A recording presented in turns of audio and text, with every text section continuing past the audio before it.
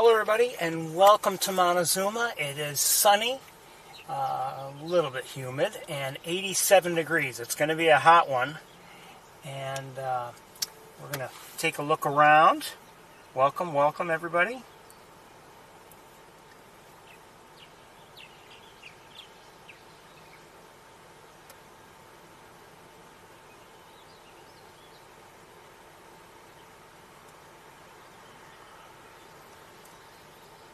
Let's see what's going on here. Okay.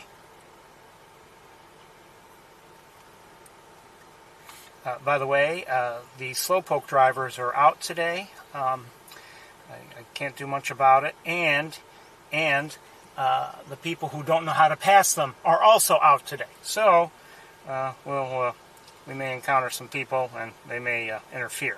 I'm also maybe hoping again, depending on how things look, I might take an extended break again today if there, if I can have a chance to photograph some black terns or maybe something else of interest. Oh, forgot something. So anyway, since I arrived, I have seen or heard a house wren, pigeons. Turkey vulture, common yellowthroat, American robin, purple martins. Did I say purple martins already? And I think that's about it. It is a hot one today. I'm hearing that there's not much, on Wildlife Drive again. In fact, last week there was a handwritten list of just the sightings in various places. And today the very same piece of paper was still out on the visitor center desk. So, I don't know what that means. One more wire to deal with, sorry. And then we'll get underway.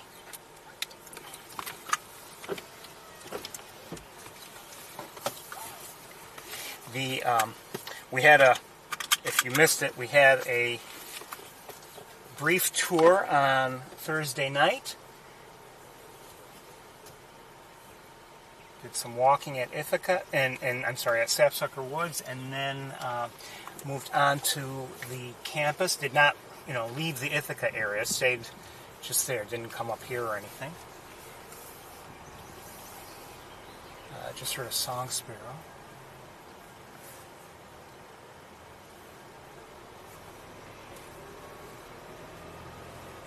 Up above, there's a turkey vulture.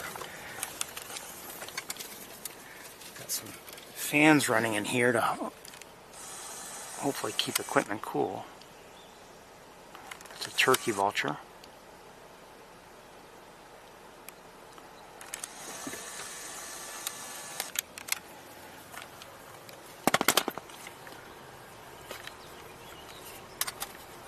I'm hearing a warbling vireo, or at least I believe I am.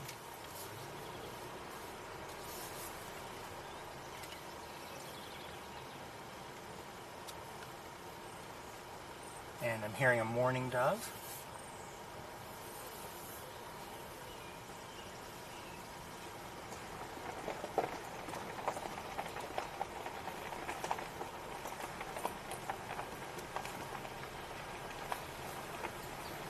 I mentioned on Thursday evening, I'm hearing an American goldfinch. I mentioned on Thursday evening that we have a weekend upcoming that I'm not sure we will have a tour. The weekend of August 2nd, August 3rd. I've got things on my schedule, and I'm not sure if a tour will be possible. Almost certain. Well, it's not going to happen on the 2nd. So the question is, will it be possible on the 3rd? I don't know. But I'm just letting you know ahead of time.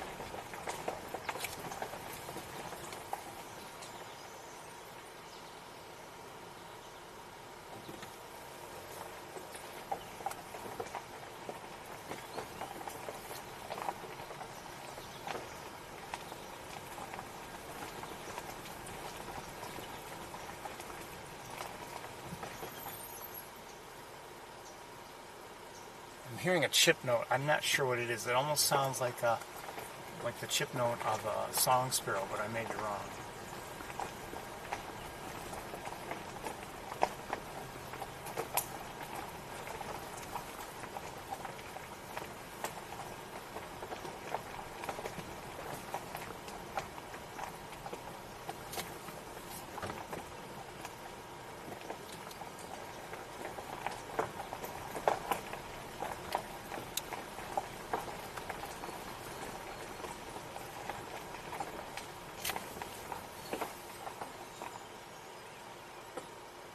I see a red-winged blackbird.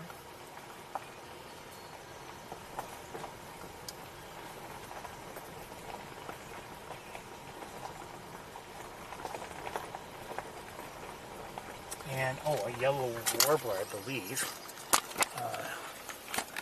Right over. It's in the grasses here.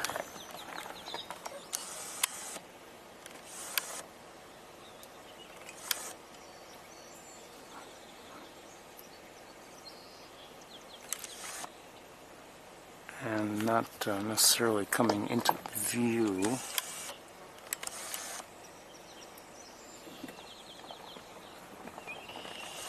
No, I don't see it, but it had just flown there.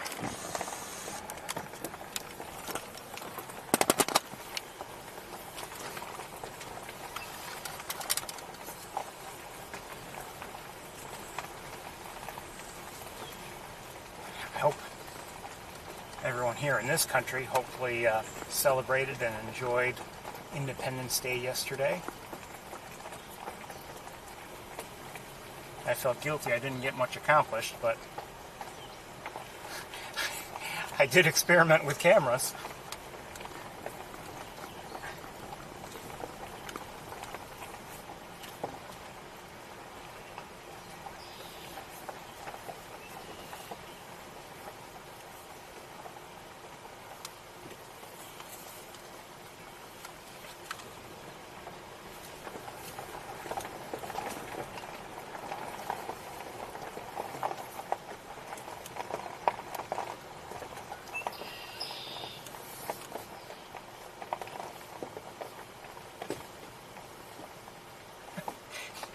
It was yesterday. I thought, okay, it's going to be hot. Next couple days.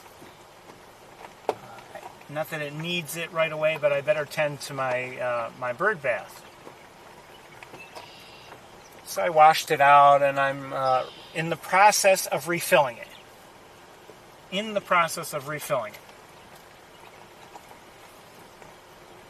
And what comes along? Some kind of beetle or something hits me in the forehead, and then and falls right into the bird bath. And it wasn't going to find its way out. I had to fish it out.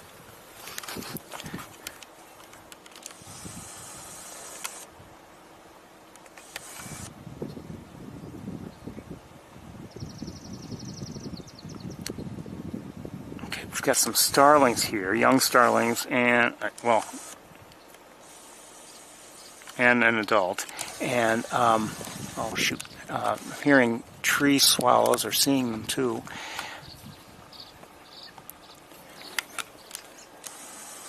Just heard a robin.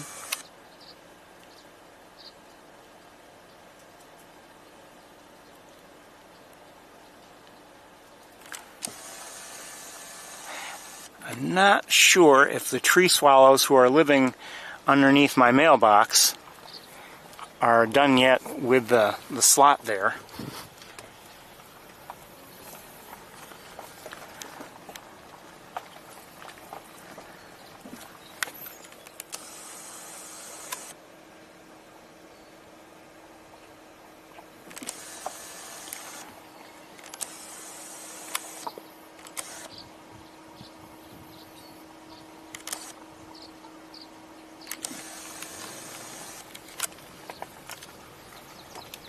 Swamp sparrow.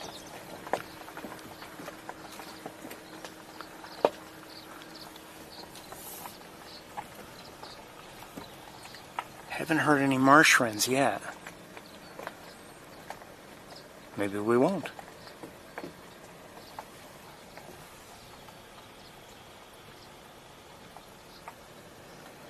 Oh, I forgot to mention, I had also heard house sparrows.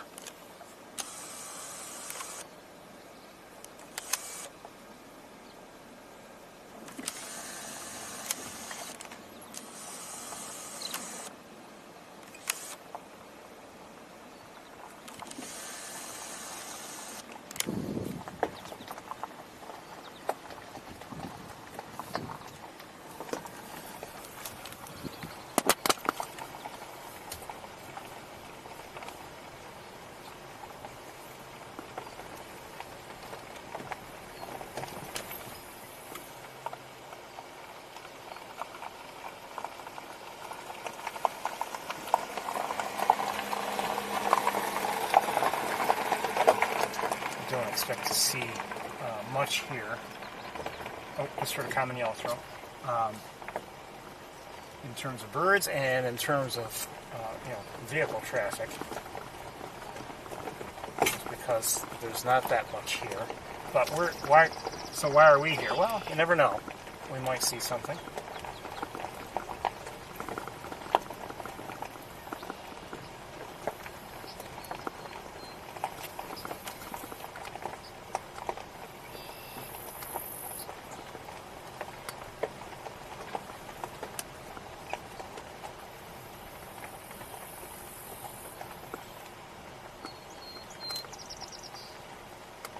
Song sparrow we just heard.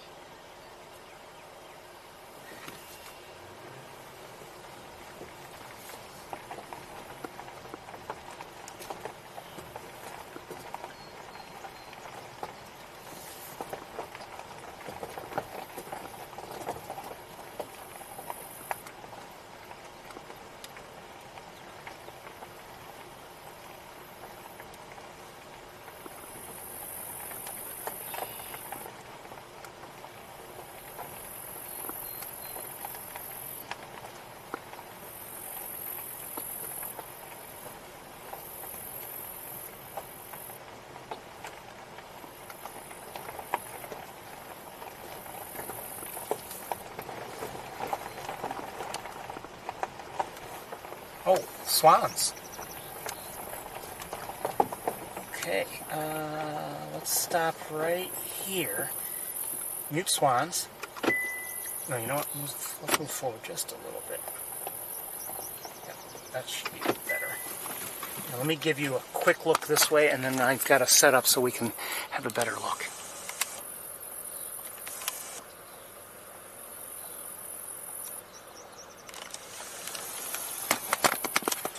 Give me a moment or two.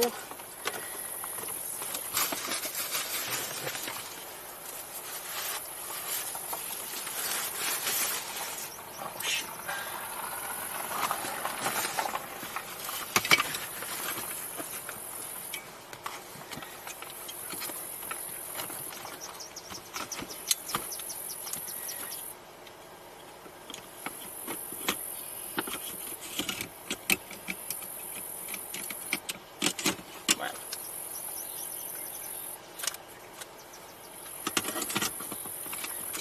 Sorry, this takes a few minutes sometimes.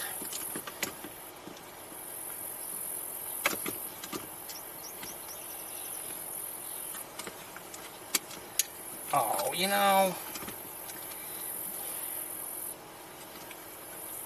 well, let's deal with it. 1 second, I'm sorry.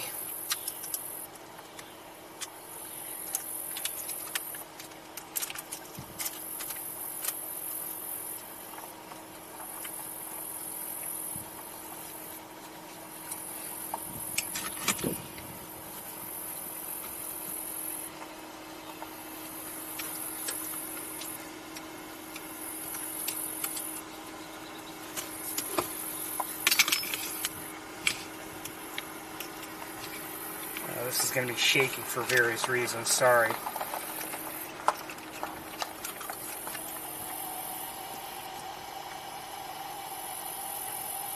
Something loosened up.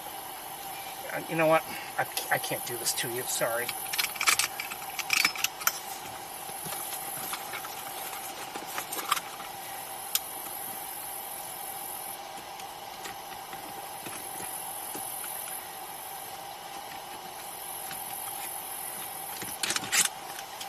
Come on, you piece of junk. I shouldn't have to wear seatbelts. But, no.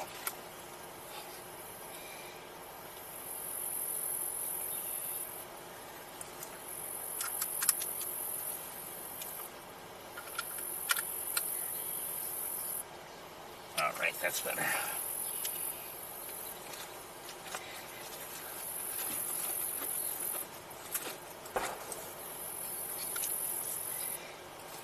Sure, some kind of loud noise.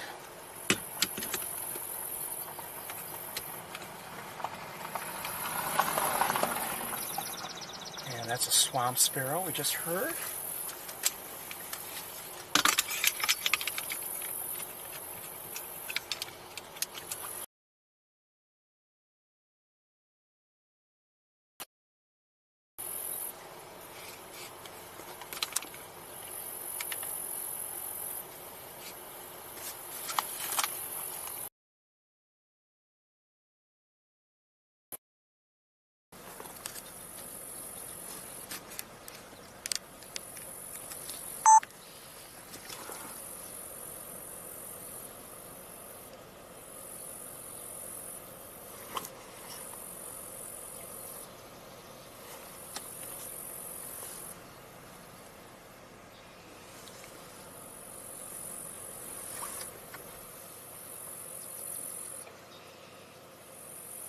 So again, we're looking at mute swans. This is an adult, and we'll take a look at the other adult, and there are some cygnets, the babies, near it, but not necessarily within clear view. Right here.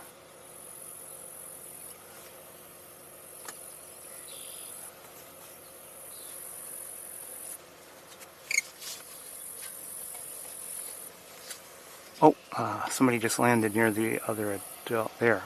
That's a wood duck there.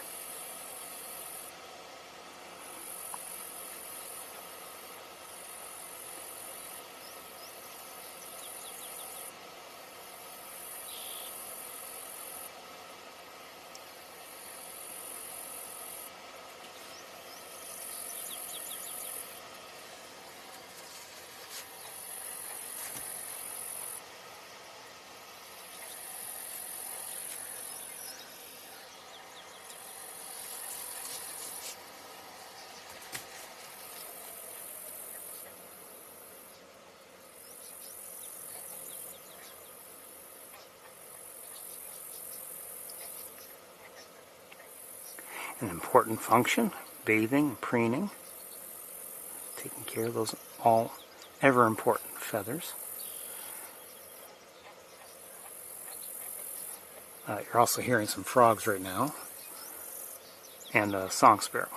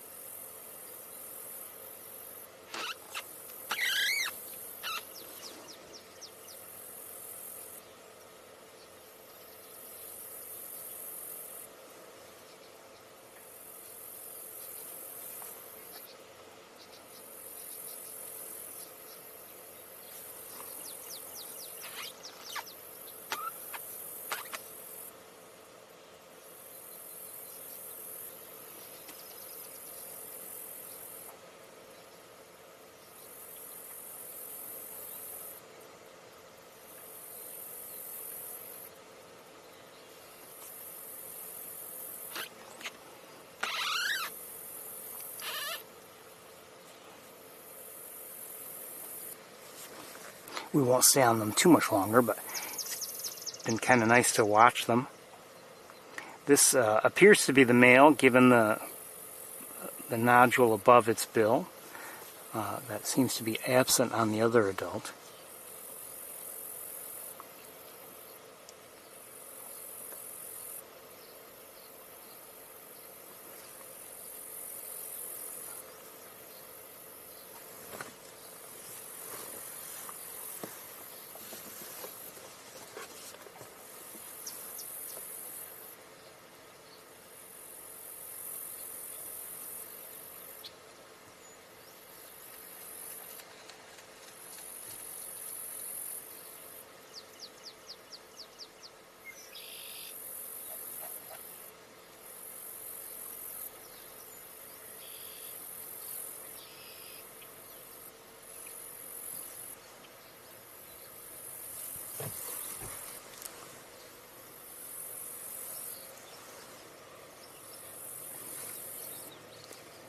The young, like I said, are not really in clear view. We've got vegetation there between us, unfortunately, but that's okay.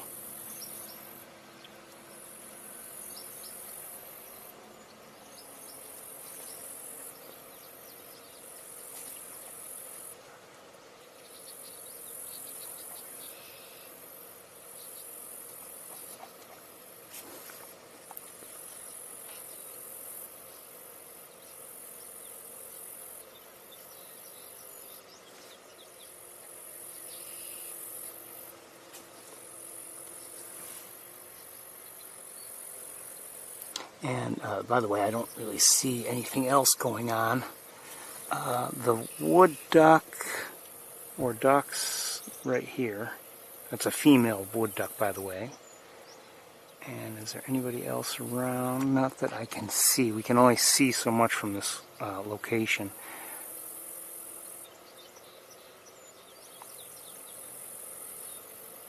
Oh, is that a, yes, that's a common gallinule there in the grass and reeds, grasses.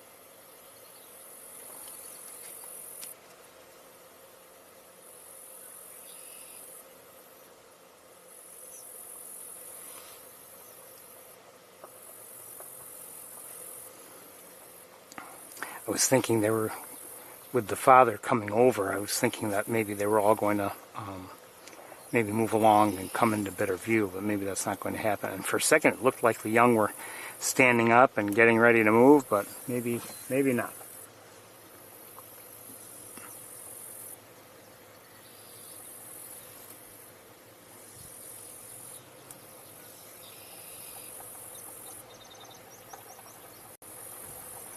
Okay, we're gonna get moving ourselves, though.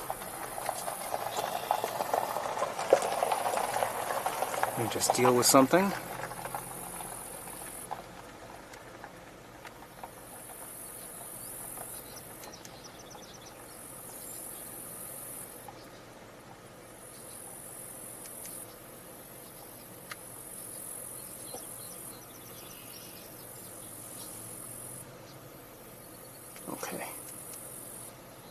Okay, let's move.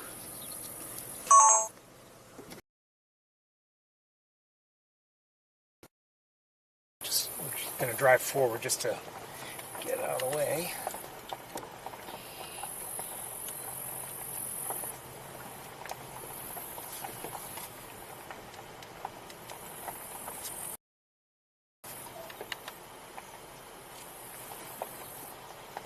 Okay, let me just tend to things here. Ooh, that wasn't good.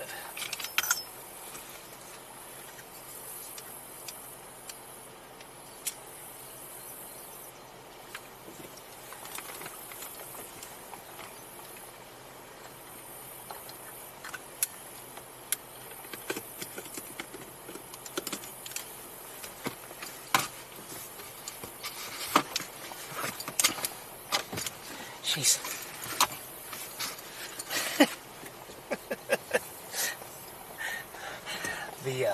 The thing we were just using to look out the side, I was trying to get it out of the way, put it back there, and it was like pinching my finger. Everything has to be a hassle.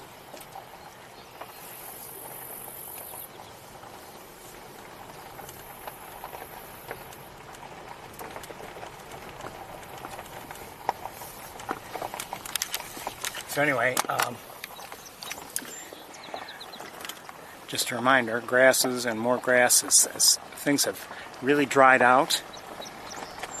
Again, I'll remind you, it's a deliberate effort to dry everything out.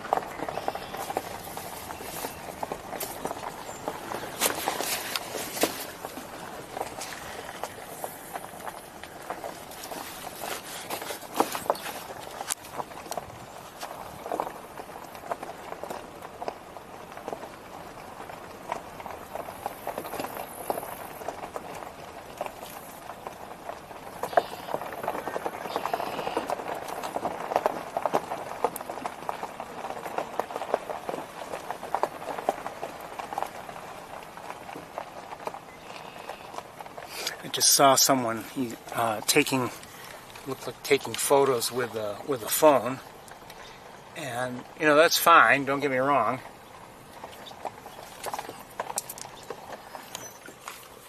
But oh, I just heard a marsh wren, and here is an osprey.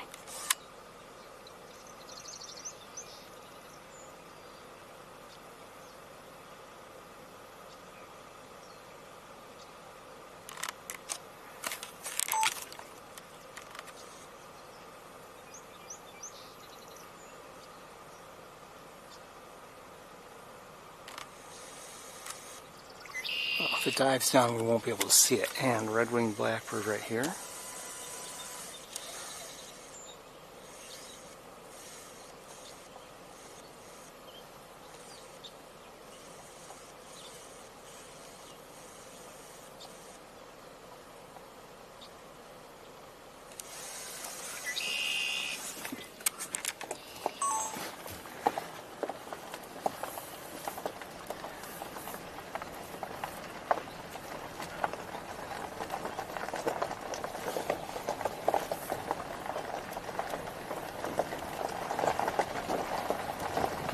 Most years we'd likely see ospreys over the main pool, and you know, hovering above it and occasionally diving for, you know, fish that they're hoping to catch.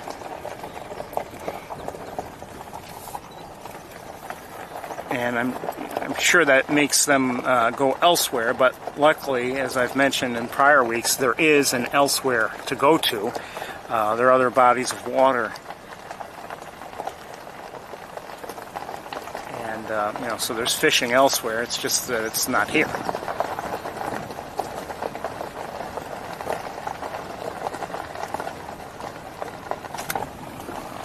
Just saw, well, lost it. Just saw a yellow warbler again.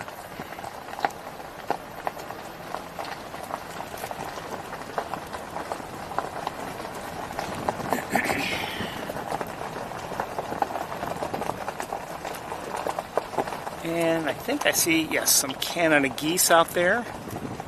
And, oh, is that something else by any chance? Let's look. Nothing is close, but... Okay, Canada geese, Canada goose, and more Canada geese.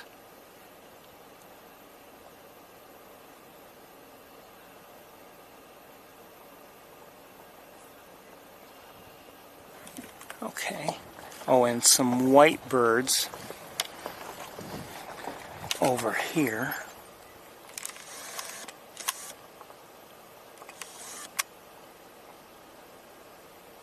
Look like gulls.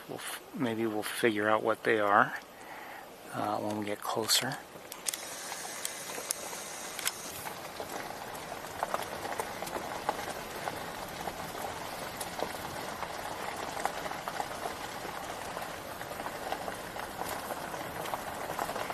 We had weeks ago we were seeing a Sandhill crane family. I wonder where they have gone to. They could be on this side, near the water for all I know. Just heard a common yellowthroat.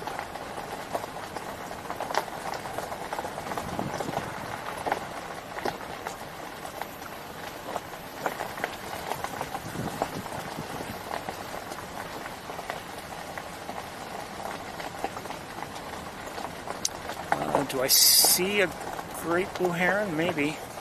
Oh, maybe more than one. Here's one, and in flight. Okay, it just landed. And another one here.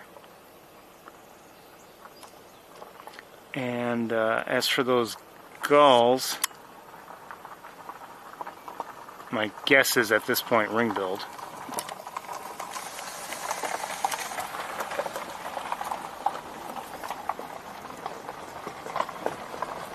And another, yes, that's a third great blue heron over here.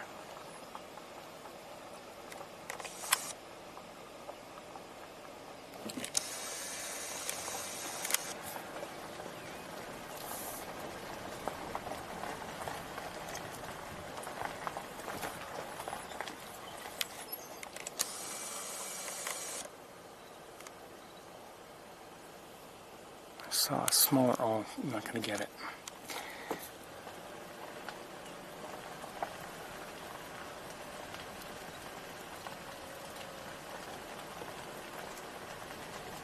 Oh, hold on. There's down there, I don't know if I can show it to you.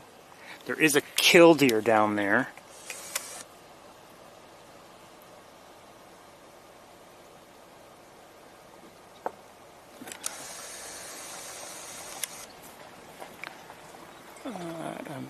No good and clear line of sight.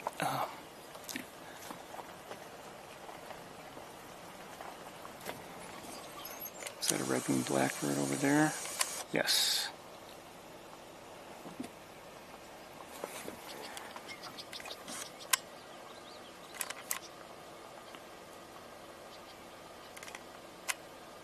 Another red-winged blackbird. Female or immature. The killdeer still isn't within, it's still not in a good spot. All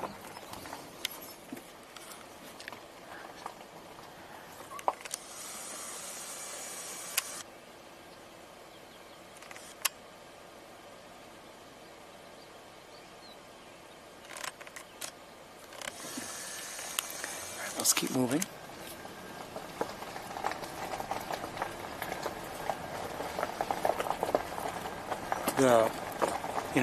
We had been seeing, as usually happens.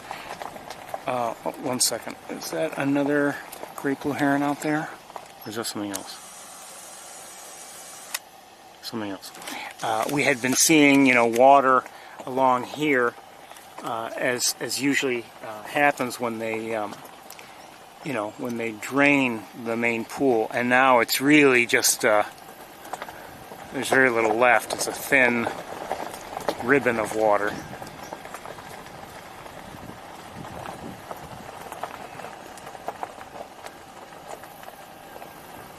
But it's there, so might be worthwhile for some birds.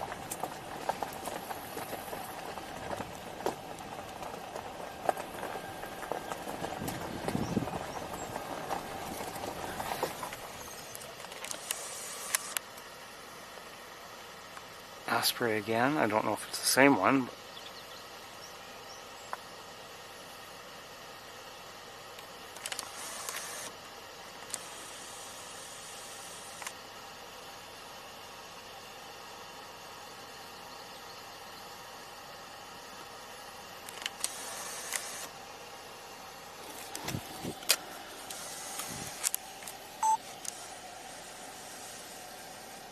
okay, we might get a good look at it.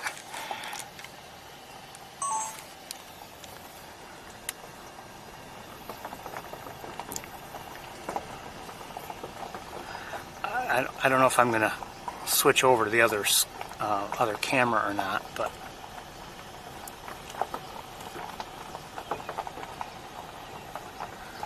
and there's a chance that some other vehicle will come along and kind of spook it.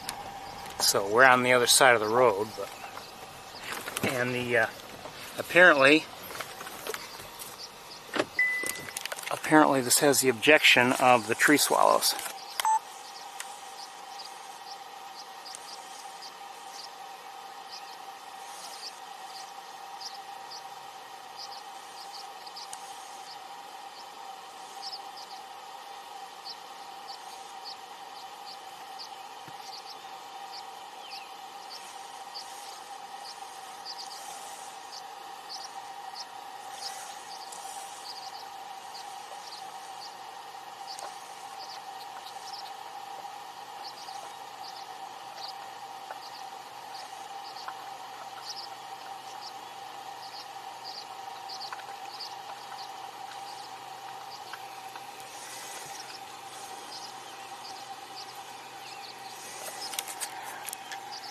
Alright, let's see if we can switch cameras. Give me a moment.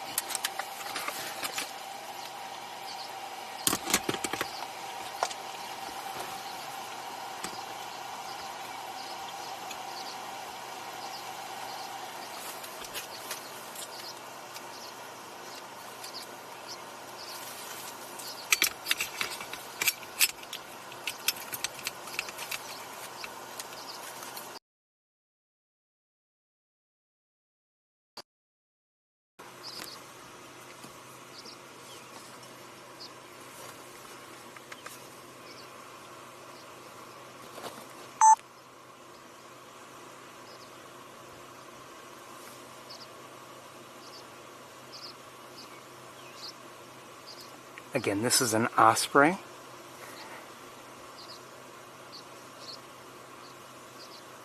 Oops, sorry.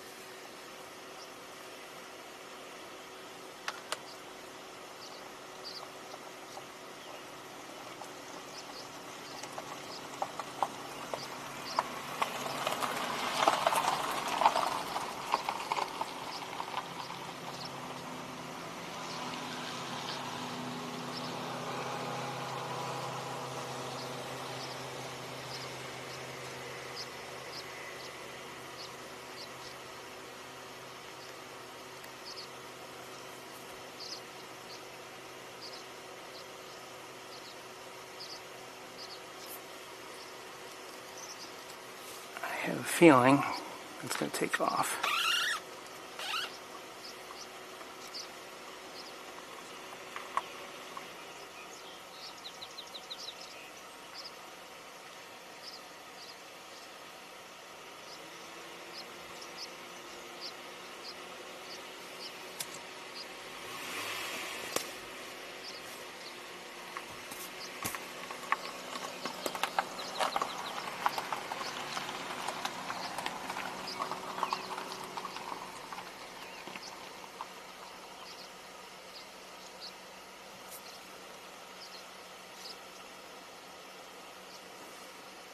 We won't watch it too much longer.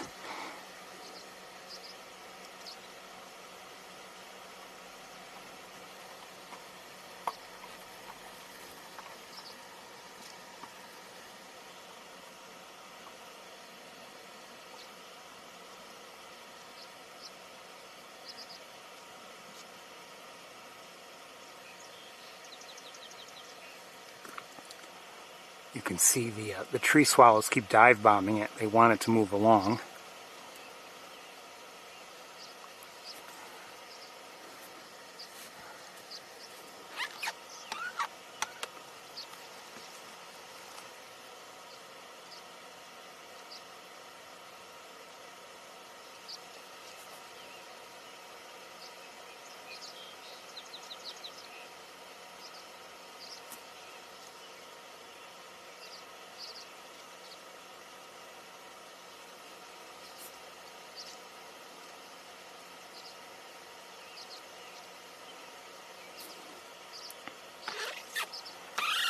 Now, I've never seen, and I don't believe they eat anything else, I've never seen an osprey eat anything other than fish. So the tree swallows, in terms of their young or whatever, have little to fear, but they want it to move along anyway.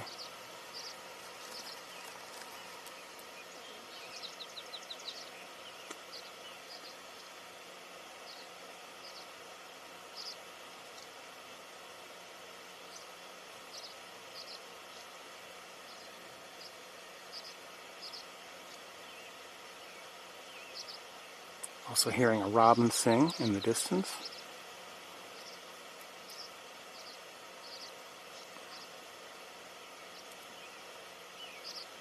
And we're going to move along, I think. Good to see this osprey.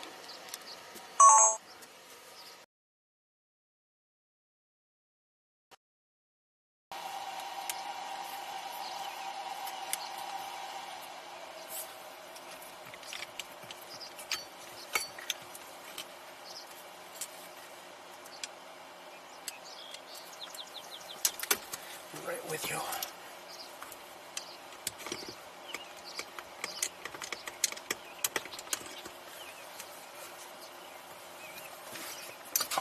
Is that something else over there? Oh, across the way on the channel. I'm not going to set back up, but there's a great blue heron across the way. Just on the fallen tree. I'll show you where.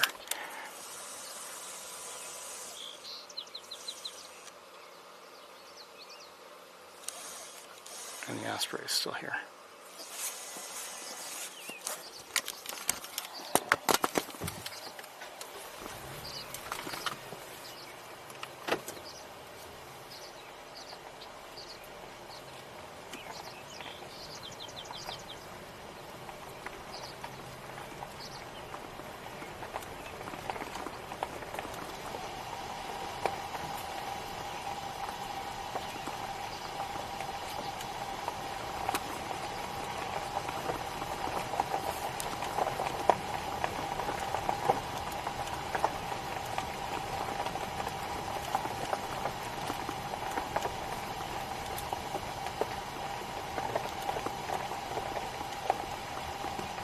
That was actually, if you think about it, probably the best look at an osprey we've had in a while, for a couple of reasons.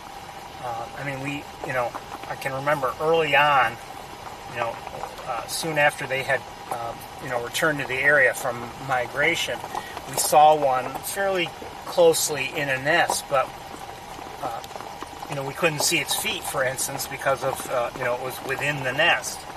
And, there, just now, it was at the top of a tree stump, and we were able to see it fairly well. If I had wanted, I could have, really given you real close-ups of the feet and a little bit of the tail. The tail was really to the side, so it was hard to see that very well, but.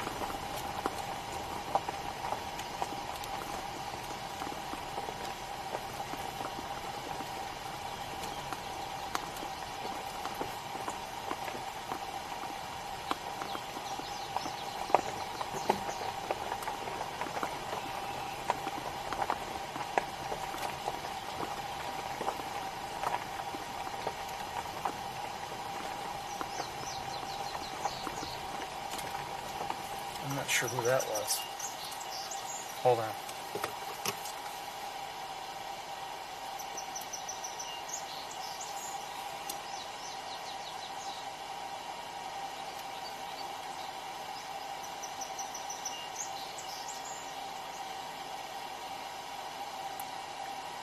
It sounds like a song sparrow, but a little different. Different than what I'm used to hearing. Okay, Merlin is saying song sparrow. Just the song sounds a little different. And it could just be a song we don't hear often.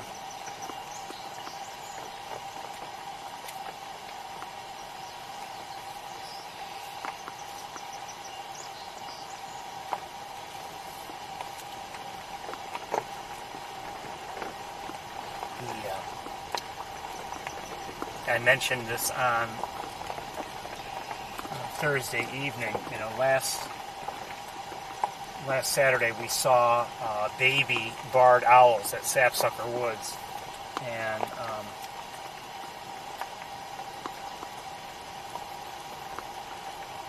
you know, quite honestly, that was a lucky sighting for me, and I have to give Merlin part of the credit.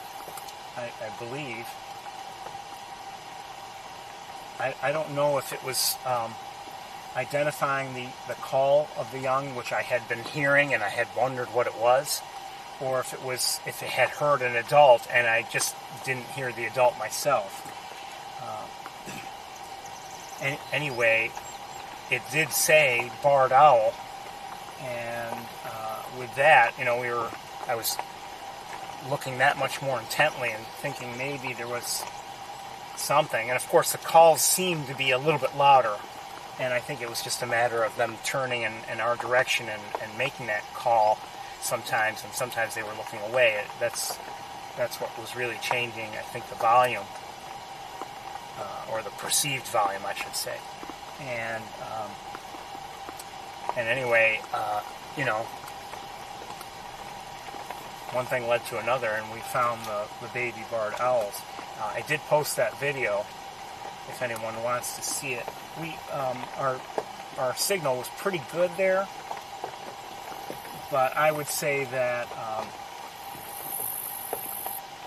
what I recorded in camera was a little better. And so I like I said, I posted that video if anyone wants to see it again.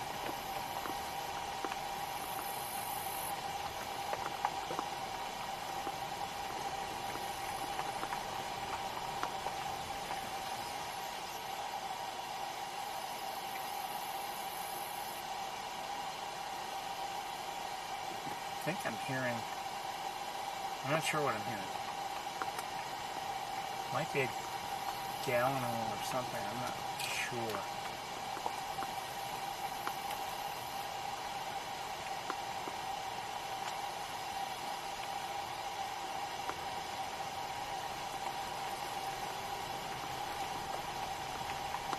In prior weeks, we were driving through this section even more slowly than we are now. The reason why I'm not really driving very, very slowly is the grasses have grown that much more, and it's essentially impossible to see anything. So it's really a matter of driving by and hoping that something moves within view, and you know, instead of having me look very closely at the ground, because I can't see the ground itself. I can only see the grasses. We are hearing some marsh wrens, and I just heard a swamp sparrow. But unless something, you know, is really out in the open or is in flight or something like that, you know, we're not going to see it.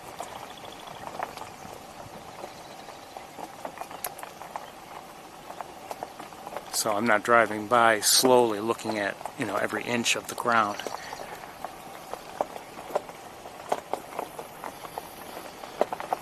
It's definitely hot. 87, and it feels it.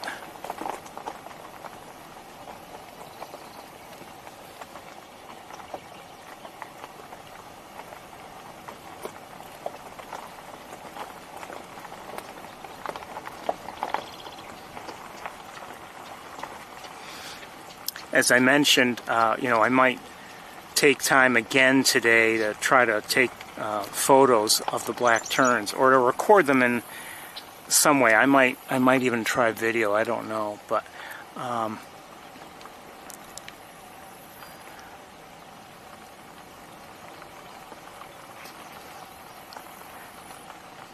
took a lot of photos last week, and it's hard to go through them all because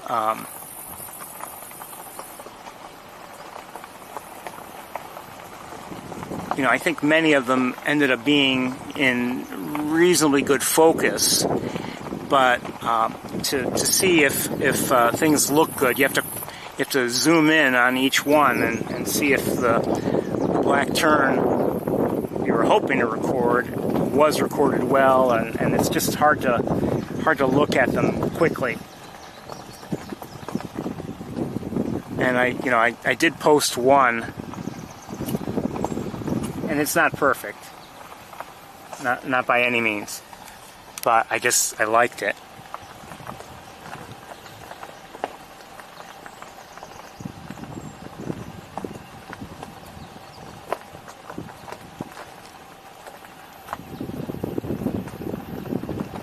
And I should say, there are others that I like. I just didn't think that they were worth all the time to process. What is that? Oh, is that an osprey? That's probably an osprey.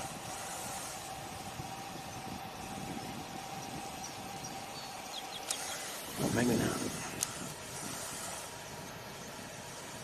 Looks like one. Yes, I would say it is.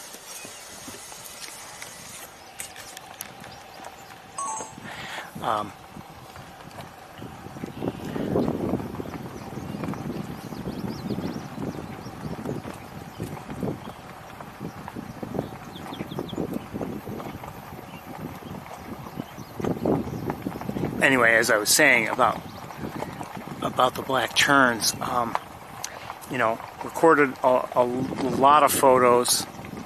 It was spray and pray all the way, trying to take photos of them, and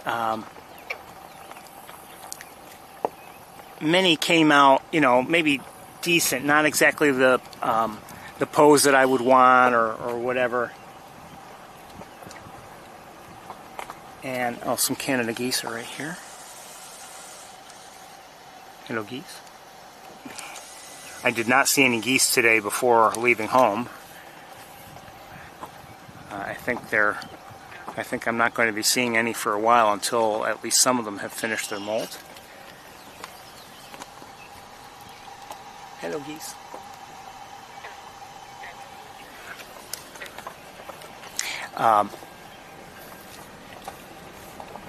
And anyway, so the black terns, some of them, again, they're not maybe posed perfectly, but I've mentioned before, sometimes you capture a still and it's just a beautiful moment, and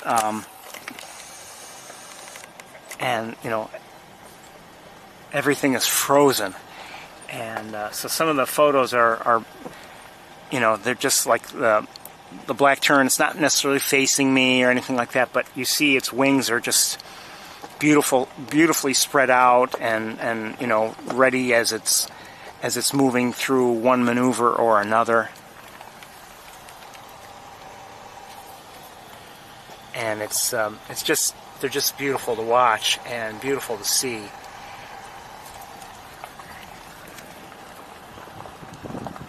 And I have to say, half the time I could not see them even while photographing them, and that's because my camera was putting on the screen. It was putting on its focus indicators, and sometimes they would there'd be little focus indicators all over the black tern, so I wouldn't even be able to see while taking the photograph.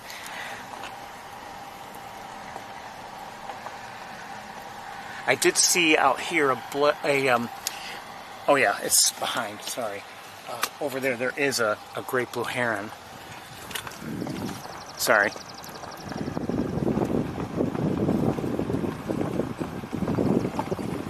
This area here too, we were going through it very slowly before, and now it's grown to the point where I'm not going to say it's impossible. It's not quite as thick as it was earlier when I was talking about this, but it's difficult to see anything that might be there.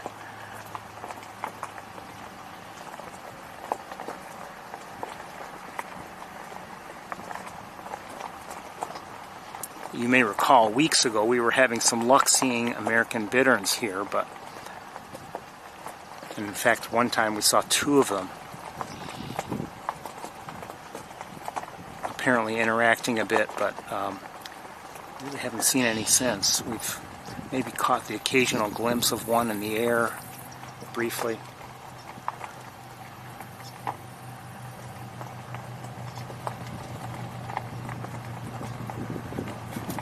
Great blue heron. Let's just back up and have a look. It's not going to take off, is it? That might. Maybe not.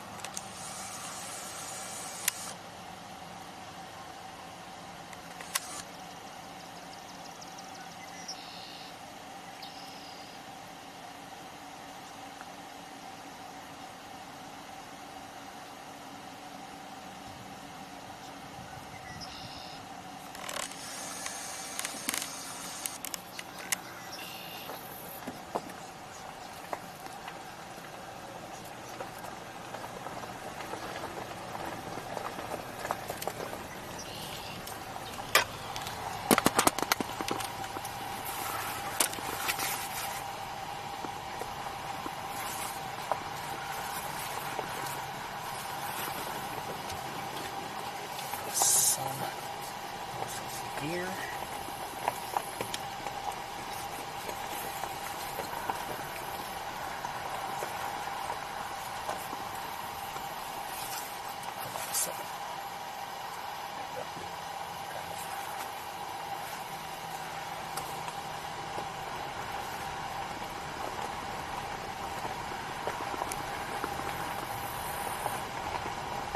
I will admit, I look forward to them refilling the main pool.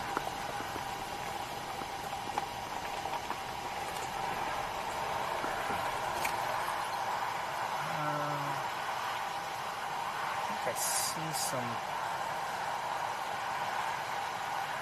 some wood ducklings. I don't know if we'll have a good place, really a good way to see them, but they're over here.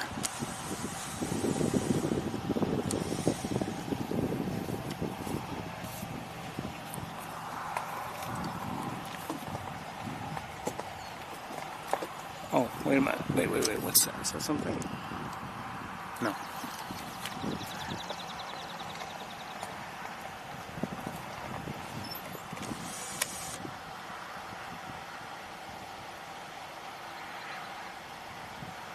So a number of wood ducklings, and the mother just, where'd she go? There she is. Yeah, center.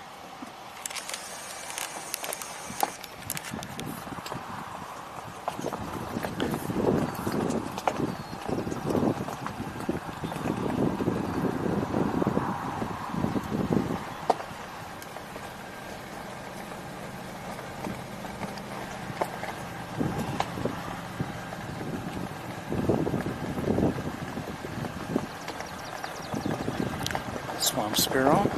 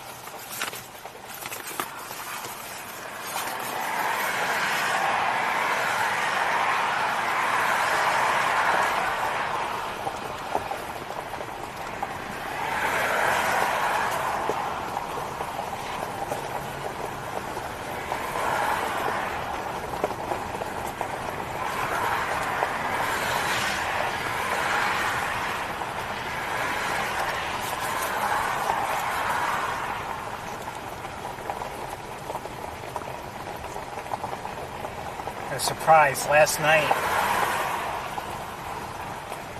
Late into the night, people were still, or at least it sounded like they were setting off fireworks. I mean, I'm talking even after midnight. Yes, I was up past midnight. Okay, I admit it. Someone really stinks here, but here's a mallard and her ducklings.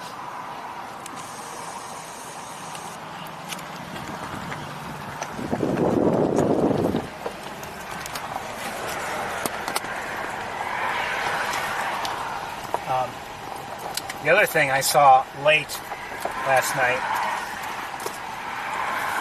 and I've told people in my family this. Oh, I see a black tern just flew by.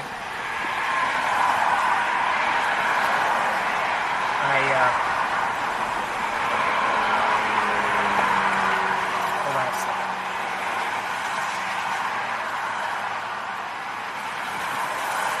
At 11:54 p.m.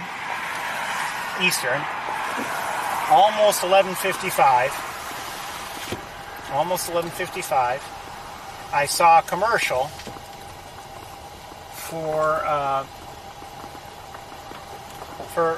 furnishings, saying that they should be furnishings for college students. So we hadn't even finished officially Independence Day, and we're already on to back to school. Now, is that right or not? I mean, can't we have a little break?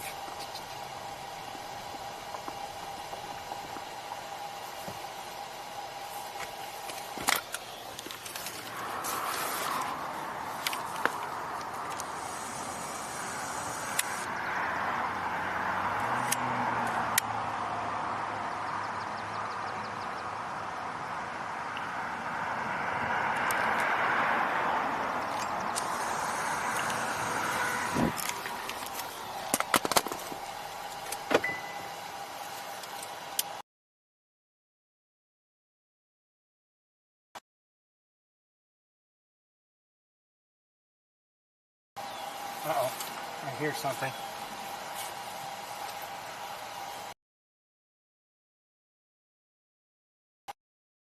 I think I hear an alert. But in the meantime...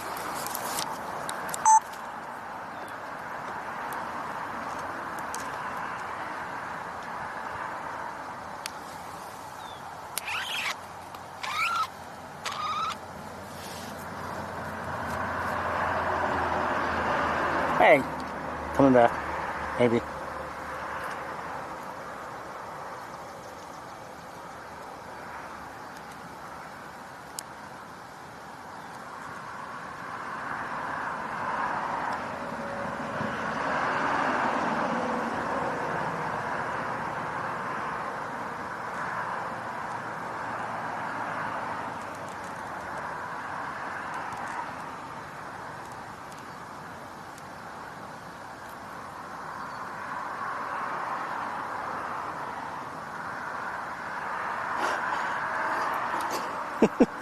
Okay.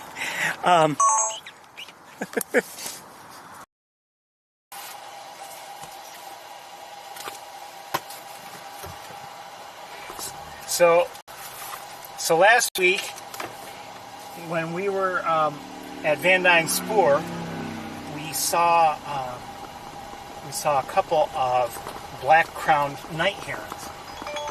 And hold on one second.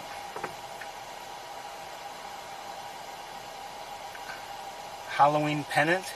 I don't know. I don't know. I take it that's a... RC is telling me Halloween pennant, so maybe that's the variety of dragonfly.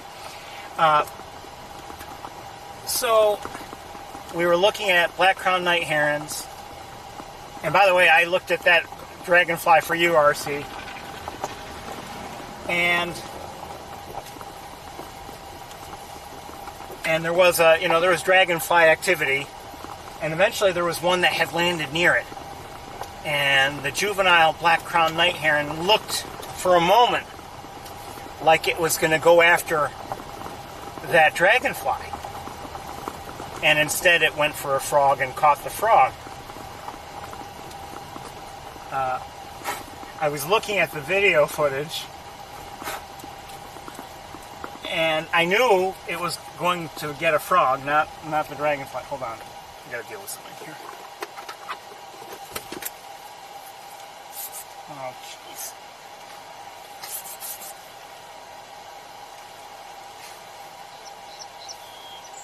Just heard a song spirit. Tried to get a spider out of here before it could find its way in, and now it dropped down and I won't be able to get it. I don't know where it is.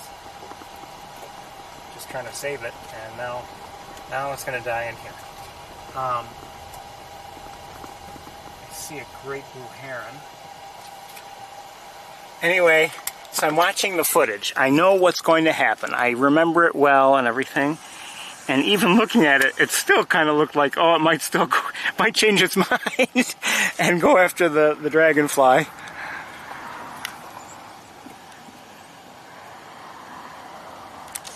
trying to get that great blue heron if I can.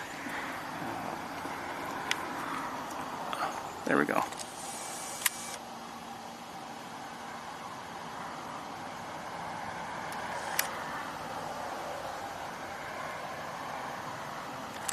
Water is there, but it's very shallow. You can see things are drying up there as well.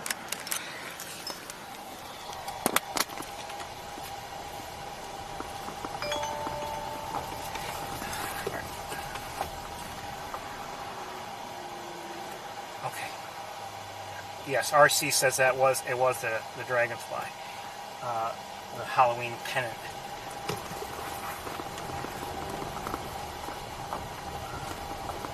Starting to overheat here a little bit. I see another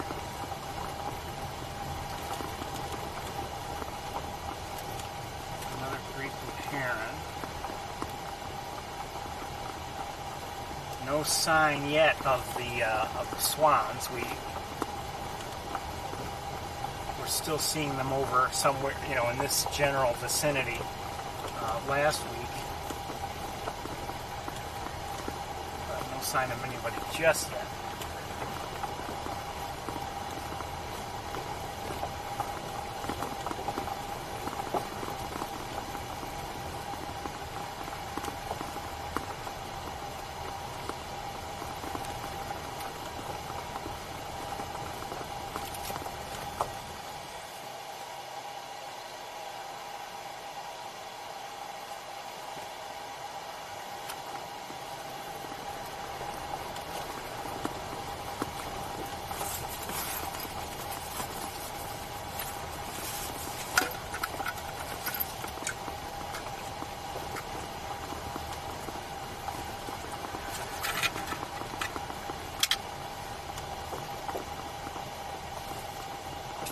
In front of this observation center that we're just passing, there is more significant water, so I mean, hasn't completely dried out, but I don't see the swans. Hold on, have some water here.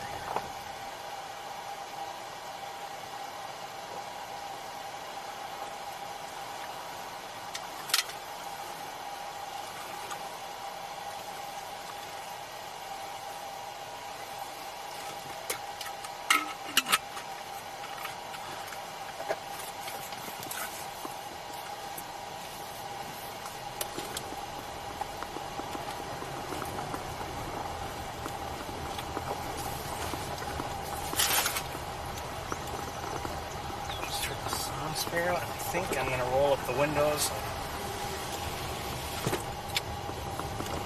turn the air conditioning on. I need it.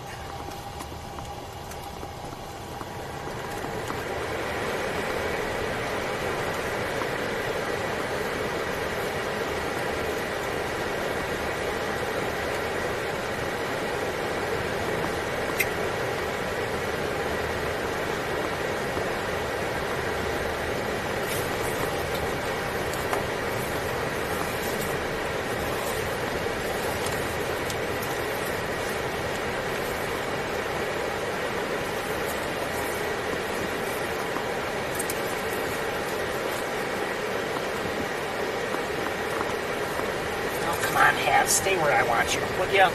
Jeez. I use my hat sometimes to cover some of the electronics to, to help keep things cool. And sometimes they just won't stay put where I want them. Not, you know what, quite honestly, throughout the tour, every week, nothing stays where I want it. Wires, fans.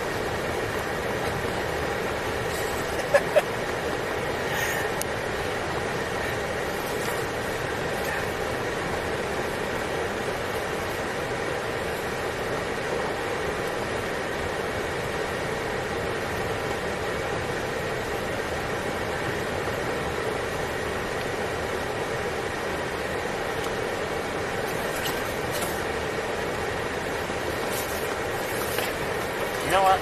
There. Is that going to help? Probably not. No. This hat is a pain in the neck. And now it's tangled. There we go.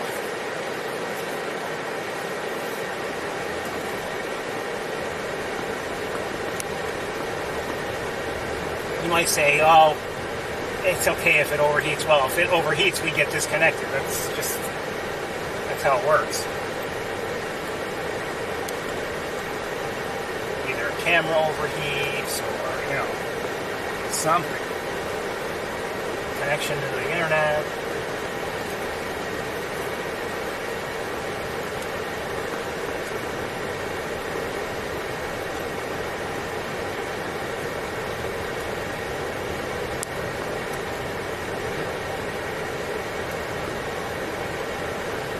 Okay, well, we didn't see really a lot of species, but we had a couple of good looks at things. I mean, I enjoyed watching the mute swans and a little bit of that osprey as well.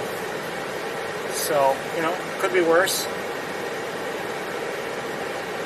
And I would say, not unexpected, just because we know that they're draining things, and it's a hot day, and it's the middle of the day. So,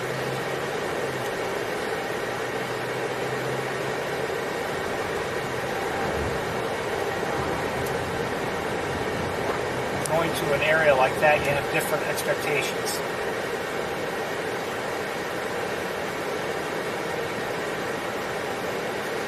Now we're in full sunlight right now, full sunshine. And we're going to go in here. Looks like the starlings are taking a bath over here.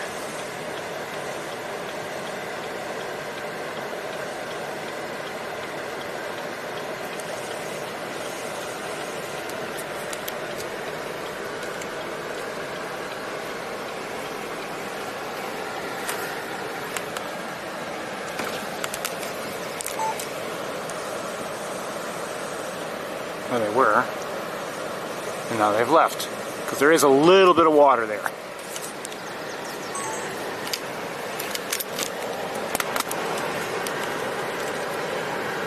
I just want to take a look and see if it's worth spending any time whatsoever looking at the great blue heron rookery, or if the sun is going to be really a problem and maybe it's not worth it.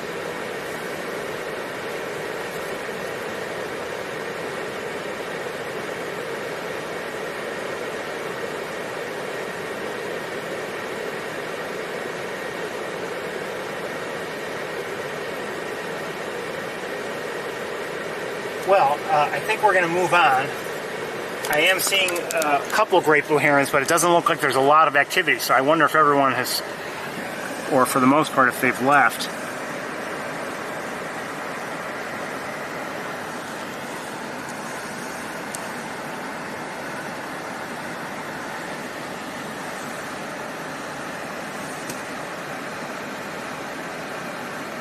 Oh, there are a few up there.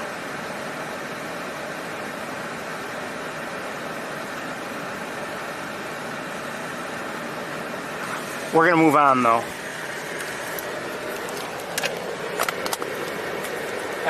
I say that for a couple reasons.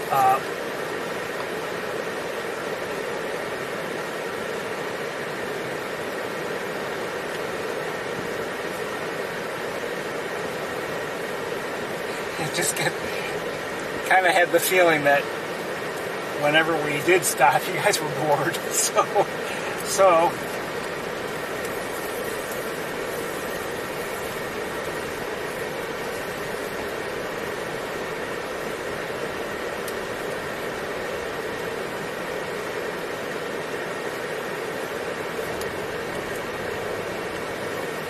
there's some heavy, I didn't show it to you, but there's some heavy equipment here. I wonder what they're doing. I don't know.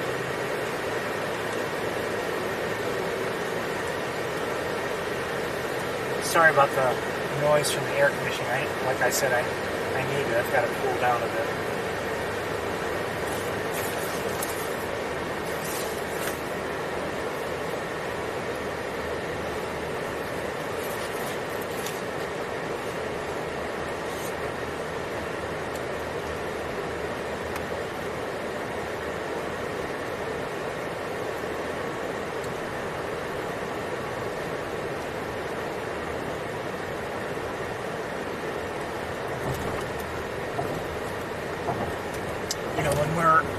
When we're on Wildlife Drive, I see some pigeons that just flew over the road.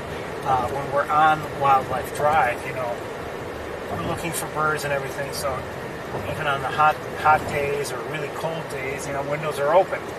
So it doesn't make sense to run the air conditioning if the windows are open. I mean, I guess it would help a little bit, but I don't want to do that to the car or be so wasteful.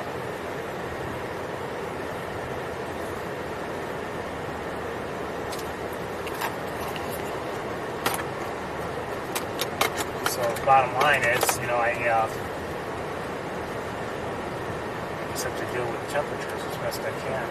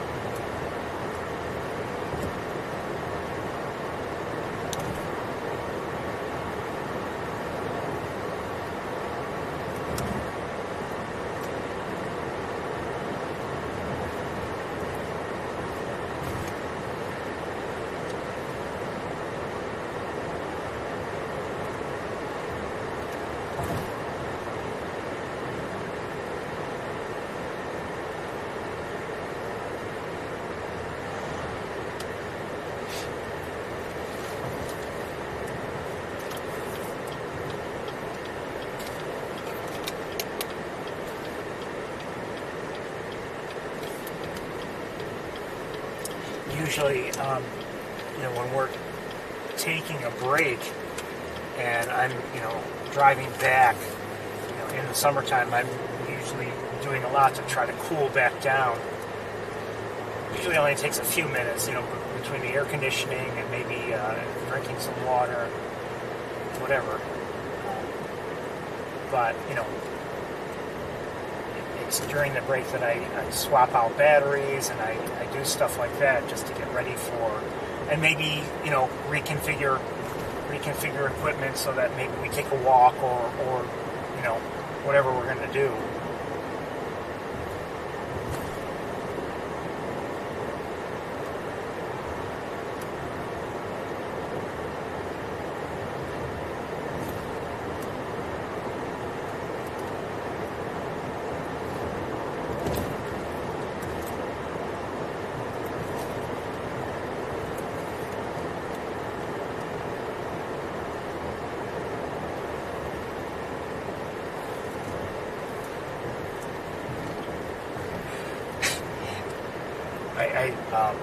I told you last week or the week before that I've been watching a lot of, photography-related videos and things like that. And, I fully and freely admit that, for a lot of camera equipment that I've dealt with in one way or another over the years, I don't read the entire manual and go through everything and learn every detail and learn every... I just don't. And half the time you get this manual and the print is so tiny, you wouldn't want to read it anyway. It just says, please don't read me. But, so, I'll say this. So last night I'm watching a video, and I've learned, either a lot about photography or a lot about, camera settings and things from this one gentleman. And he was talking about, I think it was about a lens. I don't remember what he was talking about. But he mentioned, he used the camera's level to see that, yes, the camera was set, at level and everything. And I was like, wait. Have I been, and I wondered, have I been just ignoring this thing for the longest time because it gets in my way or whatever? So I stopped everything. I stopped the video. I walked over to one of my cameras. I turned it on, and I often would trigger this thing, and I would immediately try to get it off of my screen because it's an on-screen graphic that blocks the view. I try to have as few of those as possible so I can see what I'm trying to see. And sure enough, oh, that's a level. Oh, no wonder. And I've been seeing that and accidentally turning it on for years. Oh. Learn something new every day. And I have a lot to learn about cameras and camera settings and photography in general.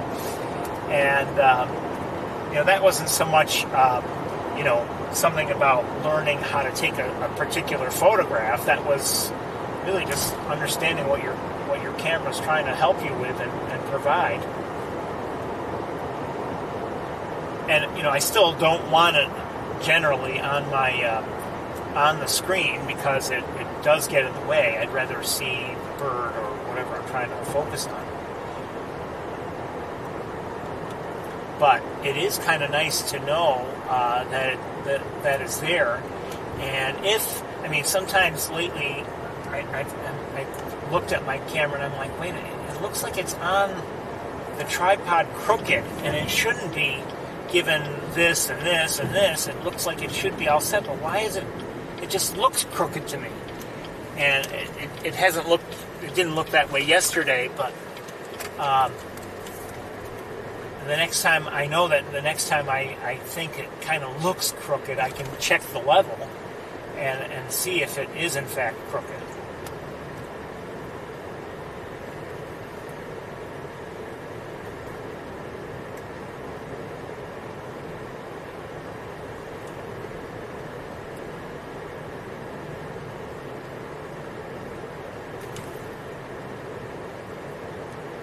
My thermometer reads 90 degrees. The last I had checked the forecast for the area, they were calling for a high of 88. I think it's supposed to get warmer. Is it tomorrow or Monday? Maybe tomorrow.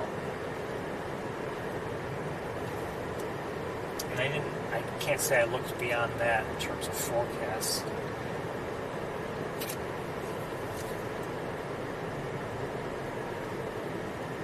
So anyway, welcome everybody to Van Nuys Spoor Road, and I see up above, looks like yes, turkey vulture.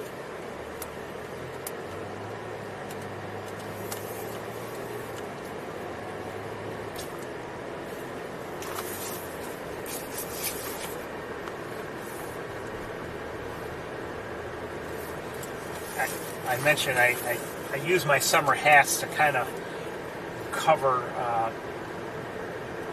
things so they don't get the full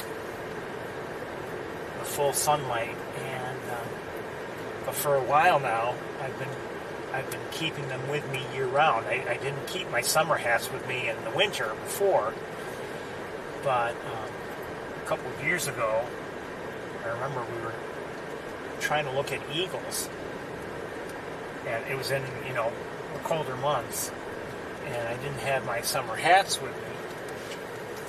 And it was a real problem because the sun was shining down right on my eyes, and I couldn't see the camera, and I couldn't see the camera. And I kind of learned my lesson, and I realized, well, you might as well just keep them with you year round. Even if you know you're not going to wear them, just wear them outside. But I have since on occasion, in winter, occasionally, put the hat on just to help me see the bird. We're going to turn off the air conditioning in a moment. I feel a little better.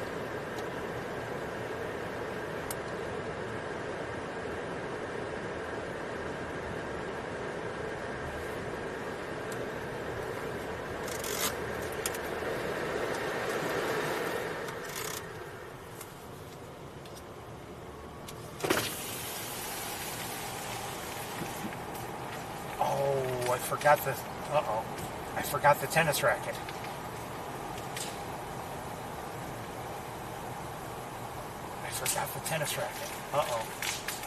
Not that I've been using it a lot, but completely forgot it. What was that? Was that by any chance? That's a catbird, gray catbird. Is that an indigo bunting? It is, indigo bunting.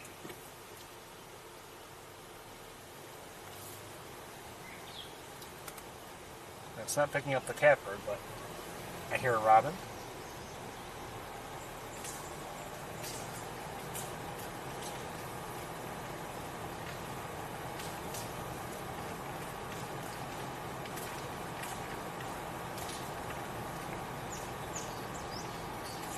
Song sparrow.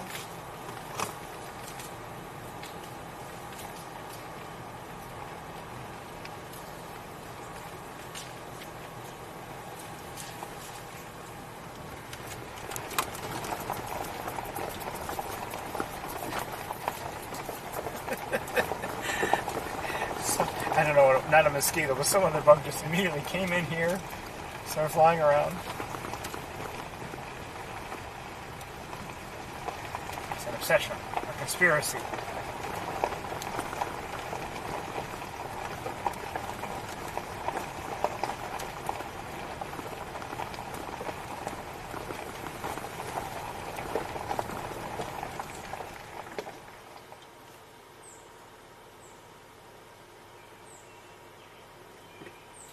That sounds different.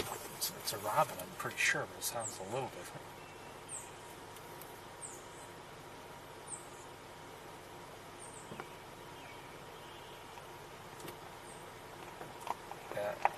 Merlin's saying robin and tufted titmouse. There's on the other side that there was a high-pitched sound, and that was probably the titmouse.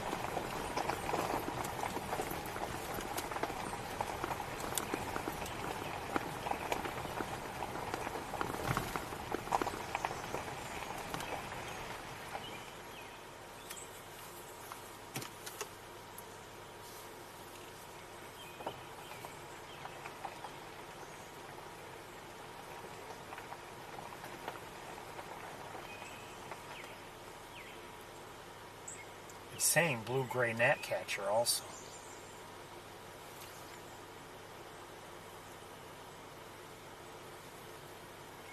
And northern cardinal. I didn't hear the cardinal.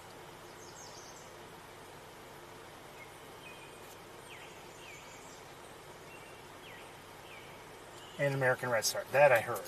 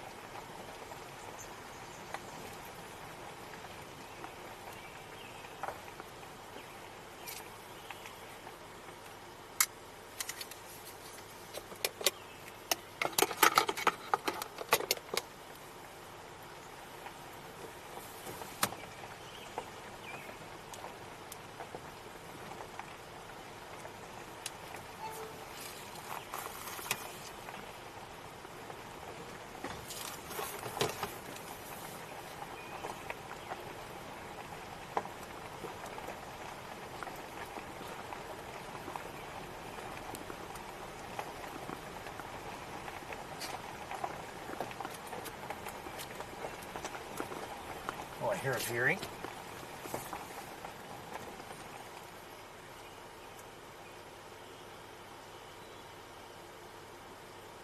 that a woodland vireo?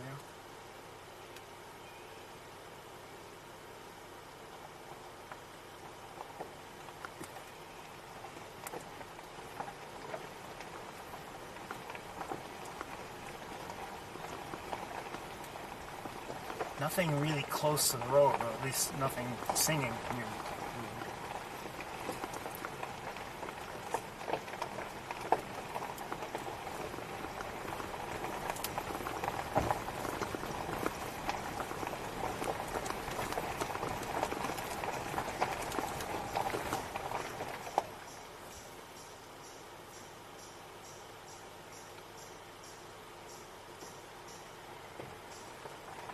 I think you're hearing a chipmunk on the other side.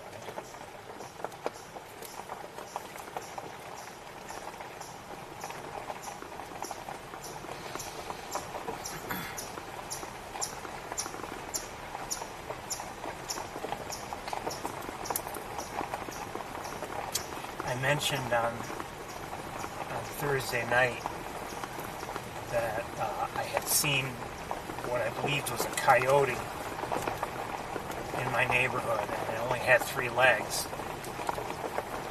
And I looked, I had taken photos. I looked a little bit more closely at him, and it looks like it's a fox, not a coyote. And it's not, it doesn't have bushy fur, certainly not a bushy tail. It does not look like it's doing well at all.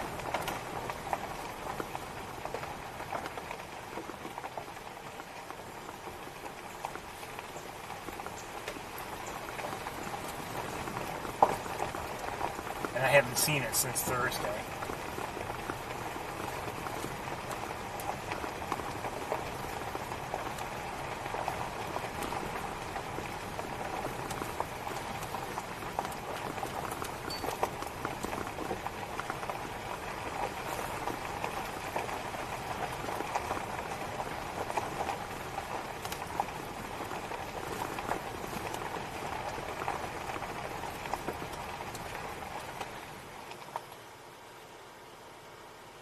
Sounds like a red-eyed vireo.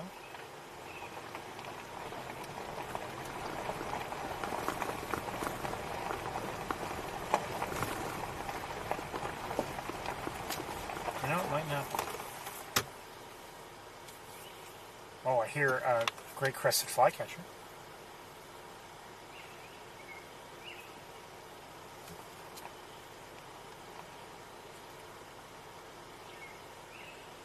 And I did hear an eastern wood pewee, and Merlin heard it also. And that's an ovenbird.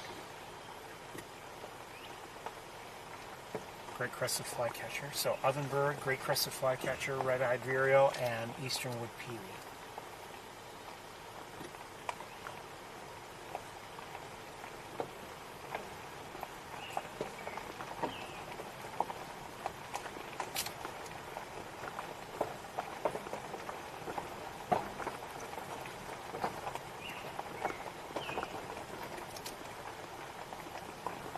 It's saying Baltimore Oriole, I don't know. That sounds like a robin to me, not a Baltimore Oriole.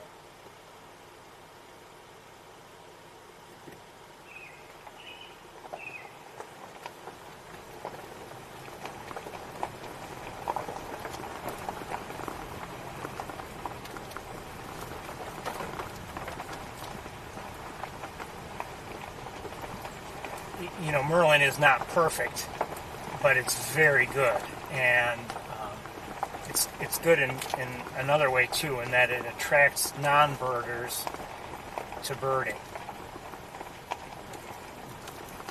Not people who are necessarily opposed to bird watching, but people who might have an interest. All of a sudden, they gain an interest when they give it a try and they realize what's around them.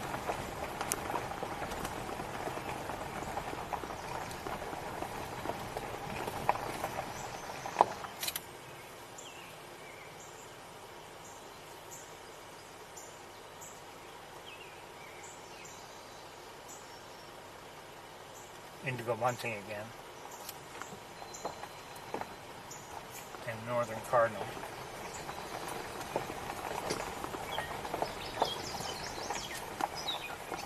Gray catbird.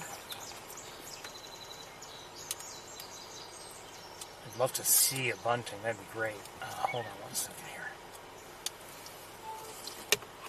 Oh, do I see one? I do see one. Hold on.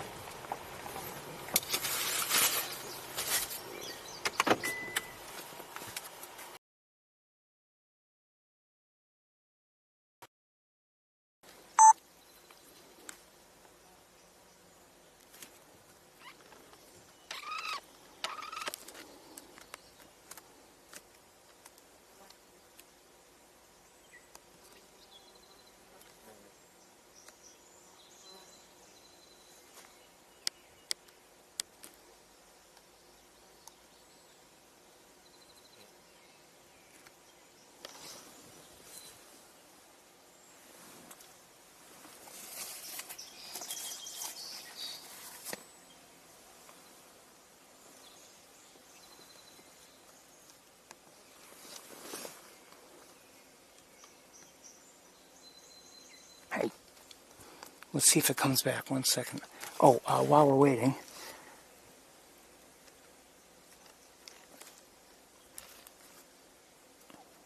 it's a cedar waxwing.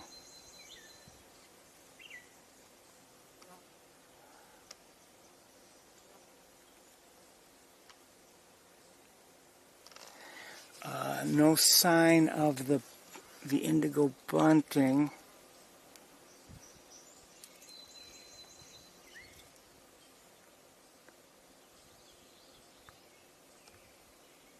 No, I don't see it anywhere.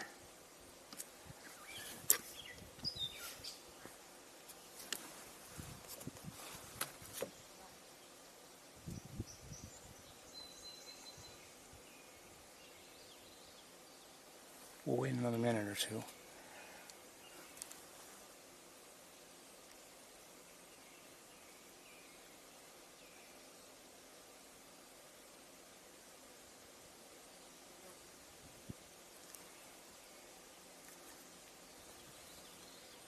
Okay, let's continue.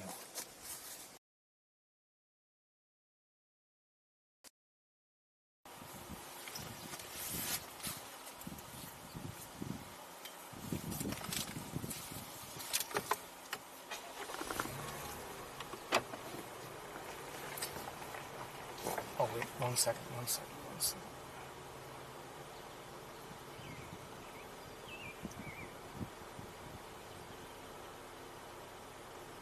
No, I don't think so. Up ahead, there's another tree with some dark birds, but I think they're probably red-winged blackbirds.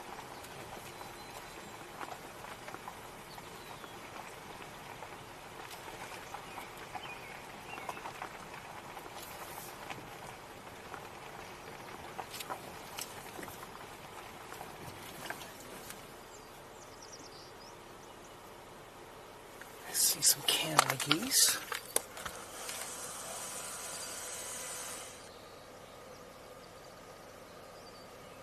And it looks like mallards there with them.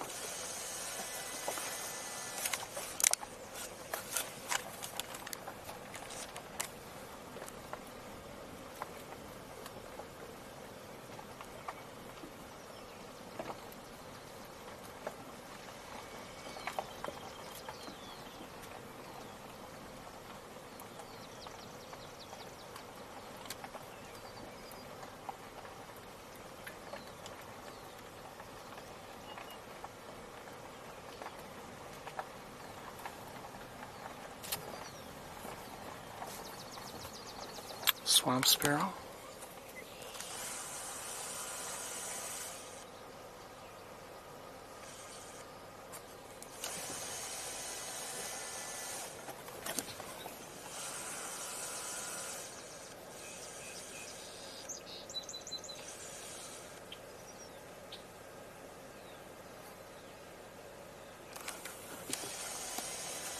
I believe that was a song sparrow, most likely.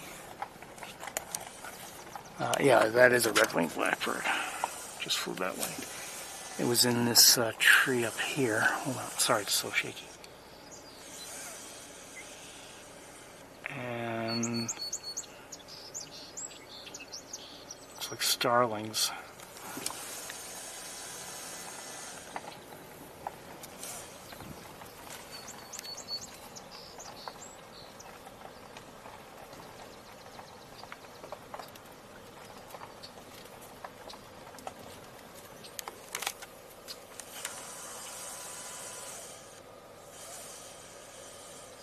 Mallards back there. Is that a wood duck there? Swimming like one. Oh, wait, who's this?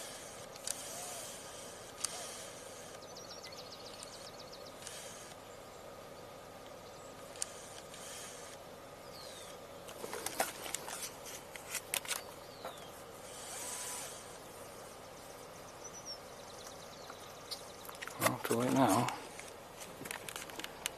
I think it was a red-winged blackbird.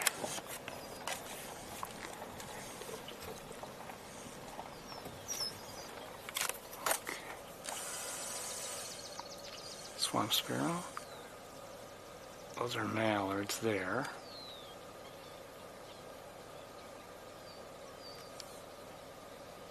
And I think I heard either a rail of some sort, either a coot or an American, or a common gallinal.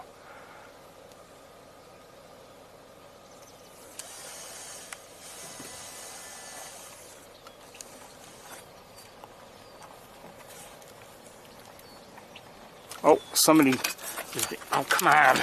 Jeez, the camera strap gets caught on things. Like I said, everything gets caught on everything every week. I saw a harrier, a northern harrier, being chased by up there. At least I think it was a harrier.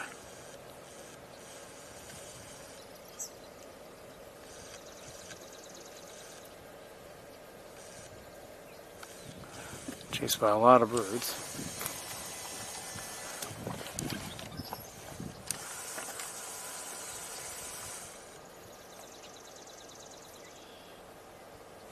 I believe those are starlings.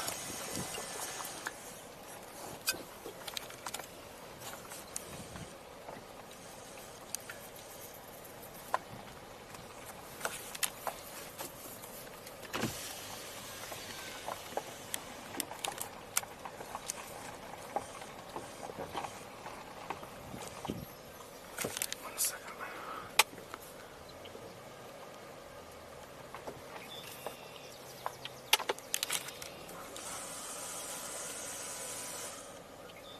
Mallards there, and that is that a gallinal? Yes, common gallinal. And what do I see? Those just look like they're also gallinals.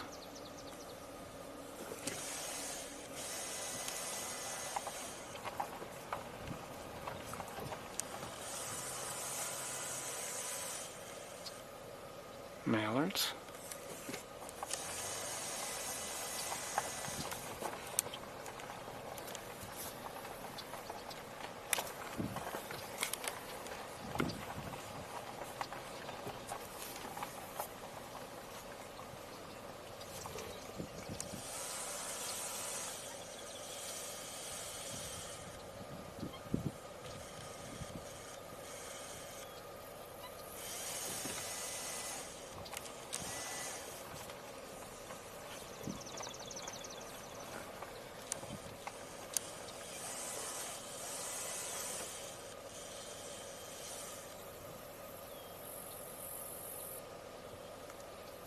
Again, common gallinal.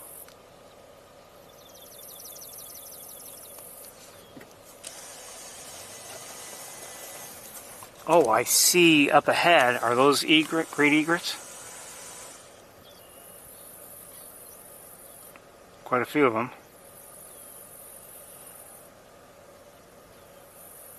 Great blue heron also, a couple of them. 2 or 3, 4.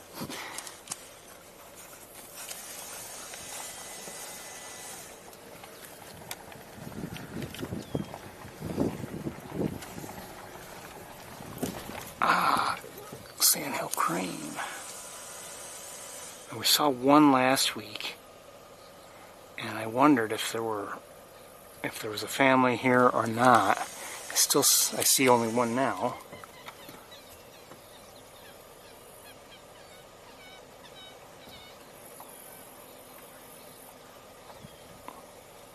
Oh, that's not good. You're hearing common gallinals. I don't think we're going to get a great look at the Sandhill crane. Oh, maybe through here. 1 second. Well, it won't be great, but it's better than nothing.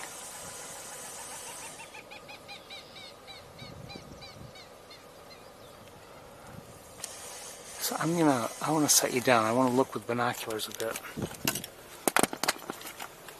I just heard a marsh wren.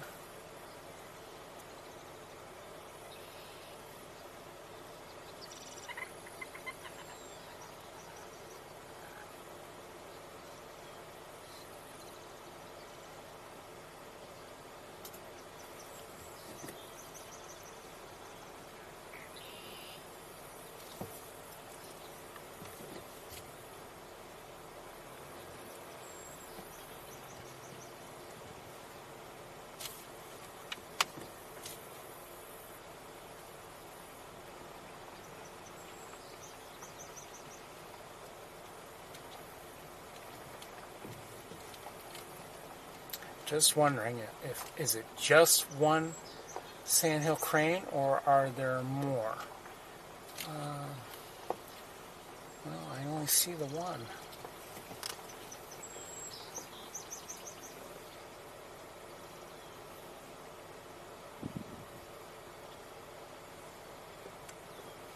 We'll keep moving on. Here, a northern cardinal.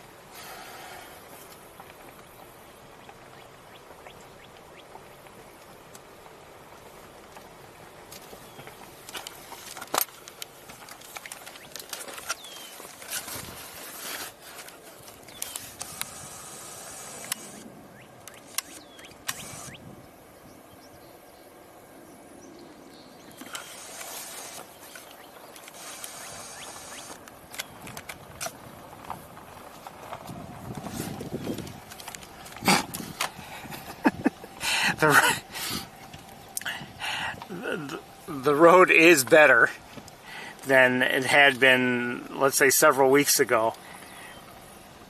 So I would guess that the potholes migrated north. They'll be back, don't worry. They'll be back. So if you're missing them, have no fear.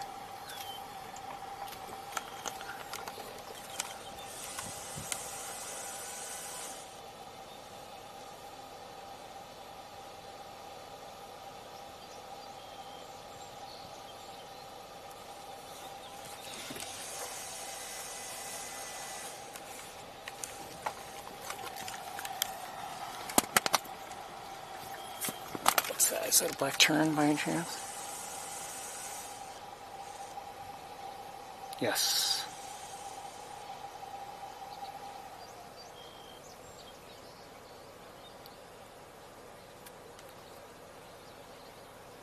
Looks like another one there, so there's some black terns here.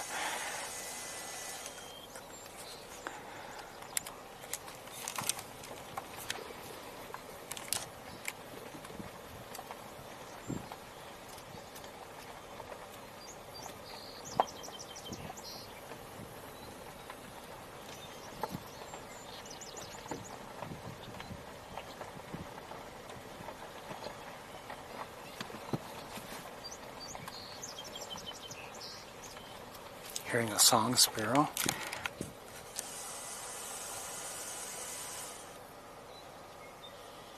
There's a great egret out there and there. And I haven't seen any, is that that one by any chance? I doubt it. That might be.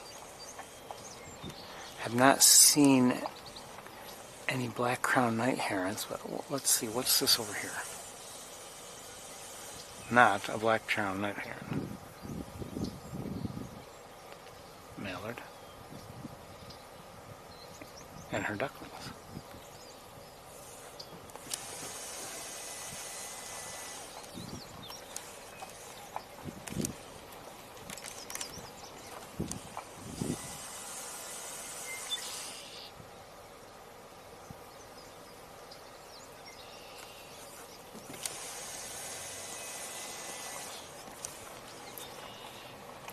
We saw 2 black-crowned night herons last week, both an adult and a juvenile. And I wouldn't mind seeing one again. Who's that? Looks like a juvenile. Cute common gallinule. Getting bigger though. It's not very tiny.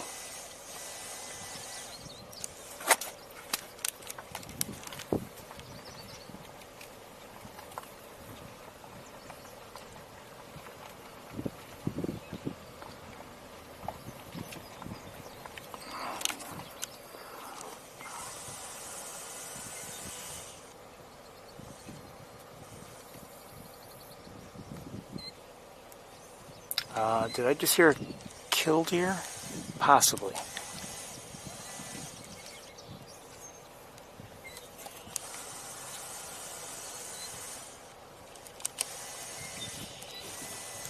I don't know.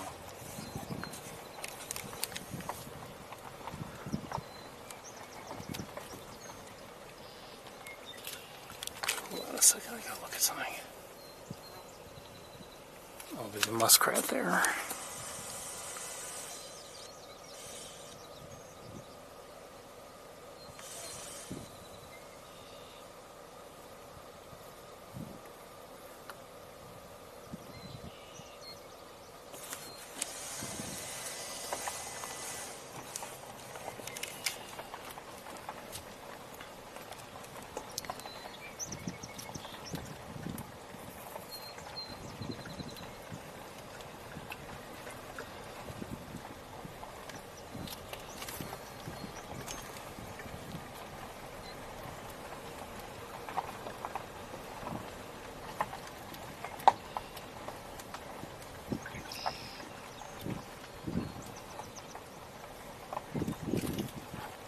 Set you down.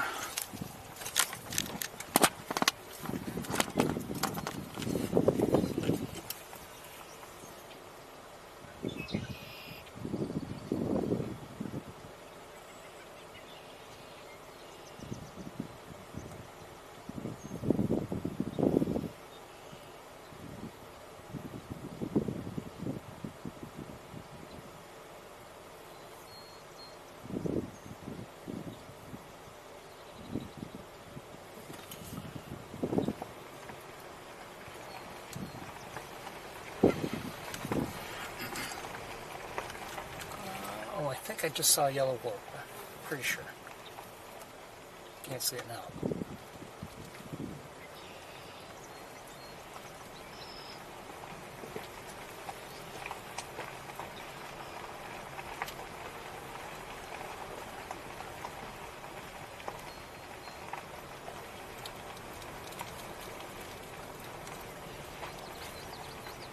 Just heard a common yellow throat.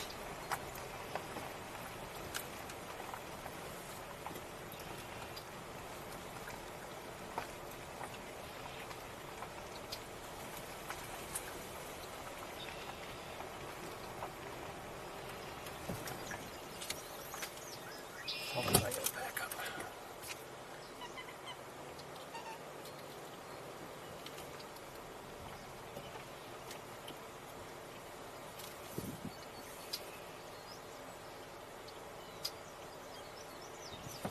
Never mind.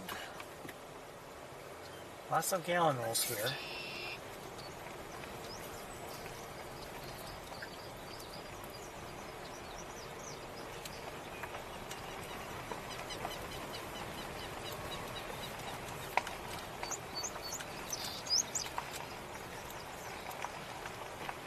Song sparrows are singing. A fair number of great egrets and great blue herons.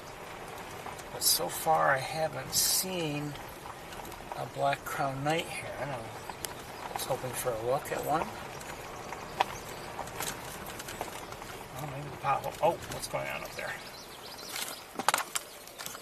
I don't want to disturb them, but I think the starlings are probably bathing here too. And there's a killdeer there with them.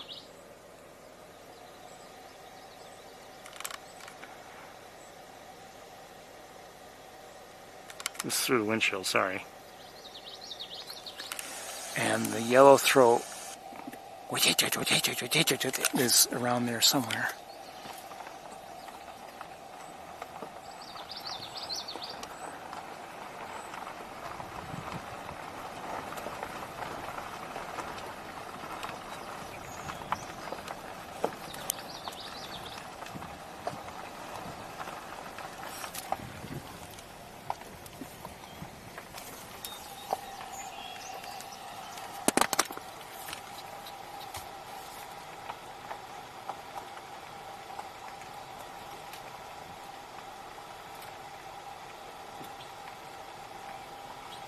And I see a robin at the water too. And there's water around. I mean, we've been looking over areas that have water, and to our left, I believe there's a channel of water. I can't see any of that water, but it usually has water in it. The channel does.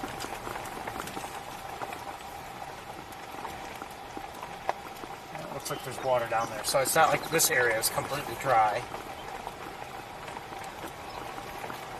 Now, the area where, you know, the main area that we have been looking at, it can and will dry up on occasion, leaving only some areas with water, if any. But this year so far.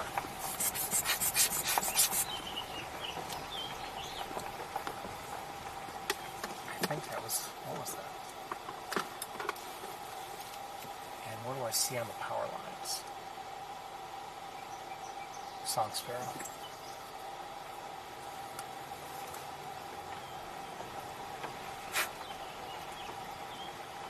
I think that's a warbling viridon. Let me have Merlin listen.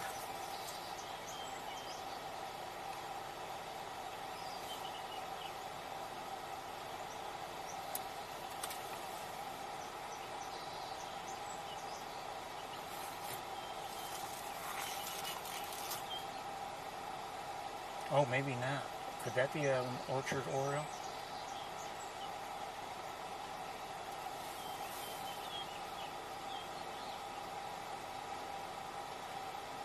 It's only hearing the song sparrow.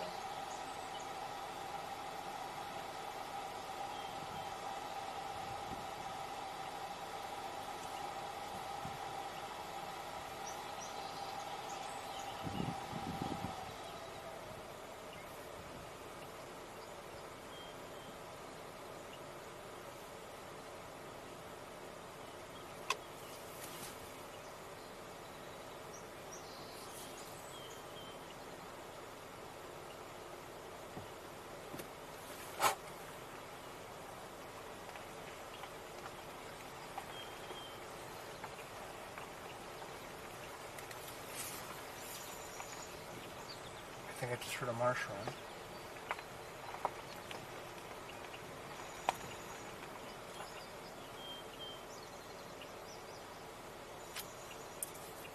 Saying yellow warbler, American goldfinch, and song sparrow.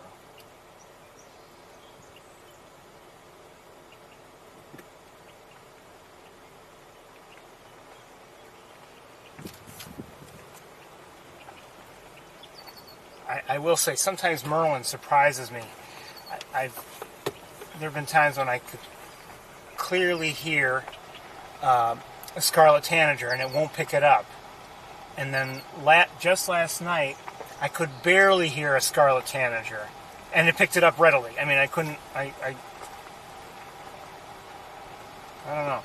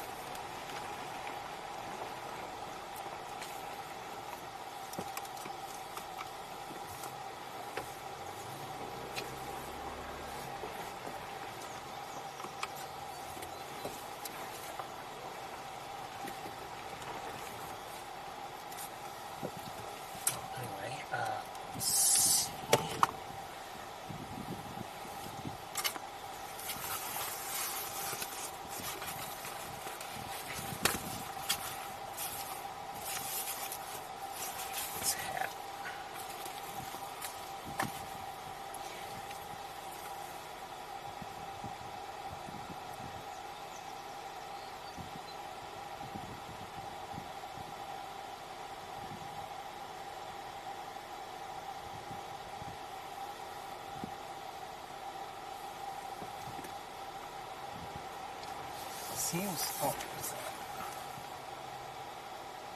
I do see some pied-goat grebes. They're over here.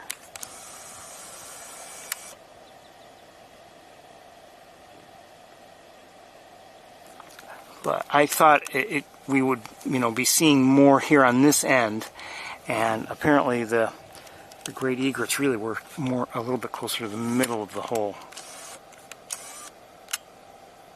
thing.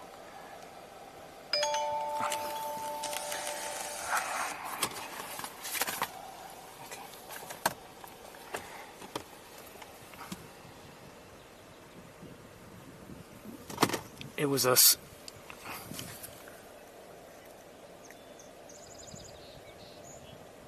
an eastern kingbird on the utility line. I thought I had heard it, actually.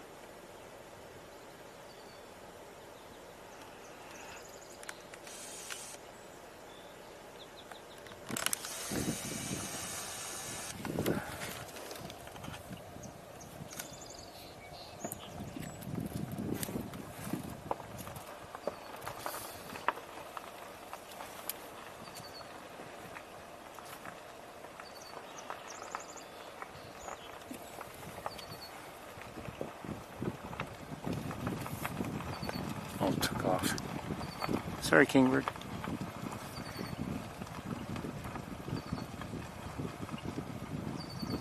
And on this, I think we've got a red-winged blackbird here.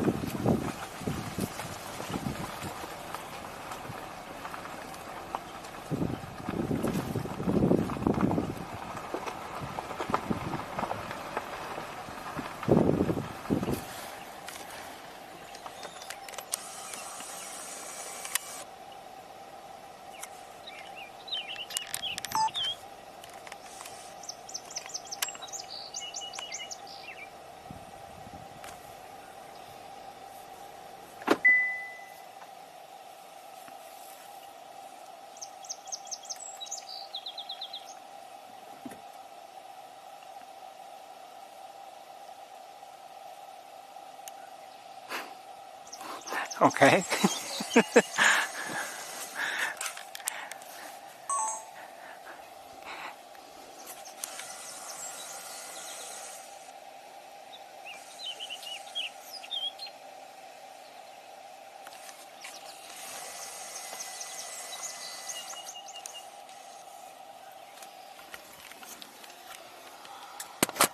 Hold on. See, I've been hearing. I don't know who's singing that way. I don't think that's...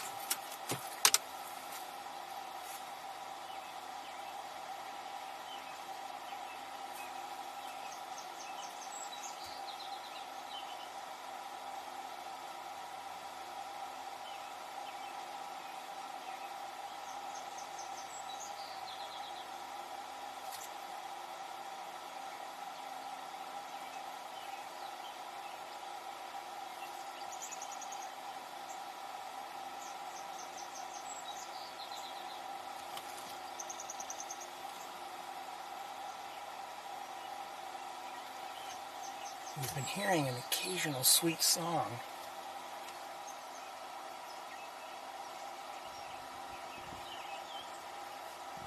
I think that's an orchard oriole. I could be wrong.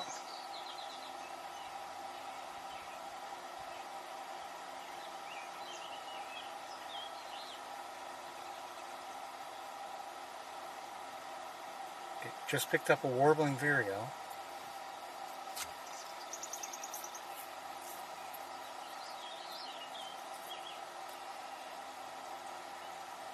We heard a common yellowthroat, it didn't pick it up.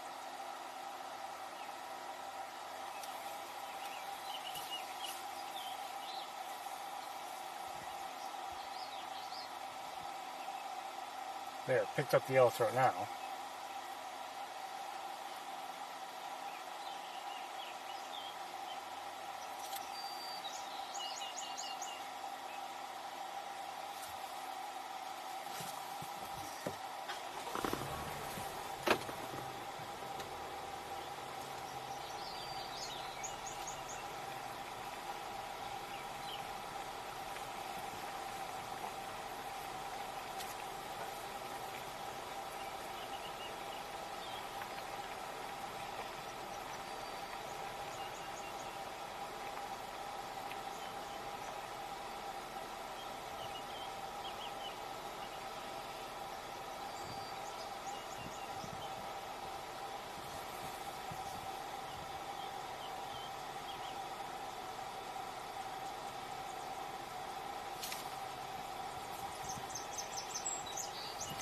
I could be wrong. I think we're hearing an orchard oriole, and Merlin is not picking it up. I may be, like I said, I could be wrong.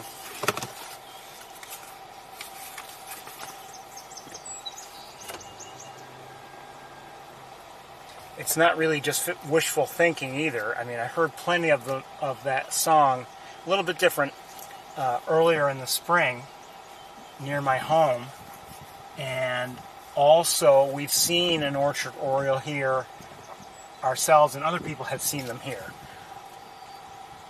Not lately, but we have.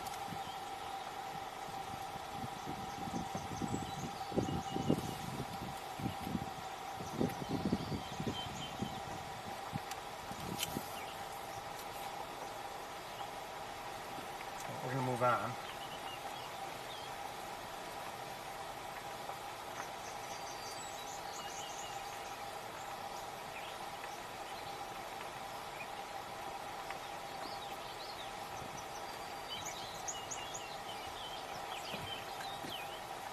It could be that. It could be the warbling vireo. I don't know.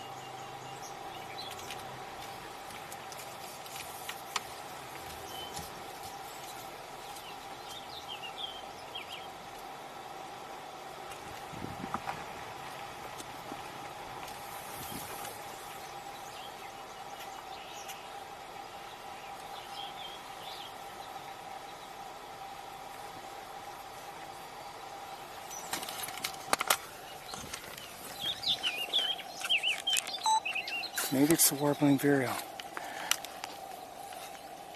Who was that just? I think was that a black tern? I think it might have been.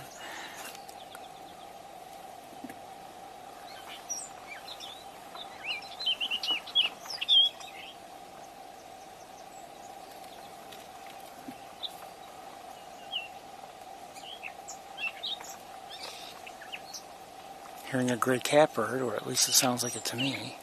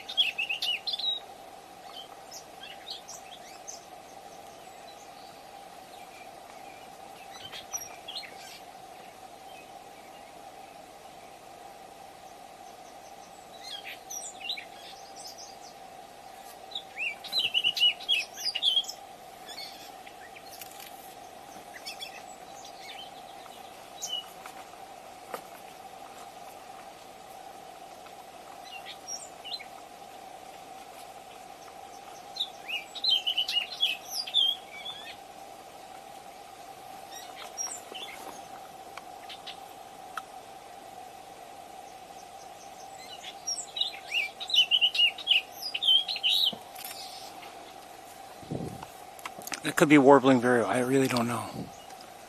If it is, it's a call I've never heard before, or a song from a warbling vireo.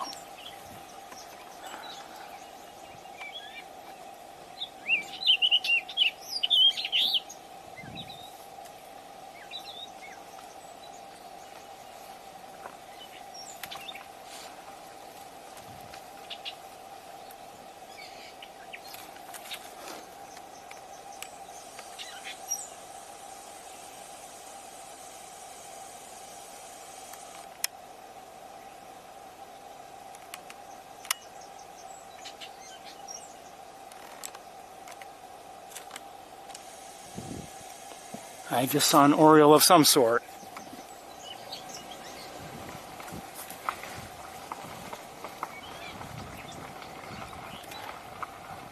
I think it flew over there, but I'm not sure.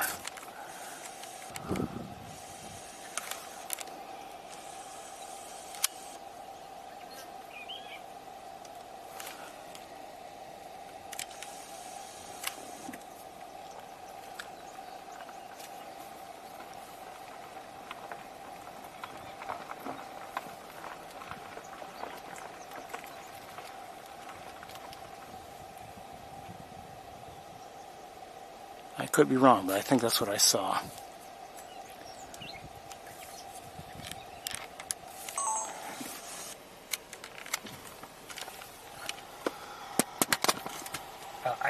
It may have been, I might have seen a Baltimore Oriole for all I know, but it was something with a dark head and reddish orange or orange belly. I couldn't really tell. Breast and belly. But definitely not a warbling vireo.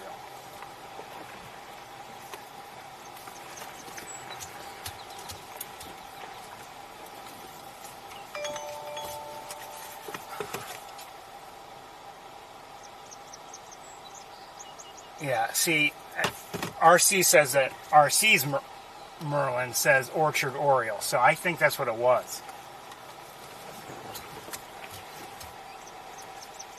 I wish I could find it and see it, but it seemed to fly across the way, and I don't see it now. You people thought I was crazy, didn't you? Didn't you? He doesn't know. Well, no, I don't. But I mean, I suspected anyway.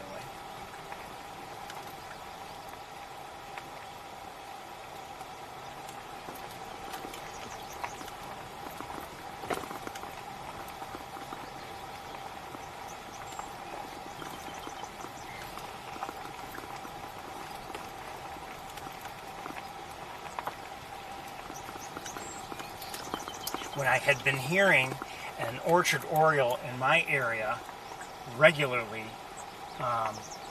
earlier in the spring, it would finish off its song with da, da, da, da, and that wasn't the same song, but it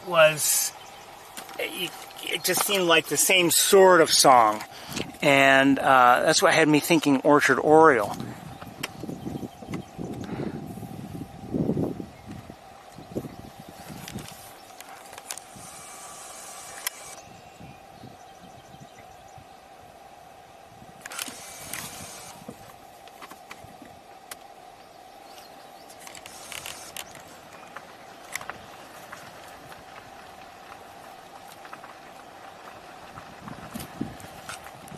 Is that a mother and duckling? More than one duckling. Hello, duckling. Mallards.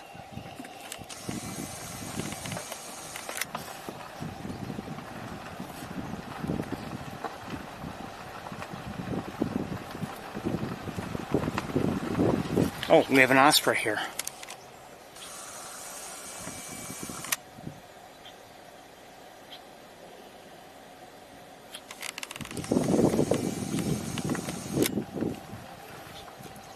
Disturb it.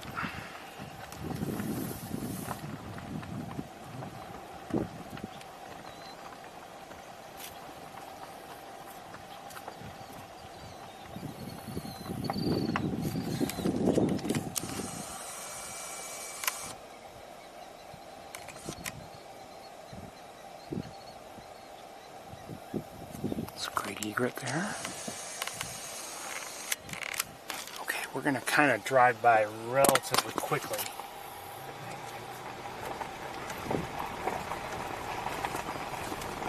Hoping not to disturb the osprey. And it looked like it considered taking off, but it stayed put, so good. And that was the intention.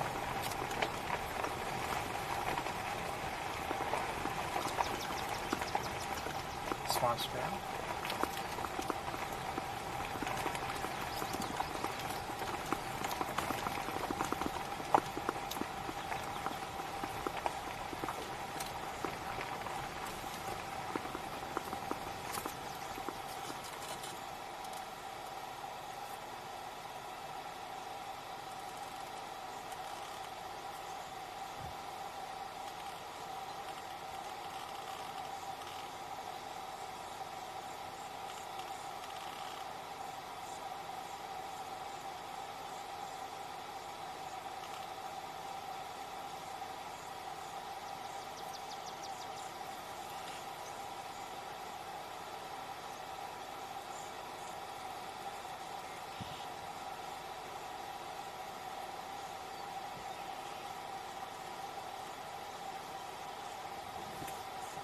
I'm not seeing any black-crowned night herons. I was hoping to see one or two.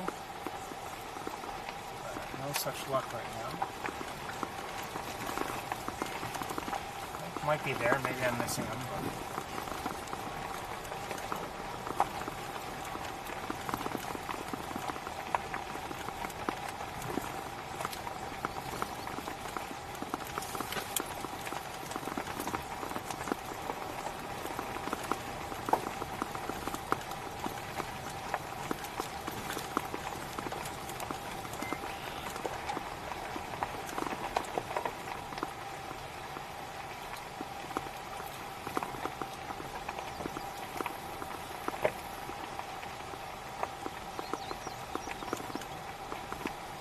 might have. Did I hear?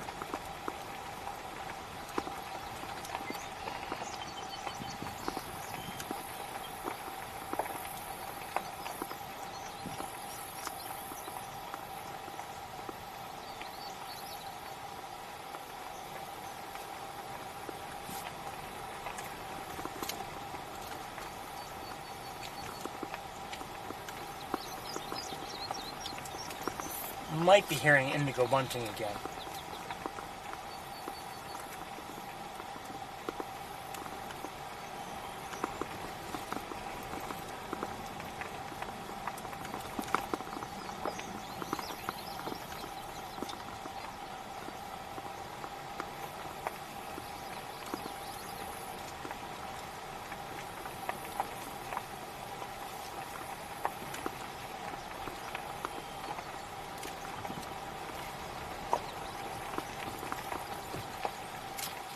Spotted the Sandhill crane again. I just want to see again, are there any other cranes there? I see just one. Hope it's okay.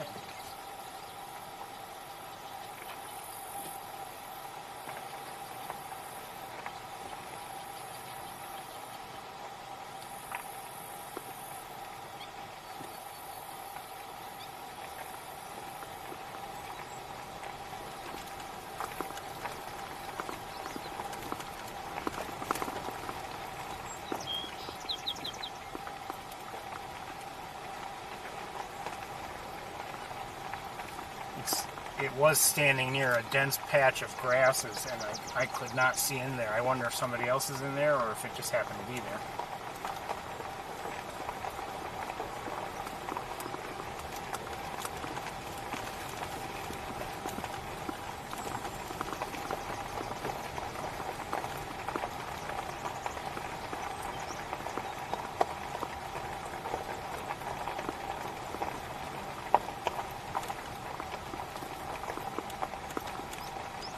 Well, again, I'm glad we came here.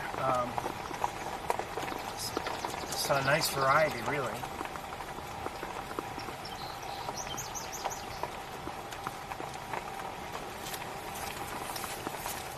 And as we don't see indigo buntings every day, that was good to see, even if it was for just a brief time.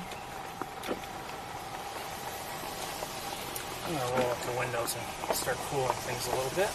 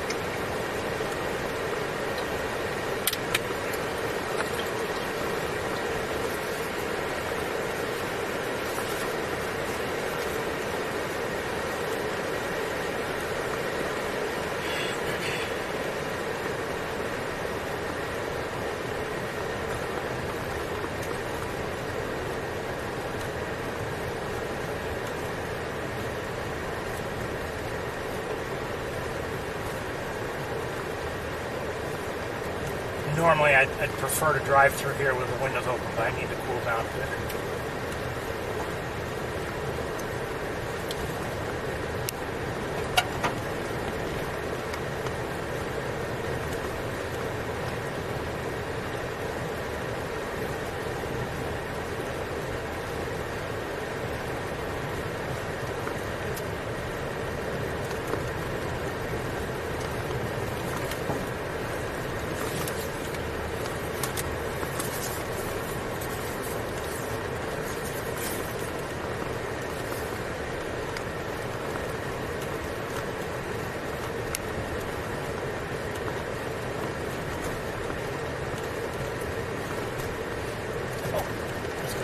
bird on the road. I didn't realize. I'm kind of surprised we didn't see anybody else here.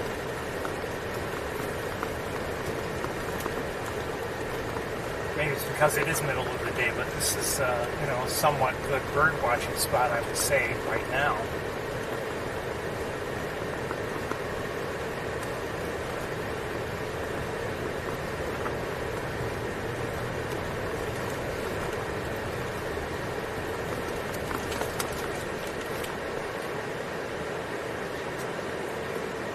Of course, not everybody who might visit, Wildlife Drive, not every one of those visitors would know or care to come out here.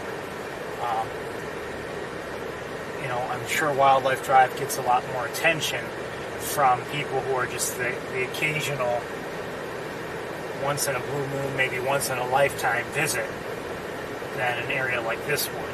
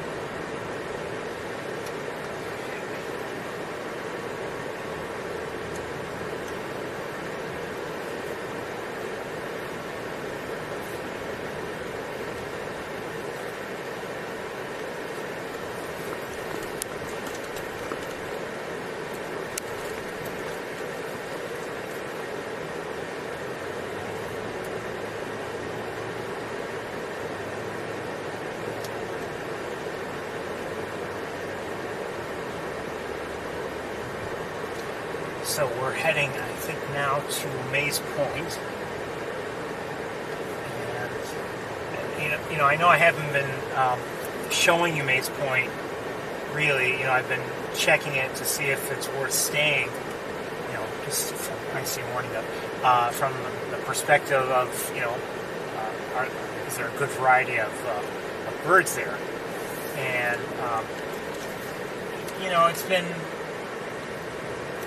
it's been primarily the black terns, and then maybe you'd hear, other birds nearby singing, and also red-winged blackbirds. Not much else. And there's more. There have been years when it seems like, everything is filled in with tall grasses that prevent us from seeing the water. And then there are other years like this one where it's like, okay, those grasses really, they're set far back away from that observation platform. So there's a lot of open water. And I don't know. I mean, is that less attractive to, less of a draw to the birds right now? I don't know. The other way with all the grasses might be more attractive, but then we can't see because of those grasses. But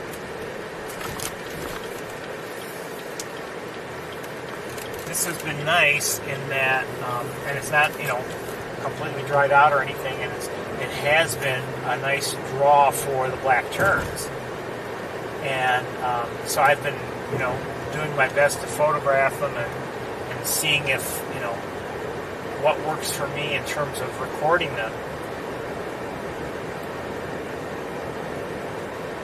And I might do the same thing again today. A part of me feels, pretty guilty. I'm not trying to leave you out of it.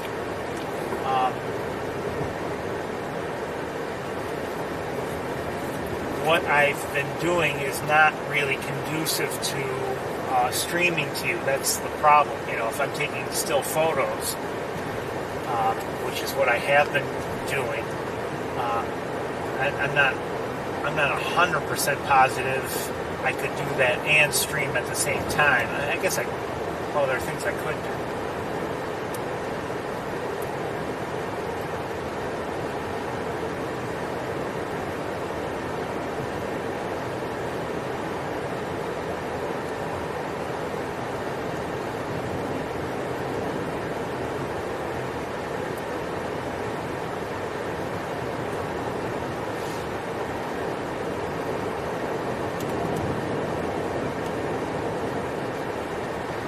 sometimes, there are occasions when I want to do this and this and this and this all at once. And while it's possible, it ends up, meaning a lot of complication. And even if I can handle it, if anything goes wrong, then I've got to deal with that, and then I'm missing out on the other things I'm trying to do. So I kind of hesitate in that way.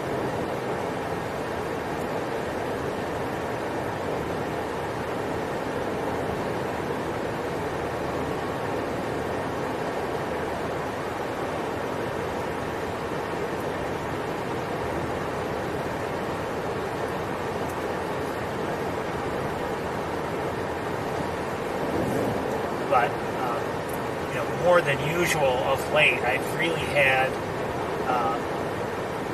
cameras on my mind, and meaning like how to use this or that, or maybe I should change this setting or do this, or do something different here. Tripods on the mind, all kinds of things for various reasons.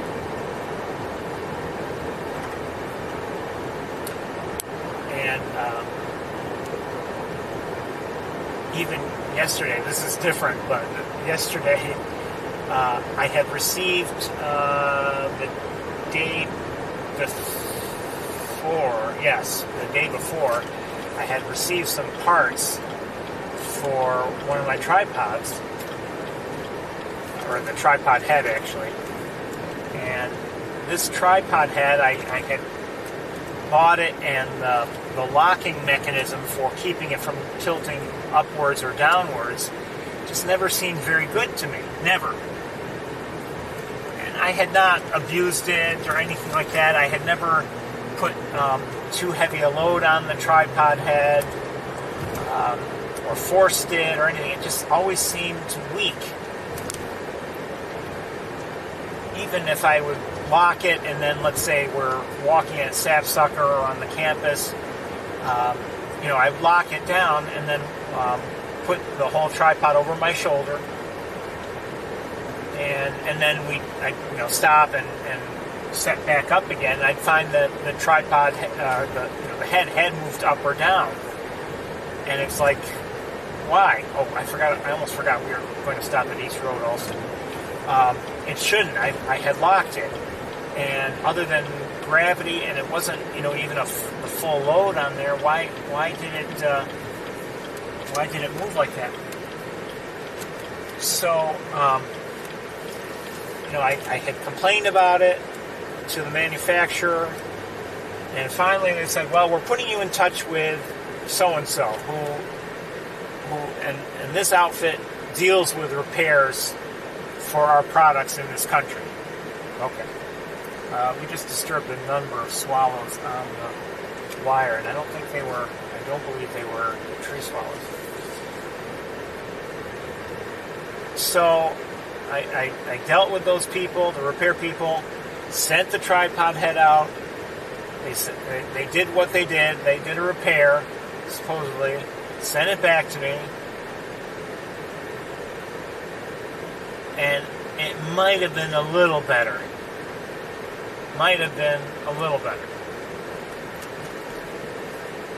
So I reached out again to the manufacturer and said, I did all this. I had to spend money to do it, shipping and the repair itself. And after all that, it's maybe a little bit better. So this gentleman, he said, well, I'll let me contact the people. I mean, he's a salesperson. Let me contact them. And he did. I guess he's Starling. And he got back to me and said, well, we're going to send you some parts. And so if you could install, and we're going to send you a video also on how to repair this yourself, how to do what you have to do. And it's actually fairly simple, but yesterday I removed the tripod head from the tripod and took things apart. Did it? It is better with the new lock.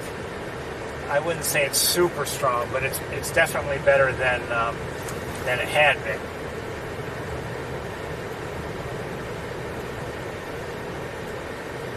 And I do like the tripod head otherwise. I have to say, I just like how it operates and how it moves. It's you know, overall it works fairly well. It's just that locking thing is a weakness.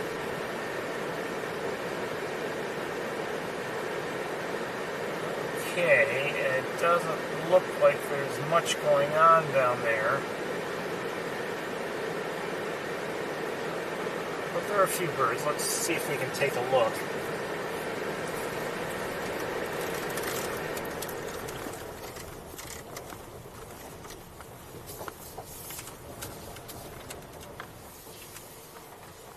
This might not be the best place to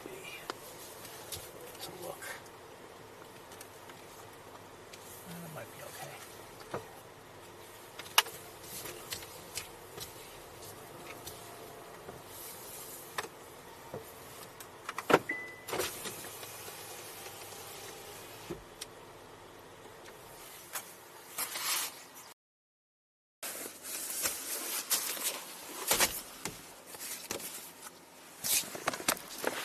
We won't take too much time looking, I think, because there's not that much to see, but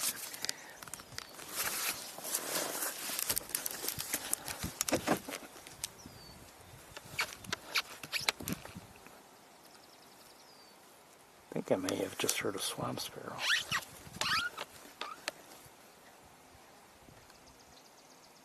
Those look like pied-billed, well, that looks like a pied-billed grebe there, and I think that is too. Yes.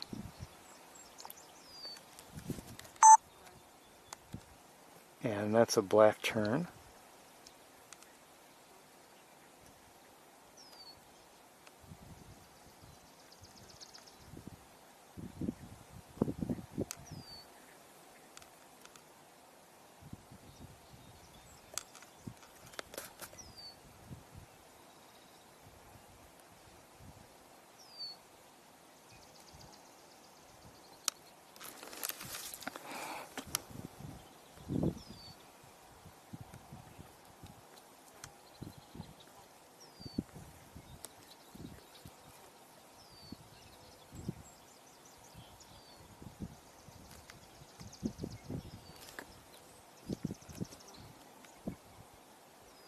I'd say that's a common gallon wool. And I hear one, a different one.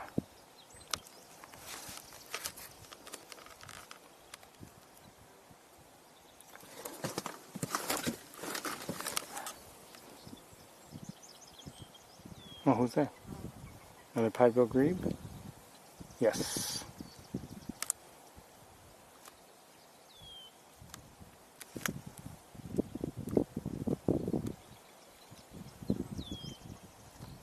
And we're hearing red-winged blackbird, I almost forgot to mention.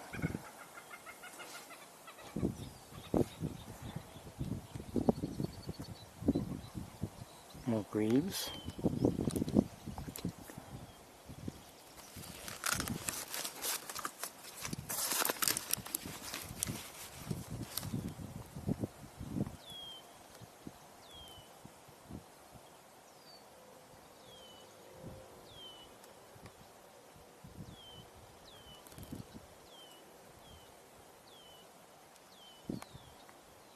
Adult and young pied-billed grebes there.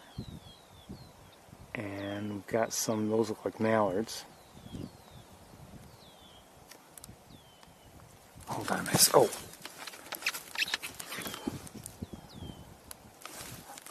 Bird of prey in the air.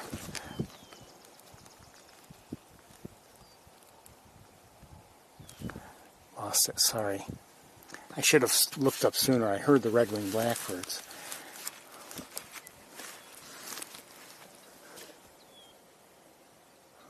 No sign of it any longer. I would not be surprised if it was that same raptor we saw on the road a couple weeks ago. I'm not saying it was, but it wouldn't surprise me.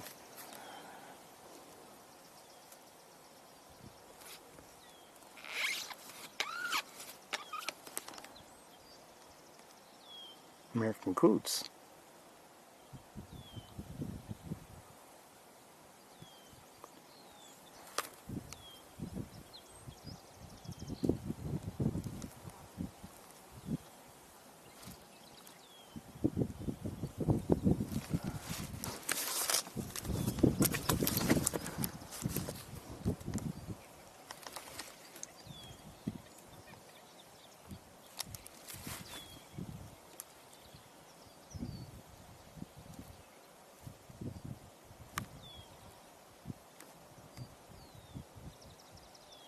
Are those wood ducks? Yes, wood ducks there.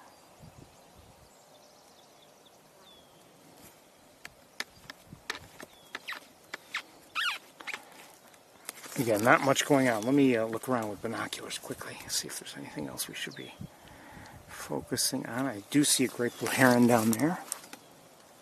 Right there.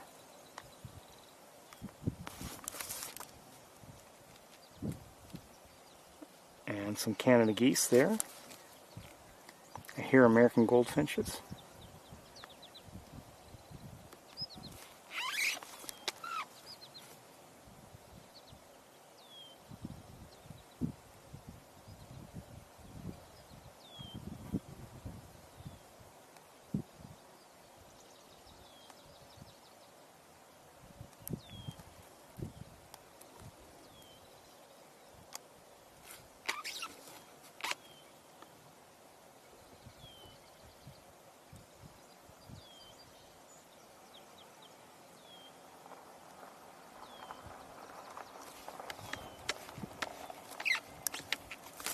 Alright, let me look around.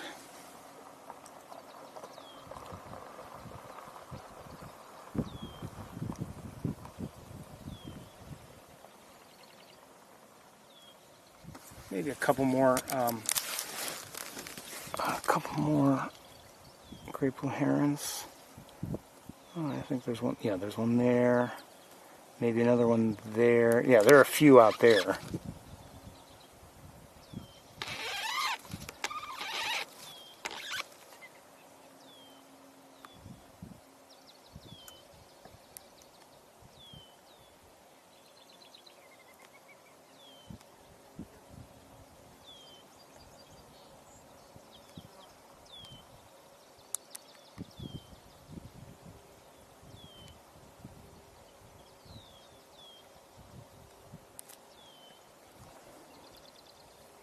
I think I'm hearing marsh wrens. There's one.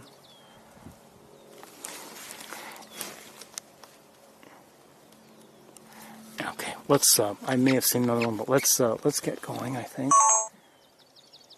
Is that a plane? Yeah, I think so. It is. Okay, let's switch cameras.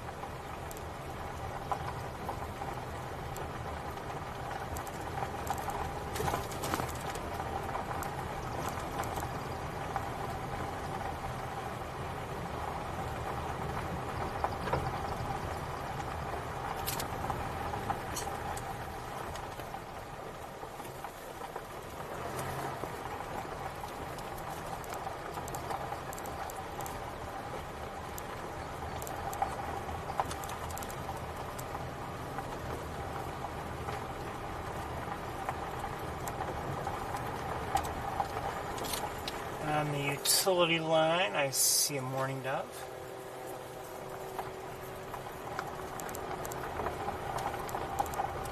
I think I just saw a tree swallow. And in the air, I see it's probably a great blue heron, and it is.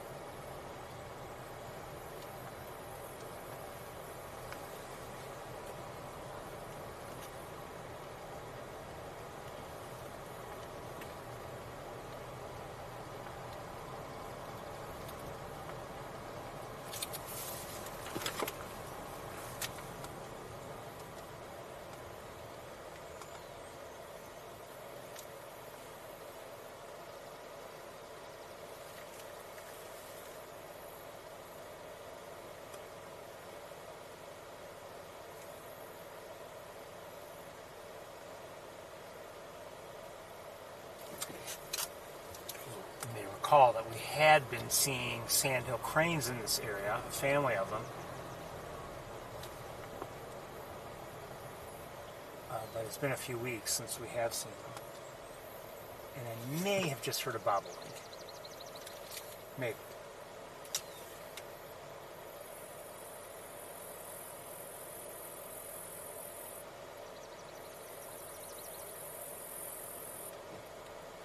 I think I might see one. Oh, did she take off?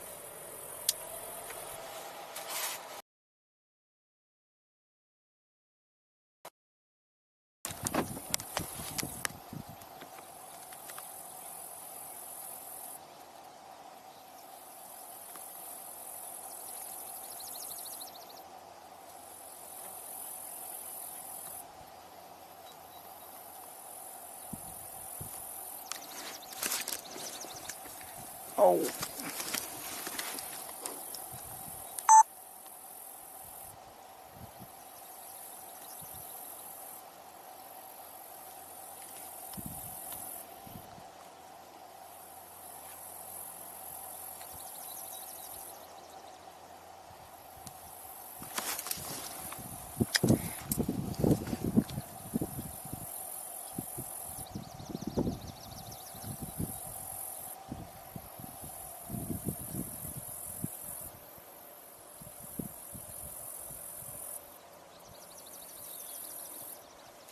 Nobody.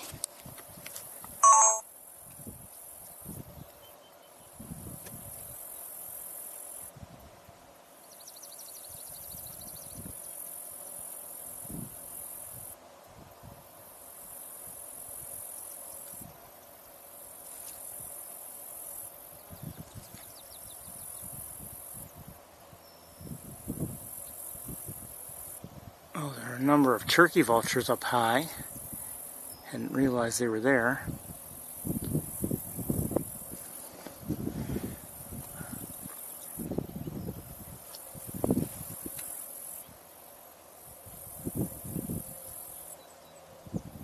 Alright, let's move on, I guess. Oh, I see one. Oh.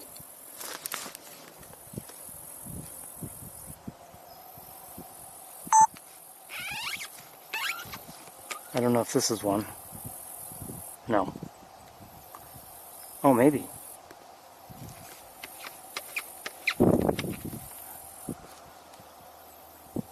There's a male right there.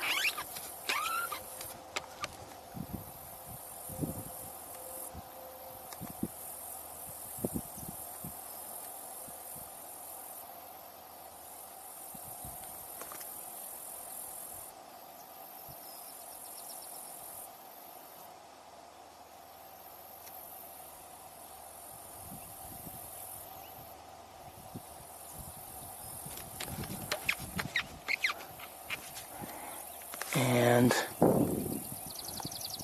the female looks a lot like the female red-winged blackbird, but more yellow overall, but a lot of that same kind of striping.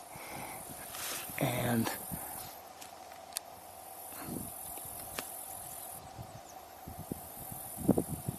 so that might have been, I mean, kind of like a large sparrow in a way. So we may have just seen a female before we saw the male. We're gonna move on.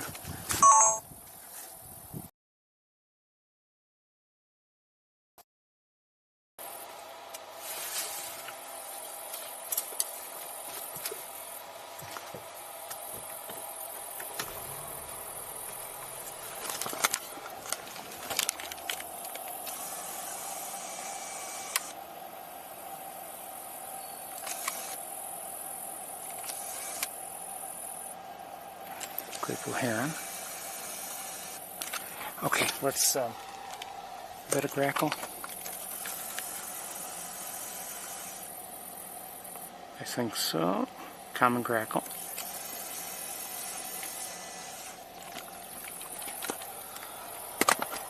And we're going to go to Maze Point, and I'll check to see if it's worth staying for you, or if it's worth staying just for me, or if it's not worth staying at all.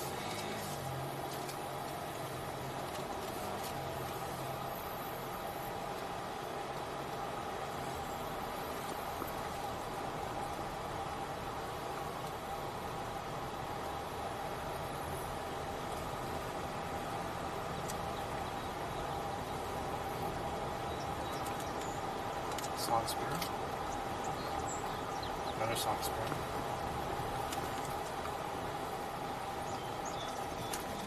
Just saw a northern cardinal.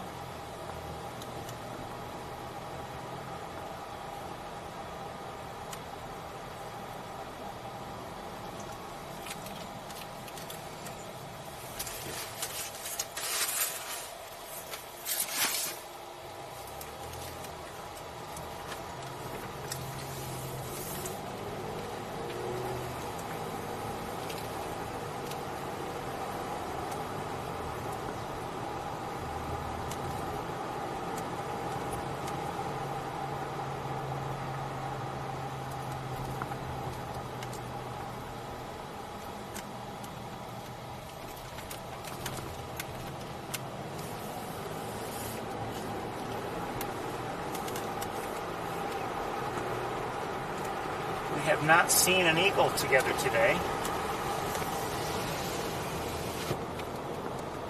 And the only eagle I saw was from home, just a distant view.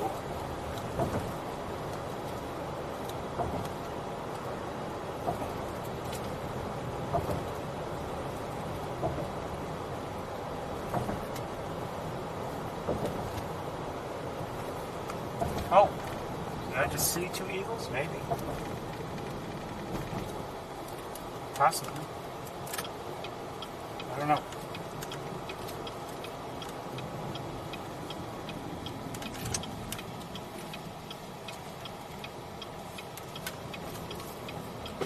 Oh, it's hot.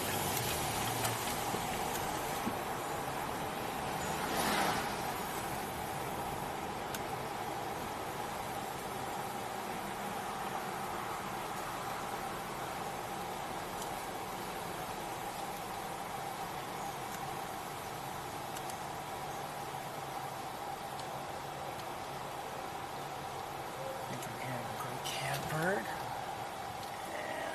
what is that? Hold on.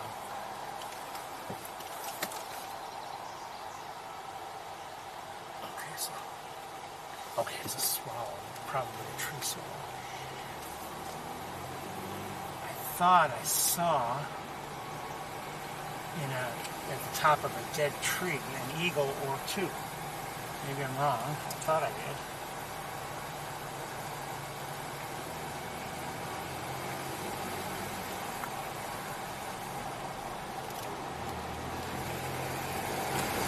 Yep, just saw them. Unless they're ospreys.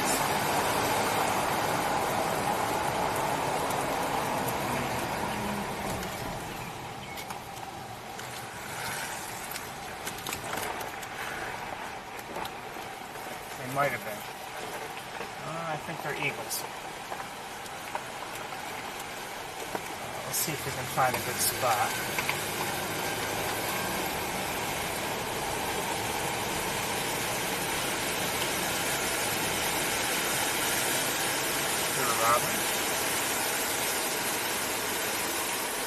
Right here, just for a minute.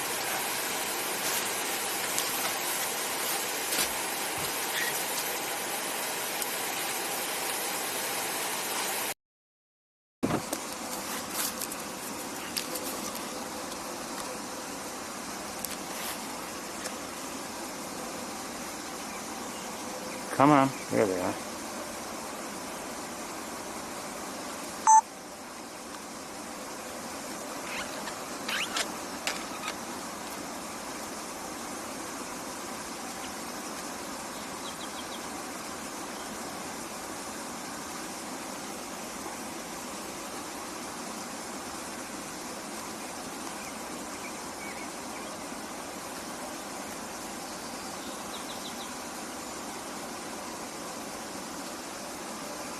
A little bit of heat shimmer.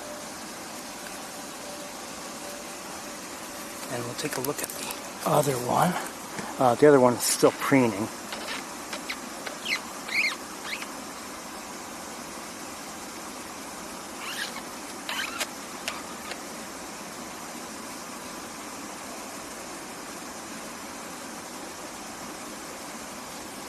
A little bit of shake underneath this bridge, sorry, that we're on right now.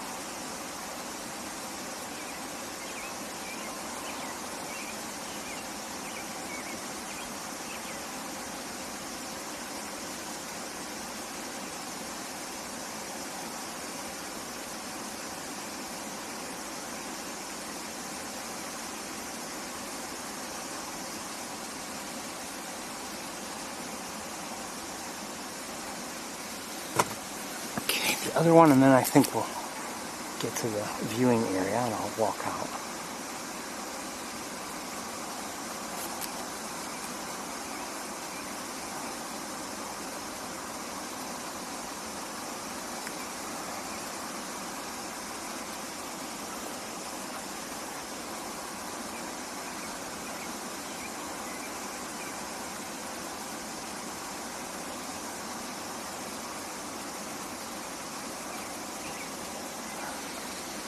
Oh, something's kind of harassing them a bit, I think, maybe. Oh, maybe not. I don't see it now.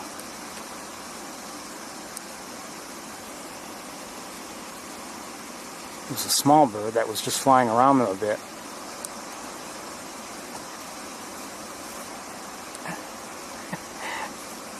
Was that an eastern kingbird by any chance?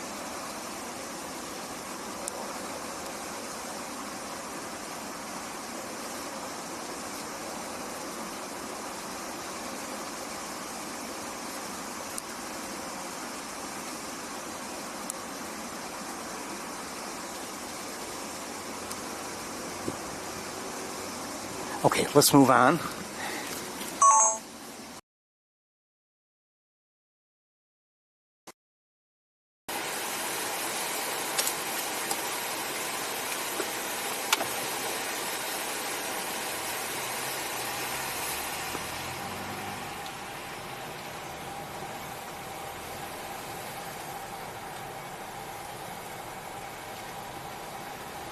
See some common grackles.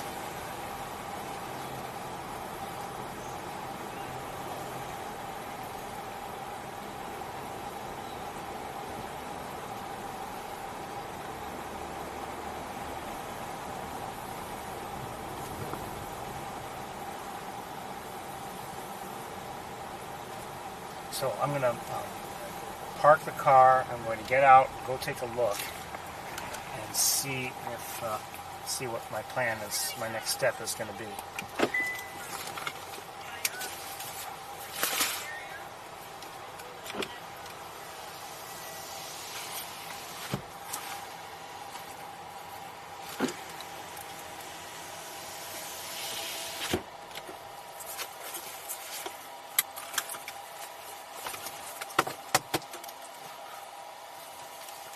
Back shortly and I'll let you know.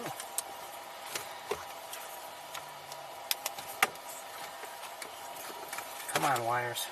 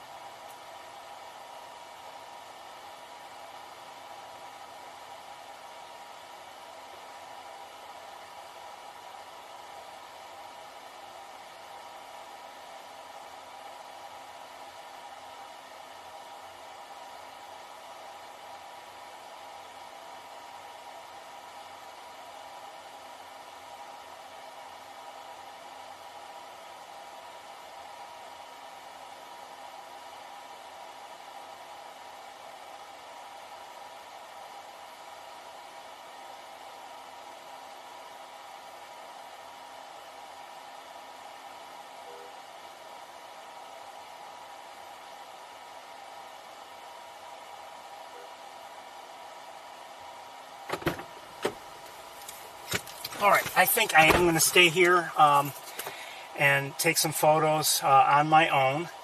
I won't stay too long, but let's anticipate starting up around 7 in Ithaca.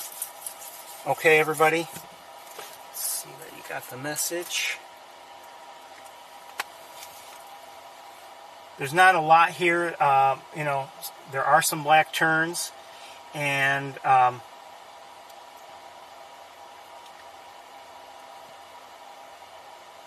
also I did see an osprey, pied-billed grebe, one wood duck, a few Canada geese, and I think that's about it. Okay, I'll see.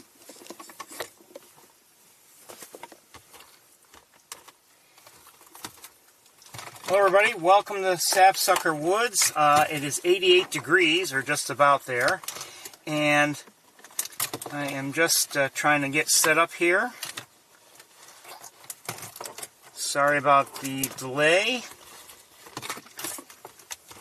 My efforts to record the black terns were decidedly mixed, I would say. Somehow it didn't seem I didn't seem to get autofocus to work as well as it did last week, and I couldn't figure out what settings I must have used last week. But we're here now. Lots of, I mentioned there were a lot of slowpokes on the road today, and my goodness, on the way back, and it's like people are afraid to pass other people. I mean, we were in 55-mile-an-hour zones. We were touching 40, 41 miles an hour at times. And that, I mean, and no one would pass this person. I just couldn't understand it. Okay, so we're almost ready to walk. What have I seen since I arrived? I have seen an American robin, the Canada geese. The injured goose is still there, the one with a damaged bill. I did mention it to the lab. I don't know if they'll do anything. I can see them now just saying, it's just a goose.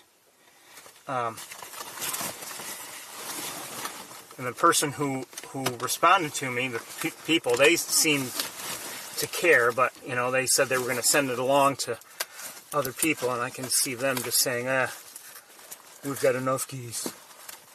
Oh, shoot. These are the worst clips.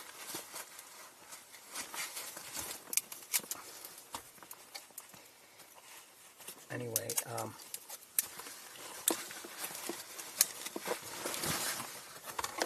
and as I mentioned, I mean, the one with the damaged bill, it's hard. I can't imagine it can. We saw it struggle to get food in, or I saw it struggle to get food in its mouth last week, and I have to imagine also that tearing off leaves and you know, blades of grass is that much more difficult for the poor thing, because it doesn't have an upper bill effectively. And I mean, here we are, we're in the easy months, the relatively easy months. It's got the protection of its parents right there, and you know, there's abundant food. Wintertime is going to be a different story.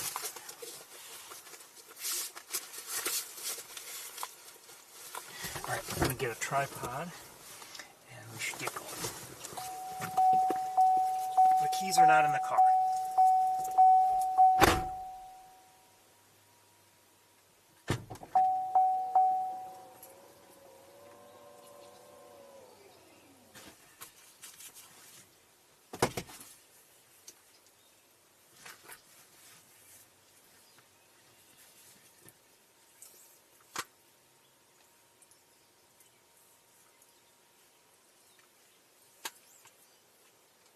Hearing a gray catbird and a robin.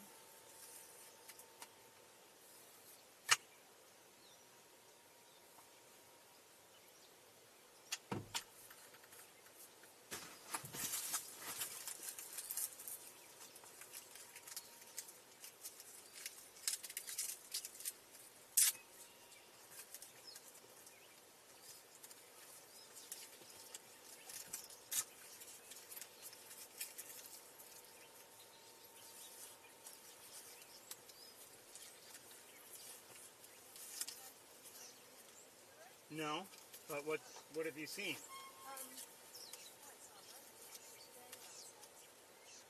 Hawks? Okay, well I'm just walking here at Sapsucker, so I'm not going on Hanshaw, but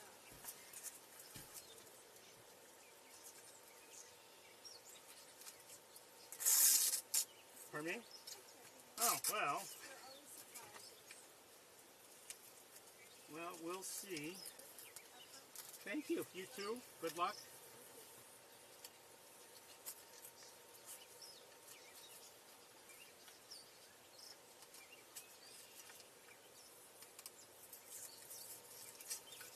I'm having a hard time with something. Hold on, everybody.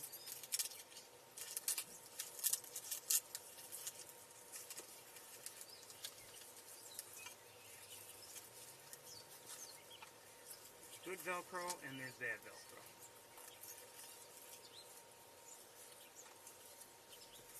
Right now I'm dealing with some bad Velcro.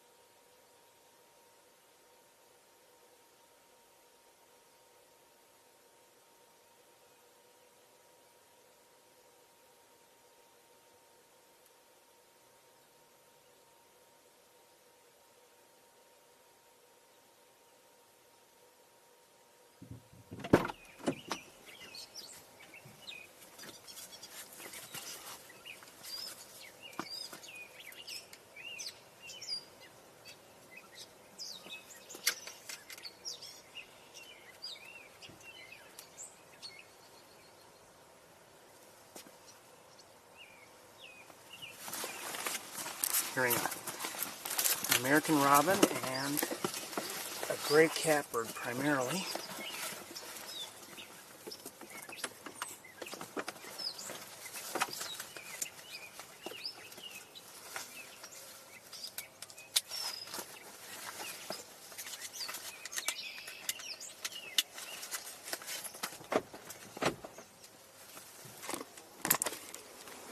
I think I have everything.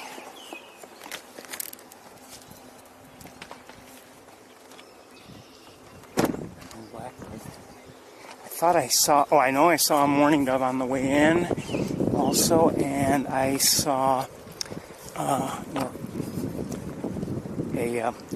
European starling, I believe, and I just heard a downy woodpecker.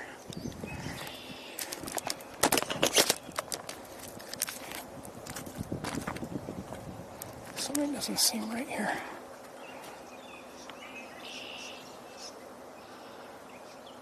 Red-winged blackbirds.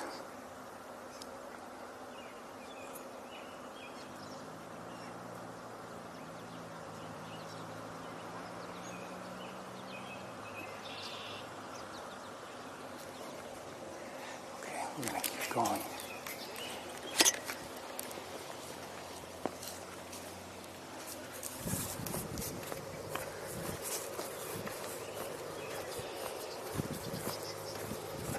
I would like to go to the campus.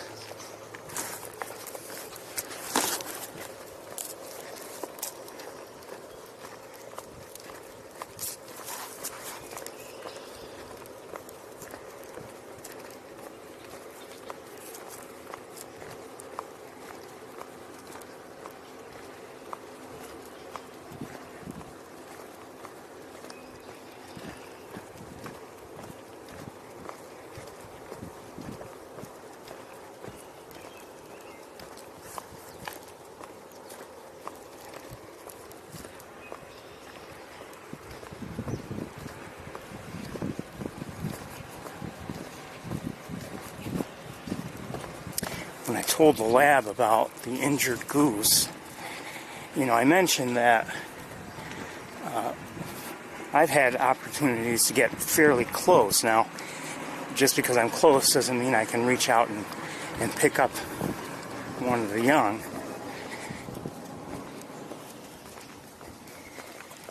But if there's ever a time to help it, now's the time.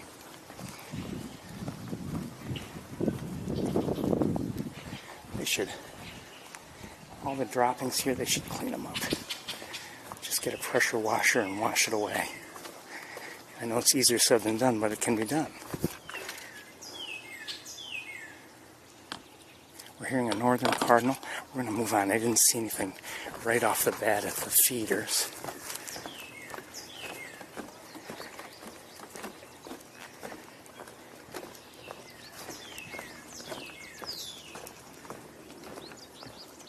Hearing American goldfinches again. And I hear a woodpecker of some sort. Don't know if it's a hairy or a downy.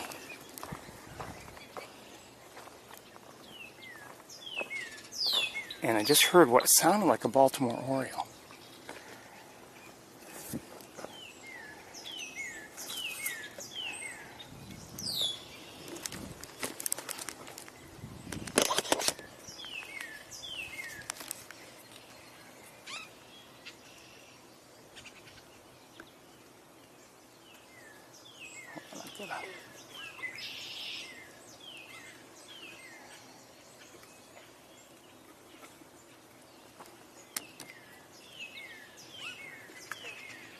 Someone's making noise. And I think I hear a crow in the distance, but I'm not sure.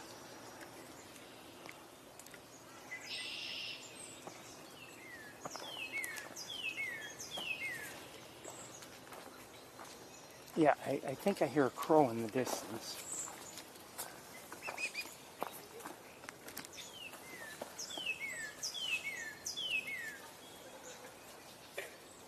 Let's look out here a bit.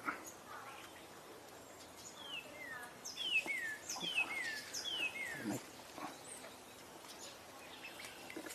further adjustments. Yeah, I'm hearing a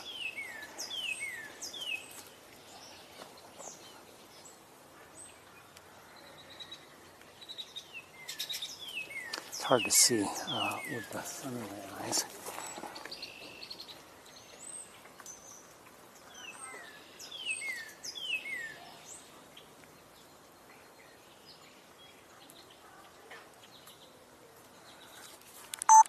Are those kingbirds? Maybe. I'd say that's an eastern kingbird there. Oh, and a kingfisher. I didn't see it. Belted kingfisher.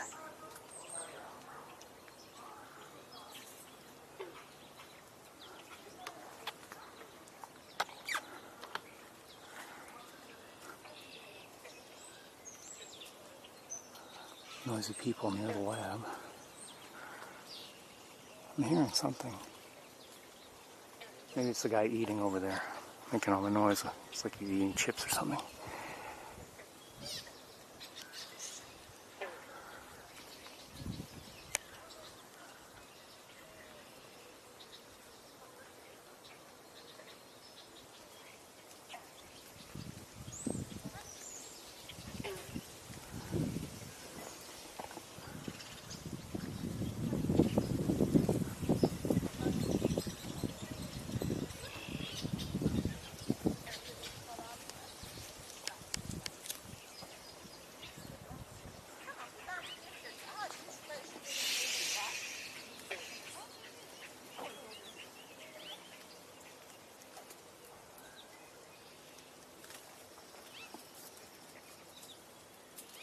There's a kingfisher up in the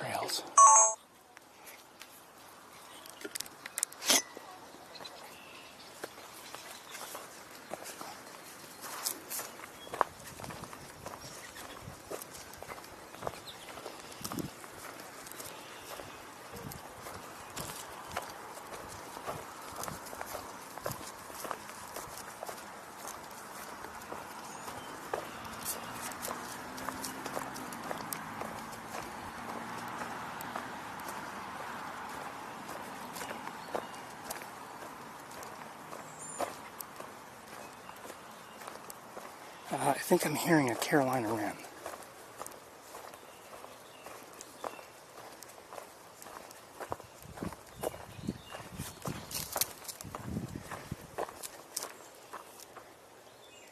Sounds like it's not very close.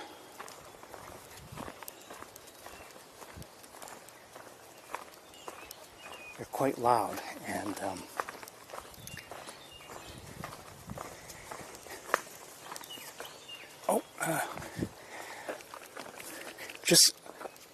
oh shoot, just saw a northern flicker. It must have been near ground level when we were approaching. Hold on.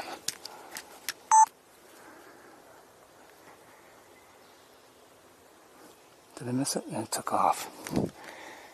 Anyway, that was a northern flicker, a type of woodpecker. Hold on.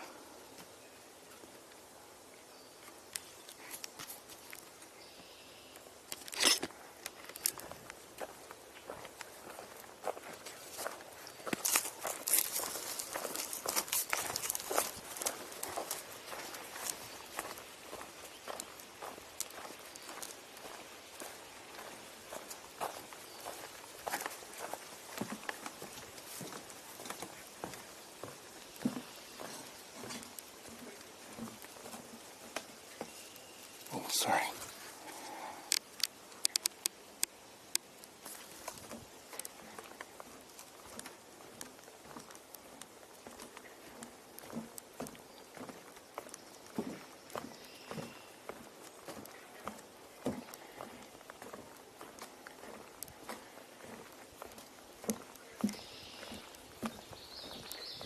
Just heard a common yellow throat.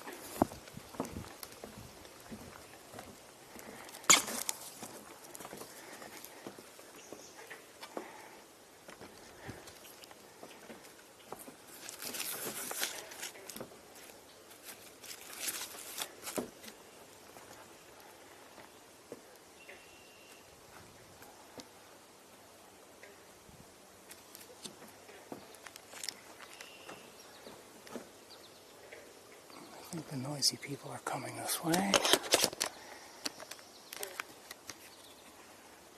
me look up at that.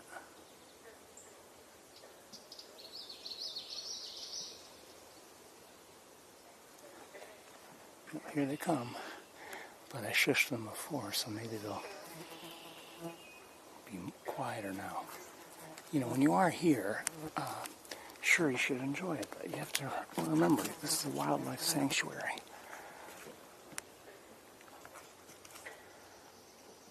Just heard a swamp sparrow.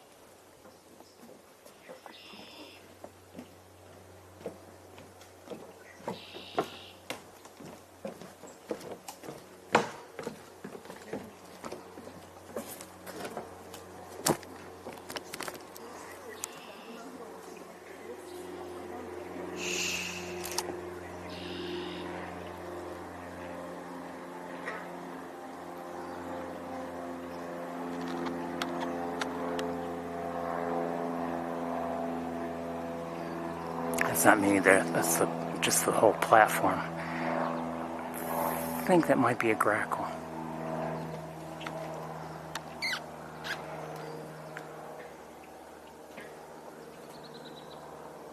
Alright, let's go.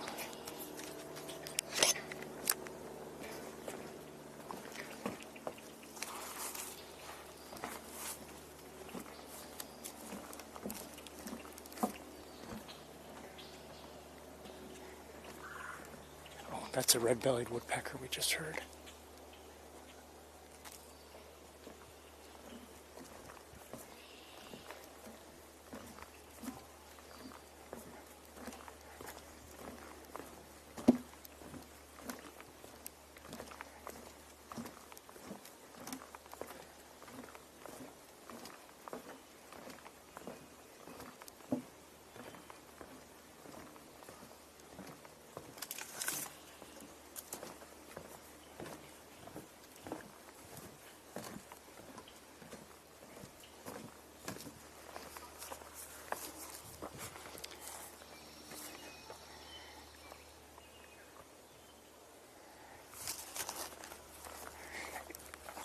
those people seem like the kind of people who are here for a walk, which is, I can't blame anyone for wanting to walk here. But, as with anything, you should respect the location.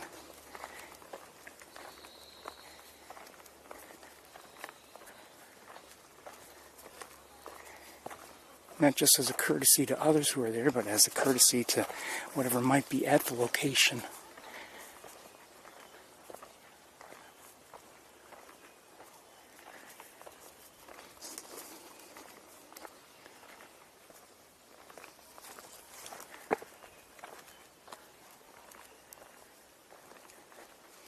Let's hope they don't, they're still up ahead and they just speak rather loudly.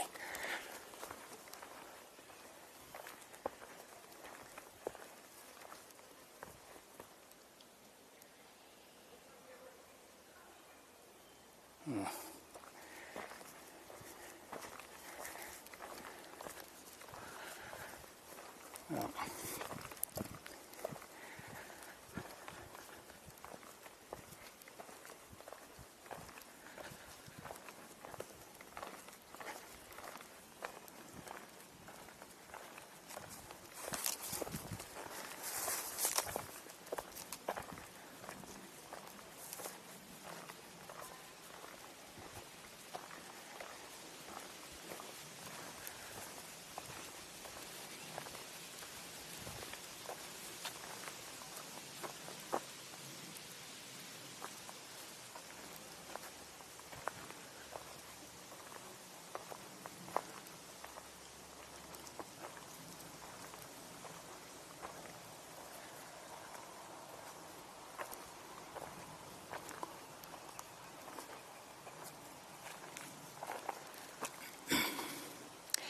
We did come here on Thursday night, and maybe not all of you tuned in.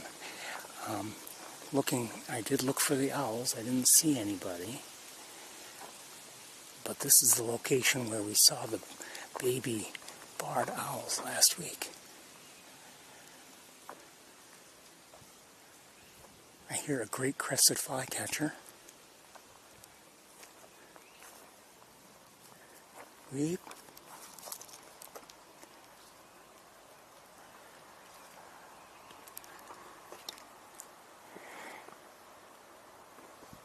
Now the barred owl babies, they were noticeably smaller than the adults.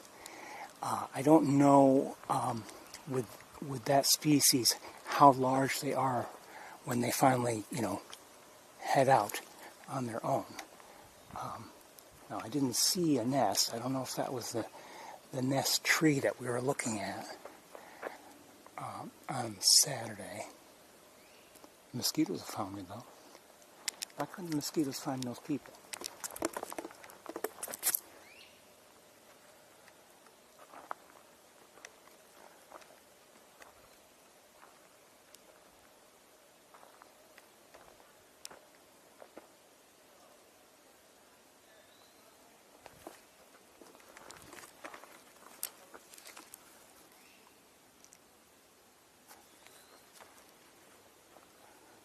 Are they coming back?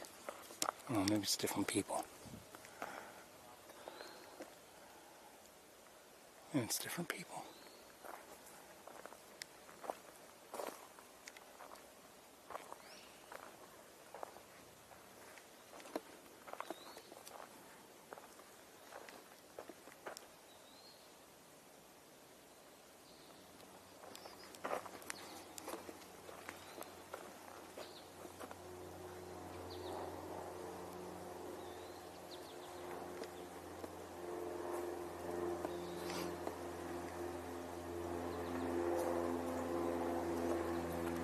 Hello.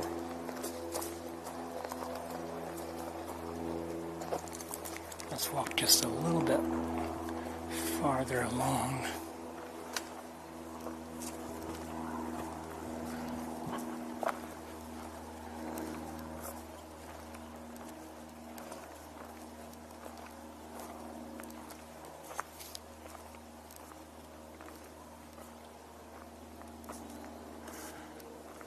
as I mentioned on Thursday, you know, very often I get some kind of clue as to the presence of a barred owl.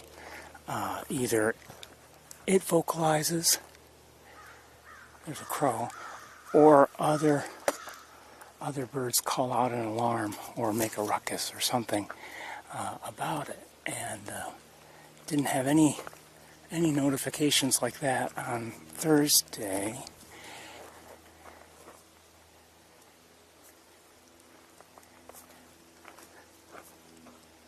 But we've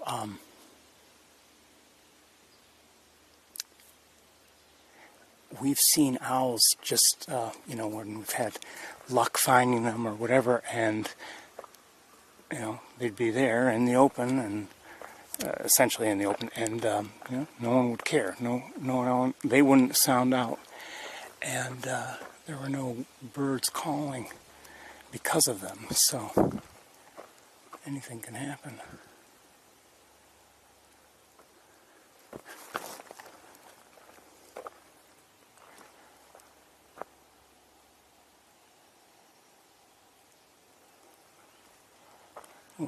We'll move on shortly. Oh, right through my shirt. I thought I felt something, and I looked down, and the mosquito was just flying away. I wonder if it got me. I think it got me.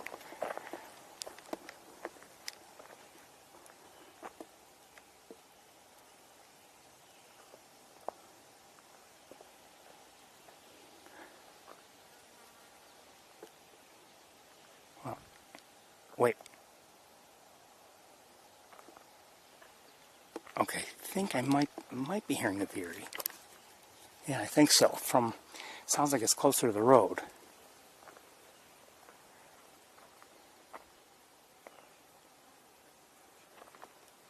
Well, we're not going to go closer to the road. What's that? When I was getting set up here, a woman came along and she's like, "What are you guys looking for?" And she said she had seen all kinds of hawks along Hanshaw Road, and then, well, I said, well, we're not going to Hanshaw Road, we're just going to be here. And then she, like, drew a blank. She couldn't remember what she had seen, so that's that. I don't know if she had seen any owls or anything like that. I'm not even sure exactly where Hanshaw is. I know it's nearby.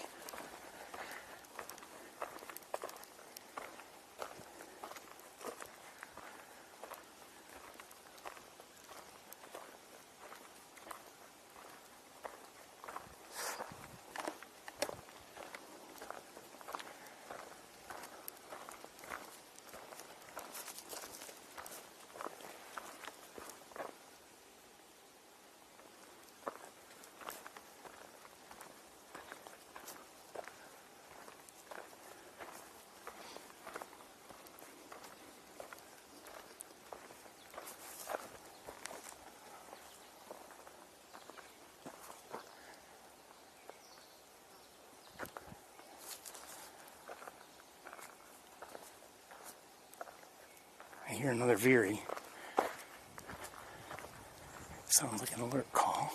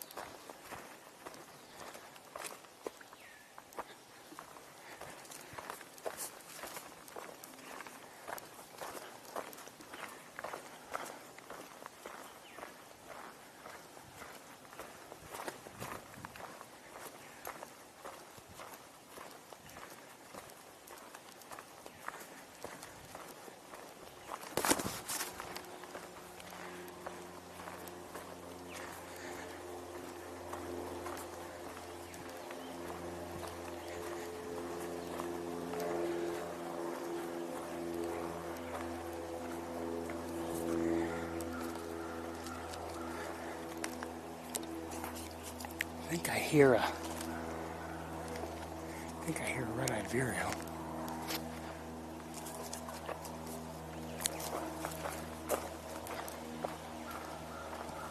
American crow. Still hearing the veery. Not sure if we're getting any closer to it though.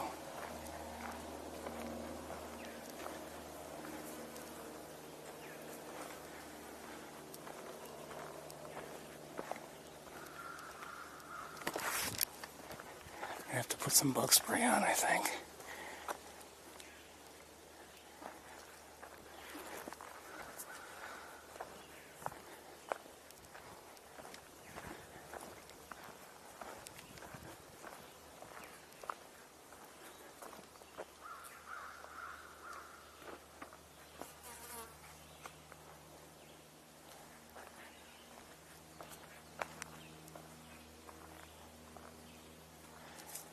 Hearing the veery.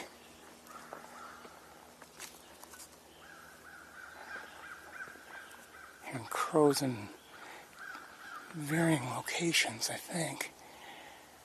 Alright, I've got to get some of the bug repellent on, I'm sorry. Apparently it's necessary today.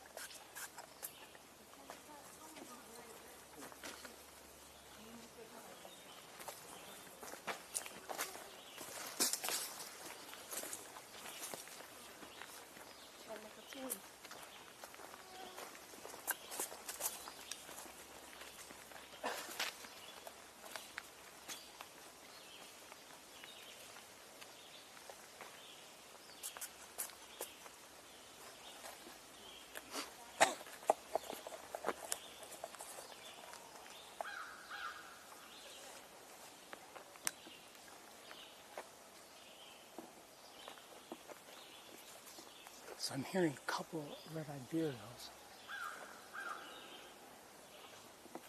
and an American crow. Hello. And the talkers are here.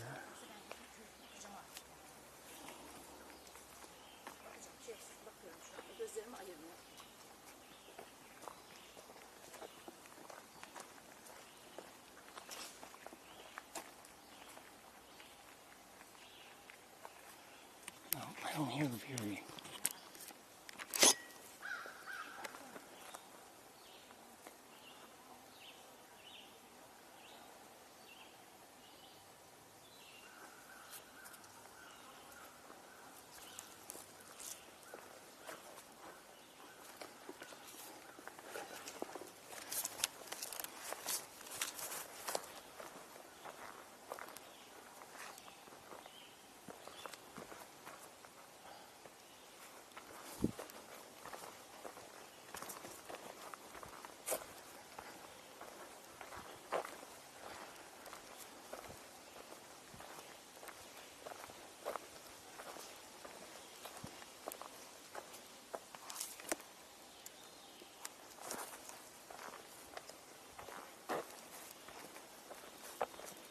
I'm hearing a veery again, singing now.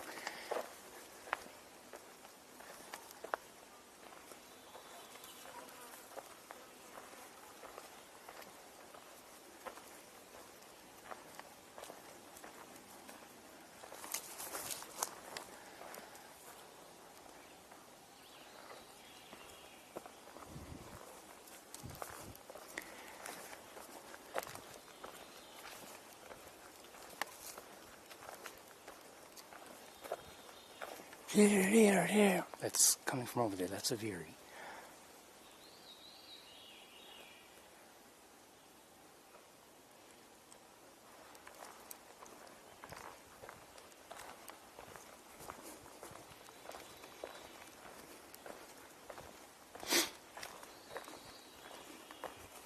Love them.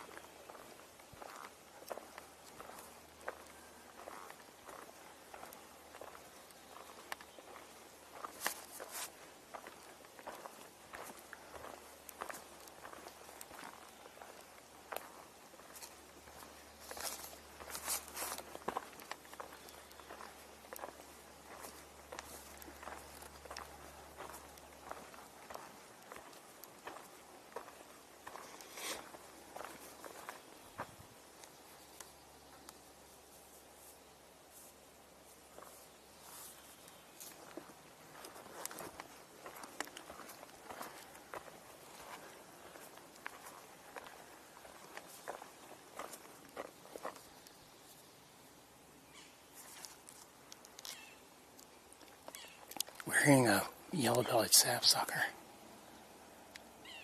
Yeah.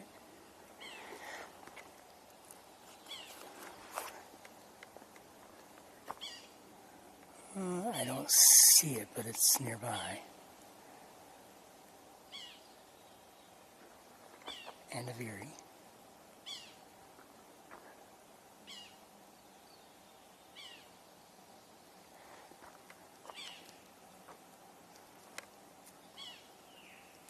And veery's over there, and now calling an alert, or at least it sounds like an alert.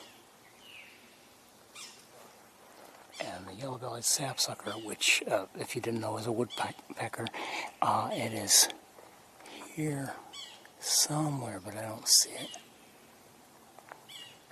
I don't know if that's an alert call.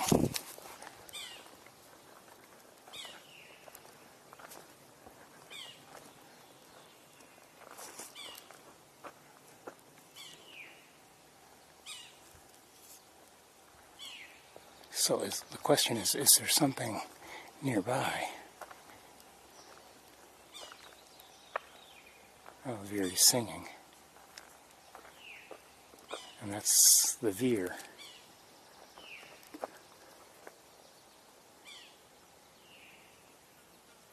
Oh, I just caught a glimpse of the sapsucker. Just the movement. I don't know if I can get it or not. Hold on, let me look with binoculars. Barely. It's not worth even.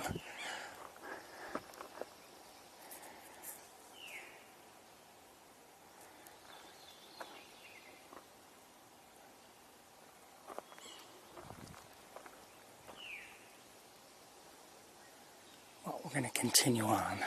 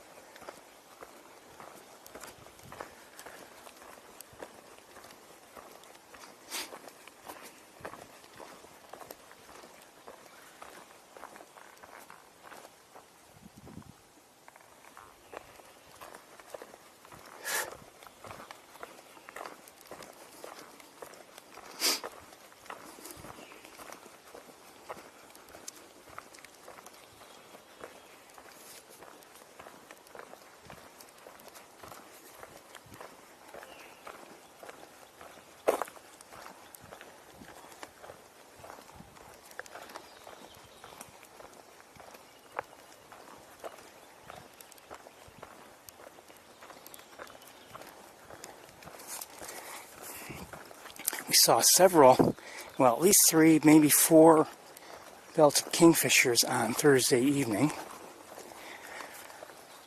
And we've already seen 1 or maybe 2, I'm not sure, today. Hold on, something's making noise.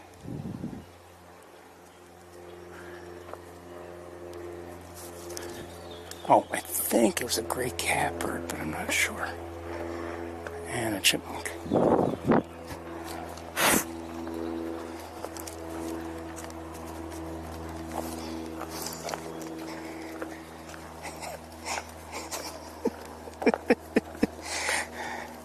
I think in my next life I'm going to be a mad scientist, and I'm going to fuse together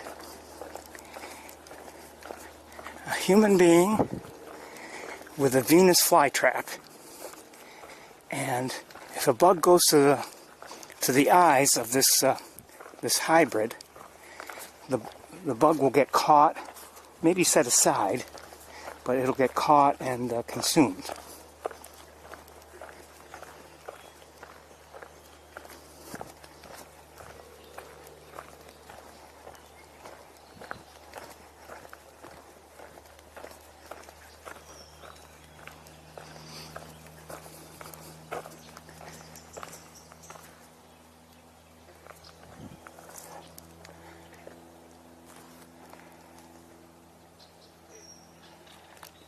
I just heard a belted kingfisher. And as we have experience of late, can't really see anything here. Can't really see the water. Alright, let's continue on. Might as well. There's a bird up in the tree. It might be a grackle or something. Maybe we'll...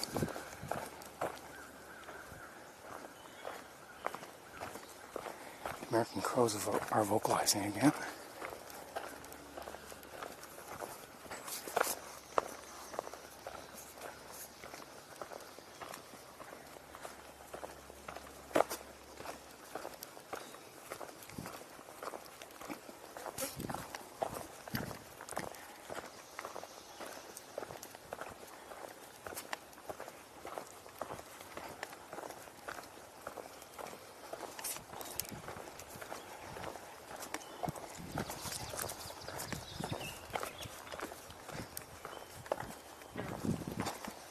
Gnats, house flies, or some kind of fly, mosquitoes.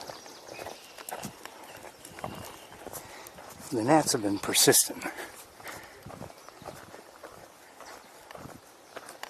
And didn't spray a lot of that stuff on me. Hold on a second, what was that? I think I just heard an easternwood peep. You should see the gnats all over. They're all over my tripod.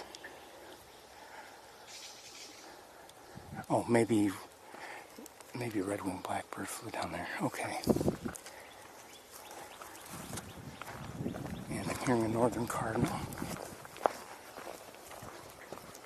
Got a couple people out there on the deck. They look like they're trying to take photos.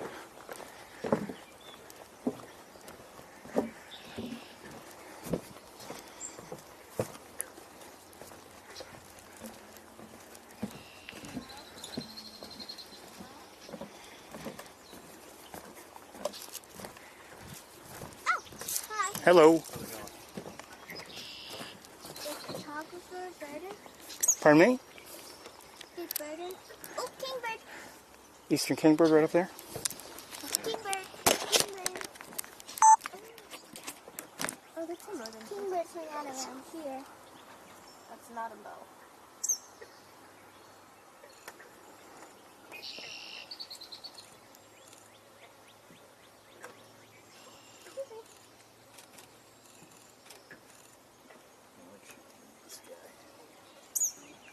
Great blue heron out there. Kingfisher and northern flicker, both out there. Kingfishers have been pretty active the last couple days. We saw like 9 of them last night. I didn't see 9, but I saw on Thursday. I think I saw like 4. I'm sorry? Floppy pictures. Oh. Oh, birdwings chasing each other. Another kingfisher. There are like 9 kingfishers over here. Just to tell you. What?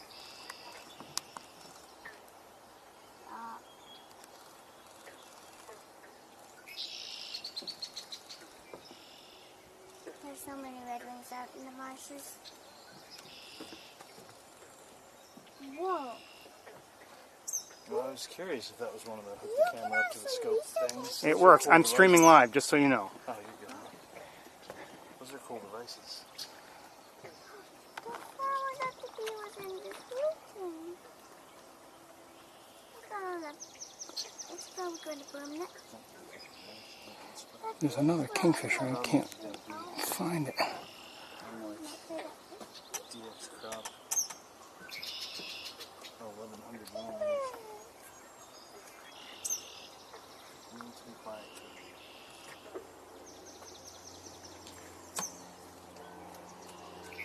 Oh, there it is.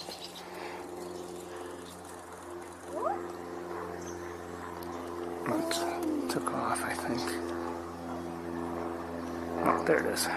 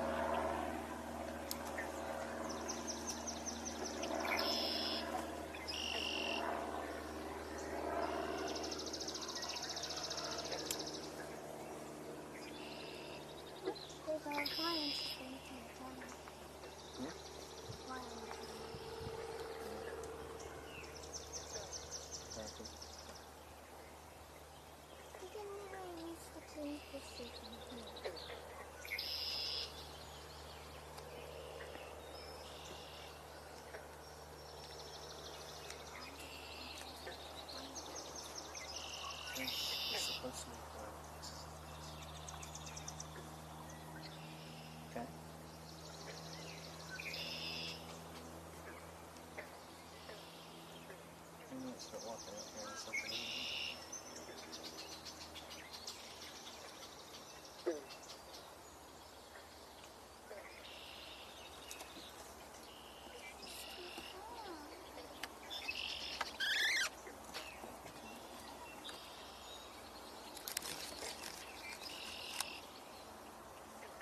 See what I mean? All the perches, just the sun's great. Just the perches are so far out.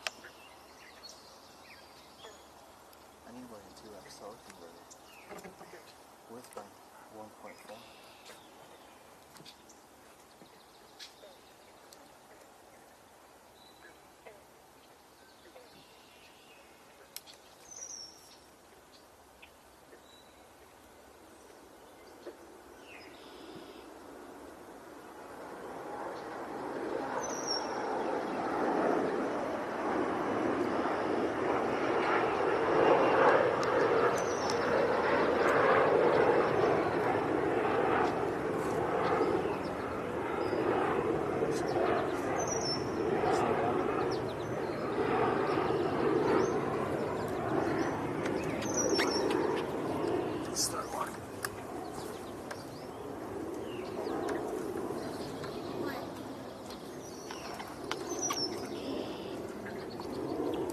That one's consuming a fish. Coming with us? Oh, okay.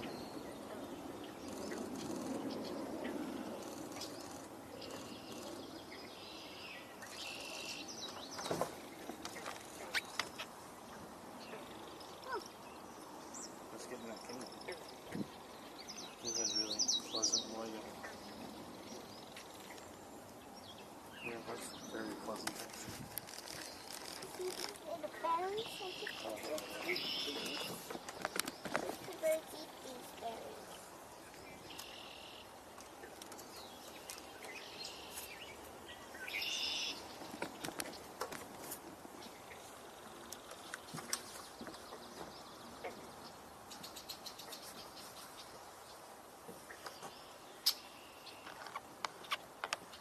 Whoa! That rabbit just landed in the wrong spot. He's That's too where he was far hanging out out. last night. He was pretty far out. I agree. You need a closer perch.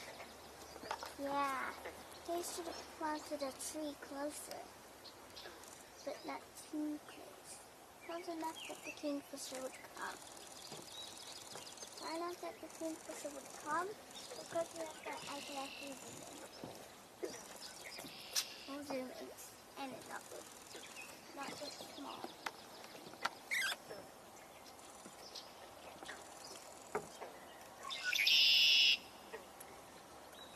That's such a good perch.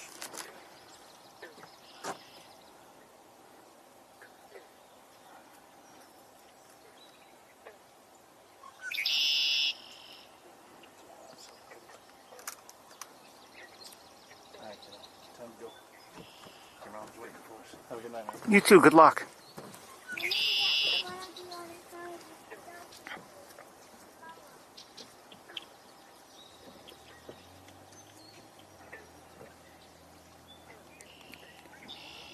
This is an eastern kingbird. As they're walking off the platform, their things are shaking a bit. Oh, it just came back.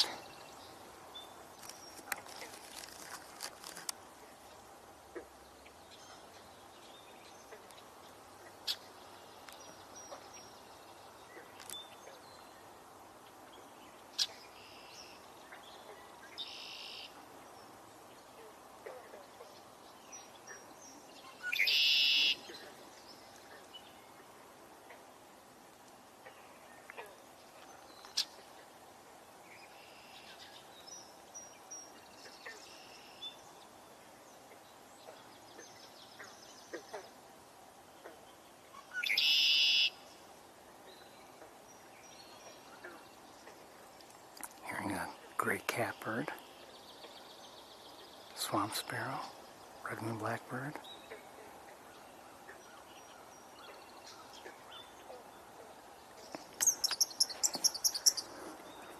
Oh, come on, come on, come on, come on. There you go. You know, I'm not sure what I'm hearing.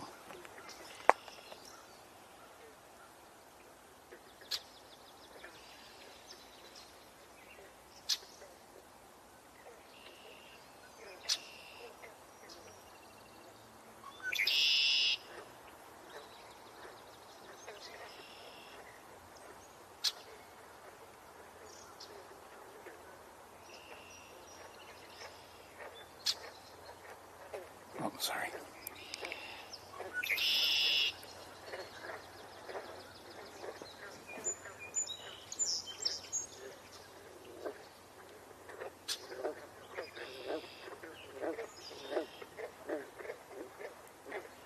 The frog chorus has picked up.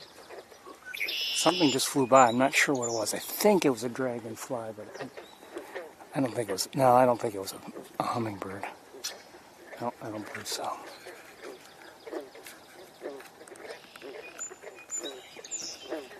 All right, let's look out at the great blue heron just a bit.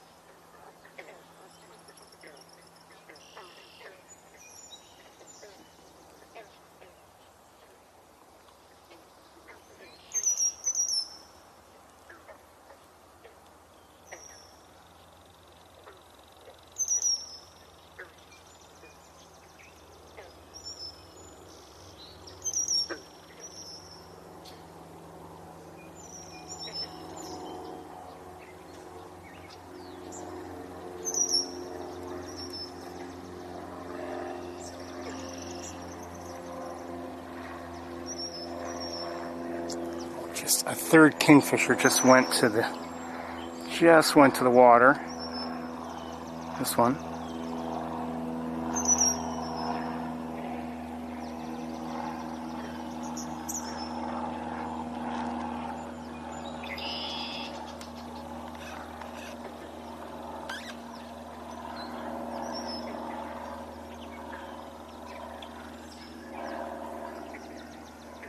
And hold on, let me just check. Where there had been two, there is now just one, and one, maybe of one of the two, just flew. Here it is.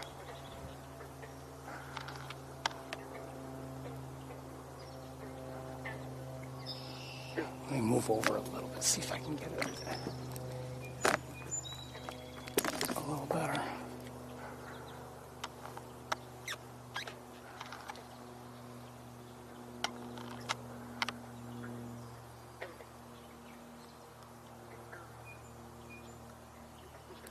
Well, I can't move any farther over, so.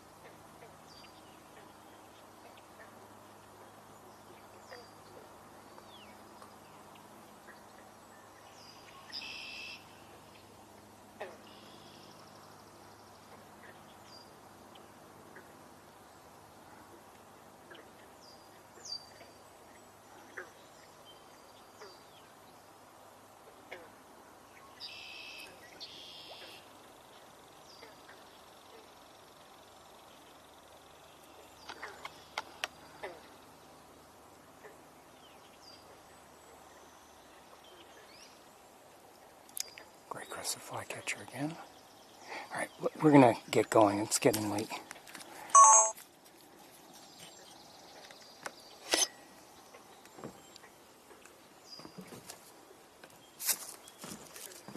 Hold on a second.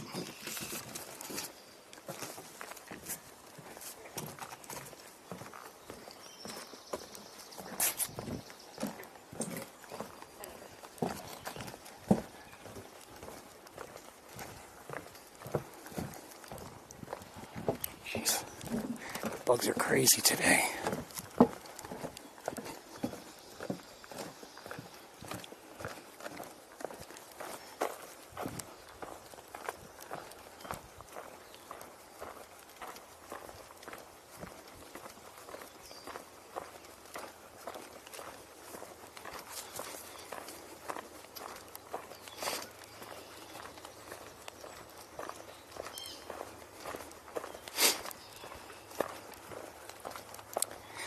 You may have heard the gentleman who was there on the deck. They were both taking photos, two adults and one child. He was saying that he was mentioning a teleconverter, and he said he needed his teleconverter. I don't know if that means he had one and he already owned one and just didn't have it with him, or if he's saying I need to buy one. I don't know. And teleconverters can be useful. They can, you take a lens, let's say it's a 100 millimeter lens. 100 is not a very long reach, and if you get a 1.4x teleconverter, now you can reach out to 140. And the two real teleconverter, that's common yellow throat, teleconverter magnifications you generally see are 1.4 and 2. And you might say, well, oh good, why don't I just do that? There are reasons why you would and reasons why you wouldn't. Now, first of all, when you do add a teleconverter, there's even with a good one, there's a slight loss of sharpness. Just a little bit. And, all things being equal, with a 1.4 and a 2x, the 1.4 is likely to be a little bit better than the 2x in terms of sharpness. Again, all things being equal. And the 1.4, when you add a 1.4, you also increase your, usually they talk about light, and I'm not an expert on this, they talk about light and your original lens may be at let's say a 4 f4 as an aperture, and if you get if you add a 1.4 teleconverter to it, you might find that your lens is a slower 5.6, meaning it needs more light to do what you want to do. And if you add a 2x, you might lose 2 stops of light. So instead of 4, you're not at 5.6. Maybe you're at, I think 6.3. I'm not sure exactly how it all works. Hold on one second. But so that's a big issue. So, and there are other things now.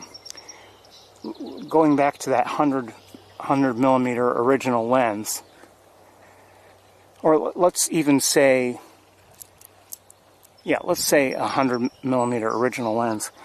You might say, well, okay, I'm going to extend it by 1.4. Well, now you're stuck at 140 millimeters, and so you're closer, and you may not want to be closer at all times.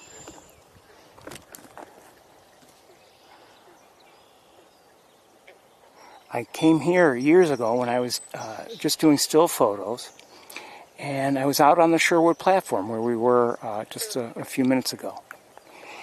And there was something nearby. I don't remember what it was, but there was something nearby. And with the lens I had, it was a zoom lens, but with the lens I had, I could not see it. Whatever I wanted to record was too close. And if you think, well, I'll just walk away and walk back farther. Well, if I did, then I couldn't keep it in sight. Other things blocked my view. So I learned an important lesson. Sometimes you need a wider field of view. So if you add a zoom to your, if you add a teleconverter to your lens, maybe it's not wide enough for you. That's a problem sometimes.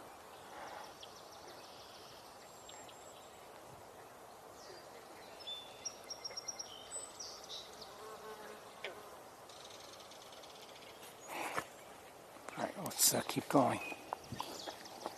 Let me just look over here. Oh, Canada goose.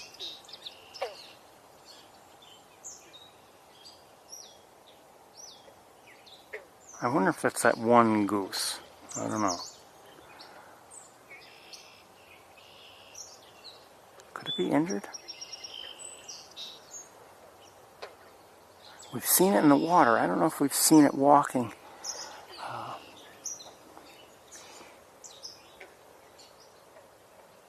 Oops, sorry.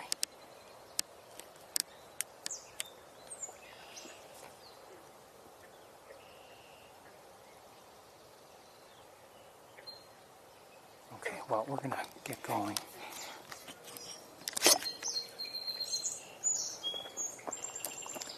Now, sometimes if you're, the most popular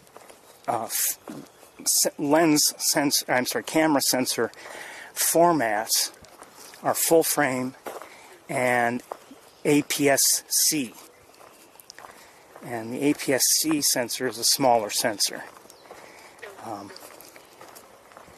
It's a cropped sensor.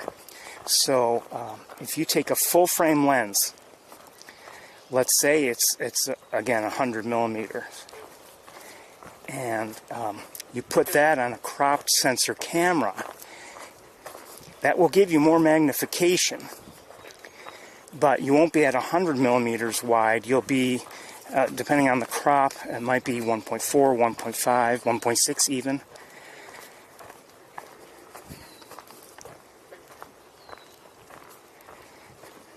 So you might be, the equivalent of, it's like almost like adding a teleconverter.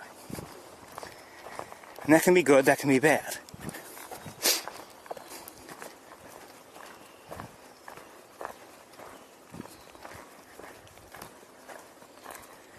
When I first started taking taking photos and things, and I didn't know what I was doing, and I didn't know what I had bought, but my first camera or two, my first camera was a crop sensor camera, and so was the next one.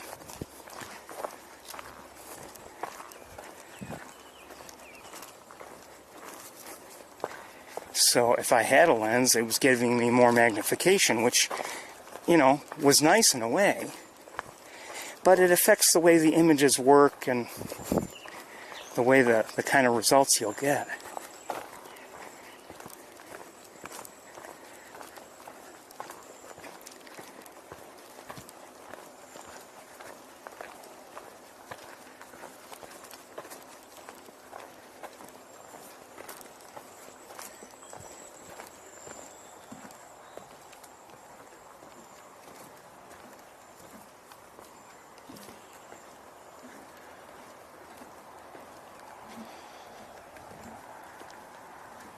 Lots of lily pads.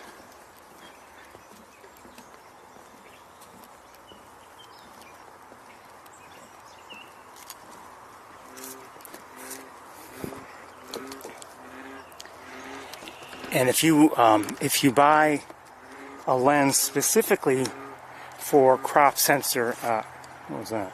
Crop sensor cameras. Can you use them on a full frame camera? Well, yes.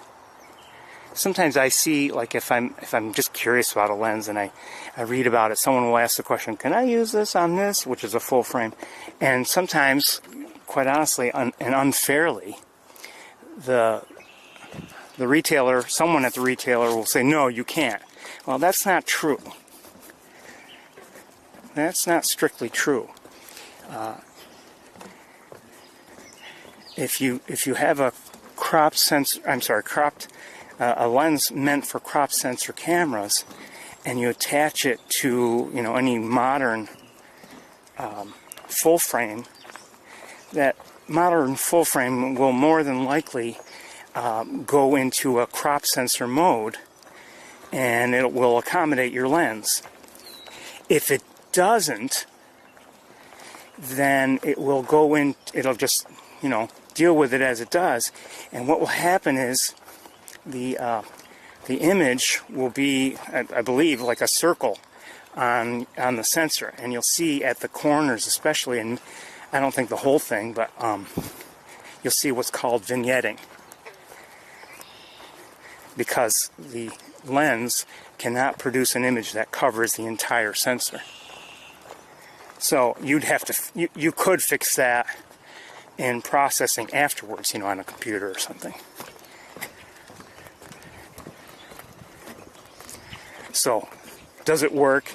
Yes, it does. But does it work as intended, as it would work on your crop sensor camera? No.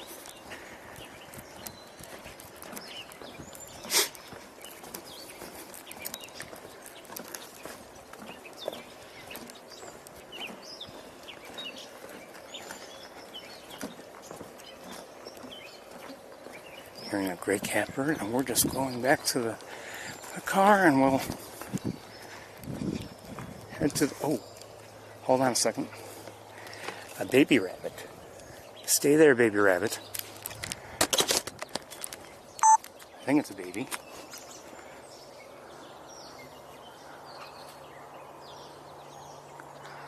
Pretty young anyway. Hello.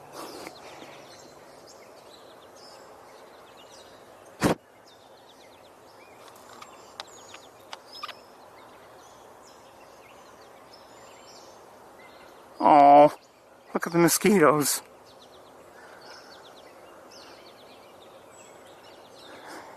At least 3 mosquitoes are on it, or after it.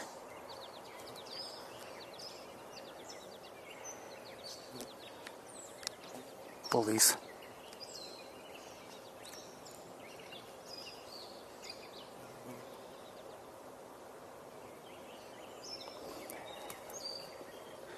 There's some after me too.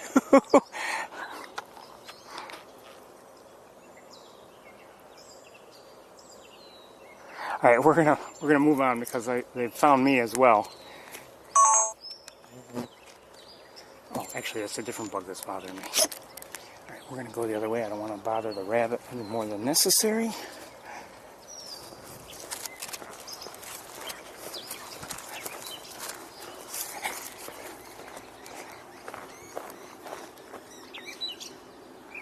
Hold on, we've got. Who was that? Oh, wait a minute. Wait. Oh, shoot.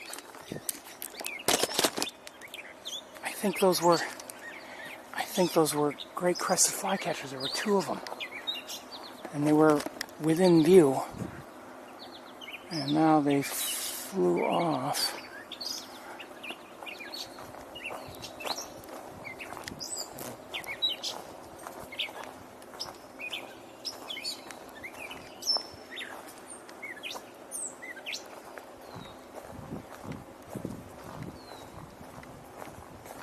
Back to the car.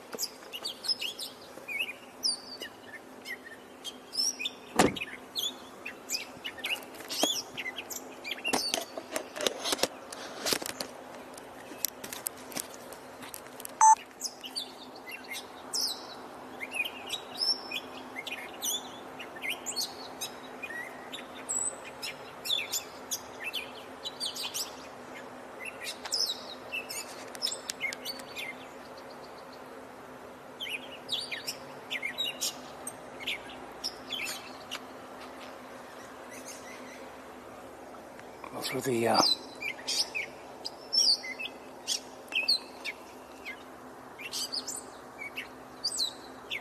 that's a Greek catbird, and I just heard the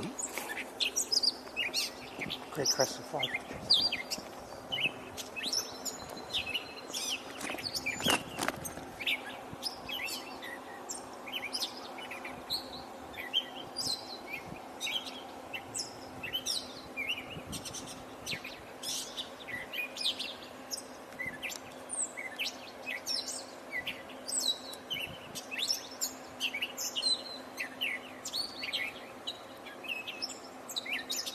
All right, let's get in the car.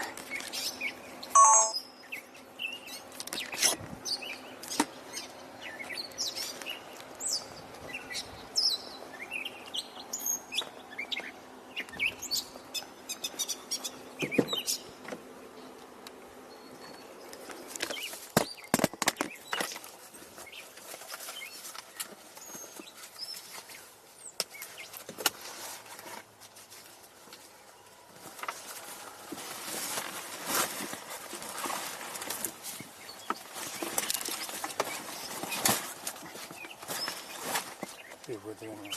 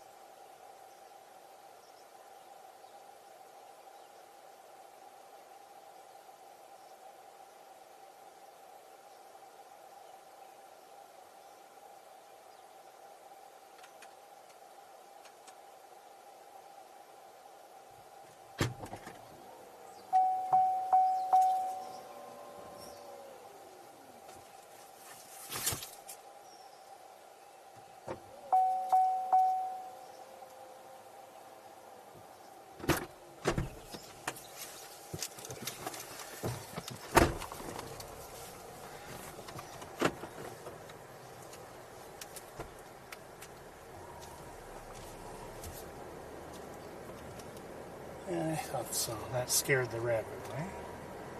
Sorry, baby.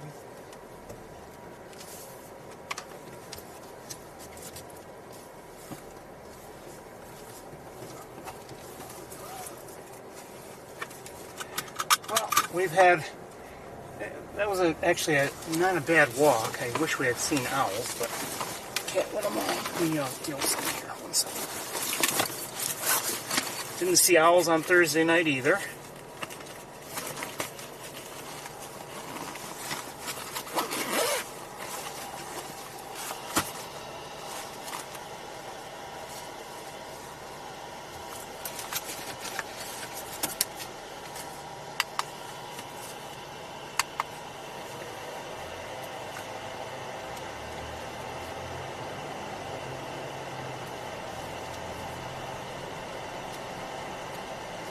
Hi, Sapsucker. Thank you.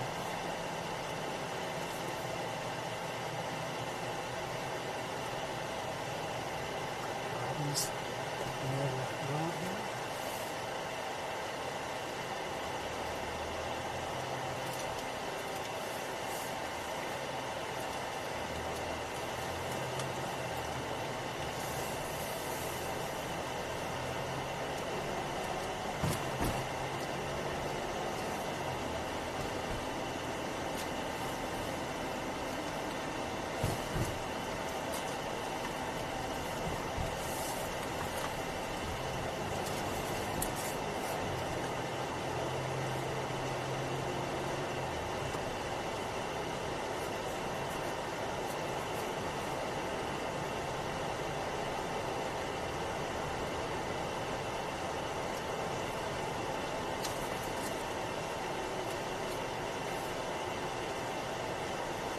Check out some things when we arrive.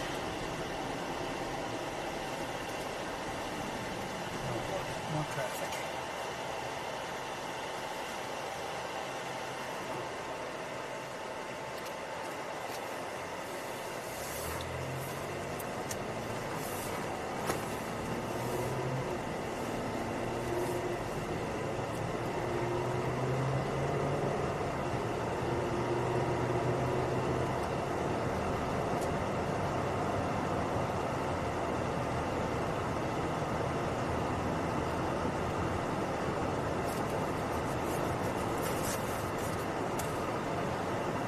2 degrees, supposedly.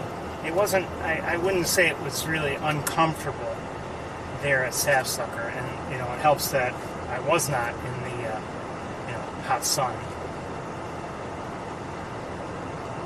Not just in the woods, but I mean, the sun has, you know, obviously been getting lower in the sky the whole time.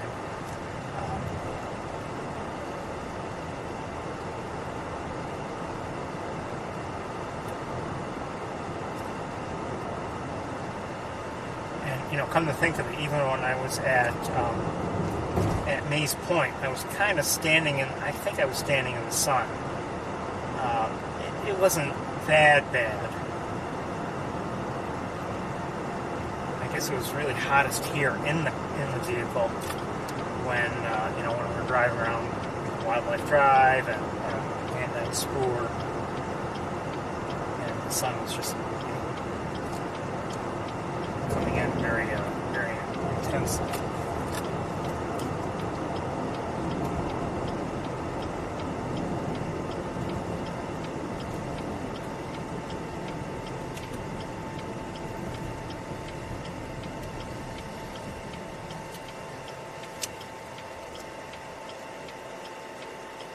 Come on, Light, let's go. I did play a couple songs on Thursday night, and including, I believe it was That Girl Could Sing by Jackson Browne. And that song had me receiving a notification from YouTube that it was you know, going to be partially blocked. The video was not viewable, and you know, click on links and things, and you find out eventually it was not viewable, and our, you know, the tour, Thursday night's tour, was not viewable in Russia or Belarus.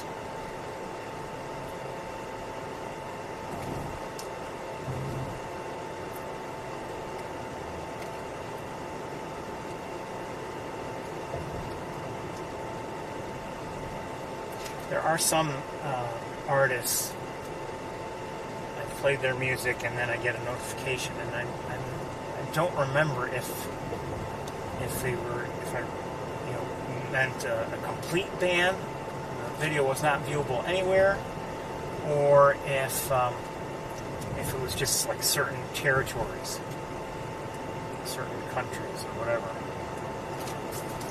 One artist that comes to mind is John Coltrane.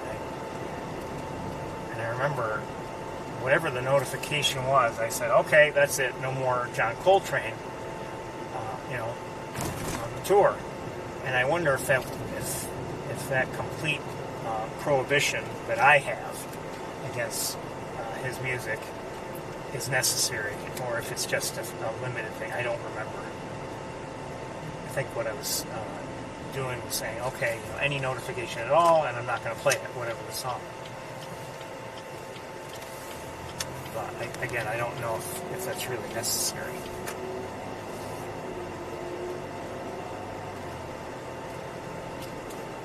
Not that I want to exclude Belarus or Russia or any other country.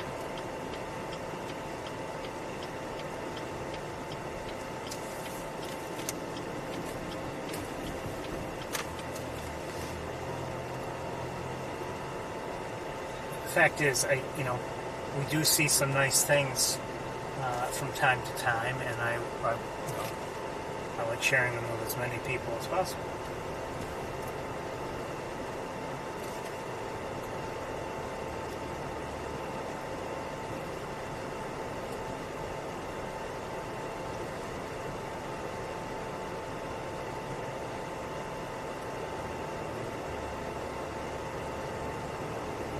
It's getting dark. My headlights are on. Maybe we should have... Sorry, maybe I should have headed to campus sooner. We're only going to have so much time.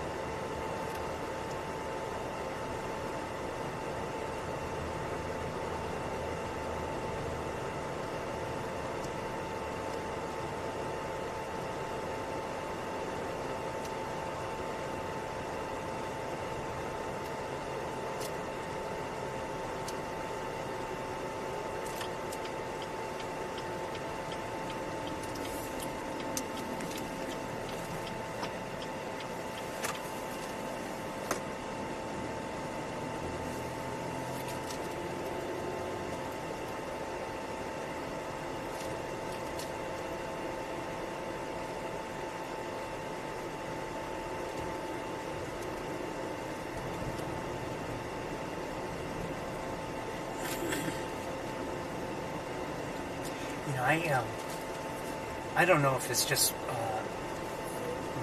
Well, there are a lot of people in that building to our right, at least at the ground level there were. I don't know if it's just been my timing or where we've been going over the last 2 or 3 years, few years in the summertime. But I just remember it seemed like there was more activity on the campus in terms of like high school students or whatever, and we'd bump into a lot of these people, young people, while we were maybe out looking at the hawks. I just saw a lot of it. And I just haven't really noticed as much of that over the last 2 or 3 years actually. I remember one year, I don't remember the year, but a couple of years where it seemed like we had kids all over the place and like large numbers of them,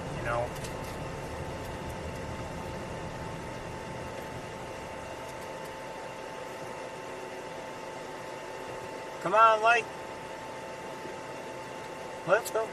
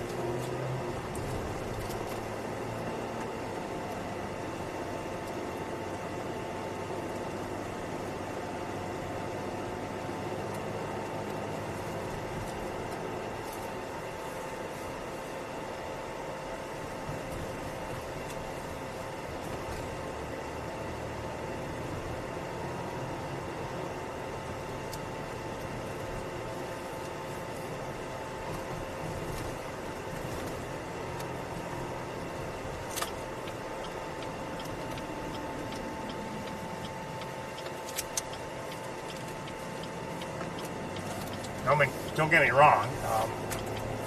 When there have been times when those kids were just loud and sometimes kind of, they were being kids. Let's just put it that way.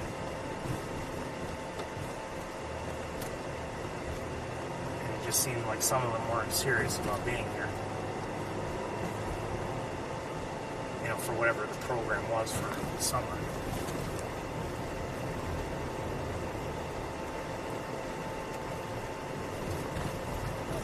Do I see somebody already on top of the crane? I think I might. With binoculars. I do indeed. Where Arthur was on Thursday night, there's somebody there, maybe Arthur. And I did not see anybody on the throne.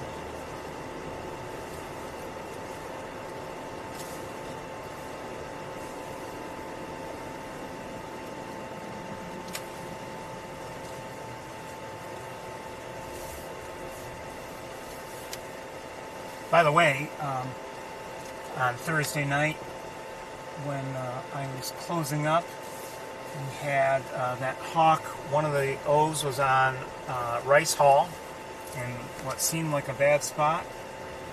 And when I left, by the time I left, still there. Never budged. Okay, give me a few moments.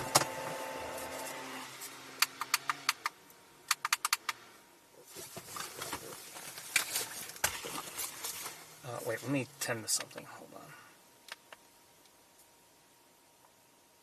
Oh, that's not good.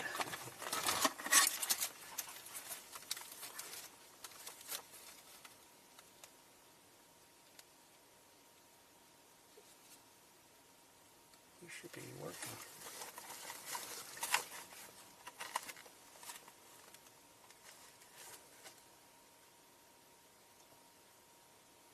Okay, that would be better.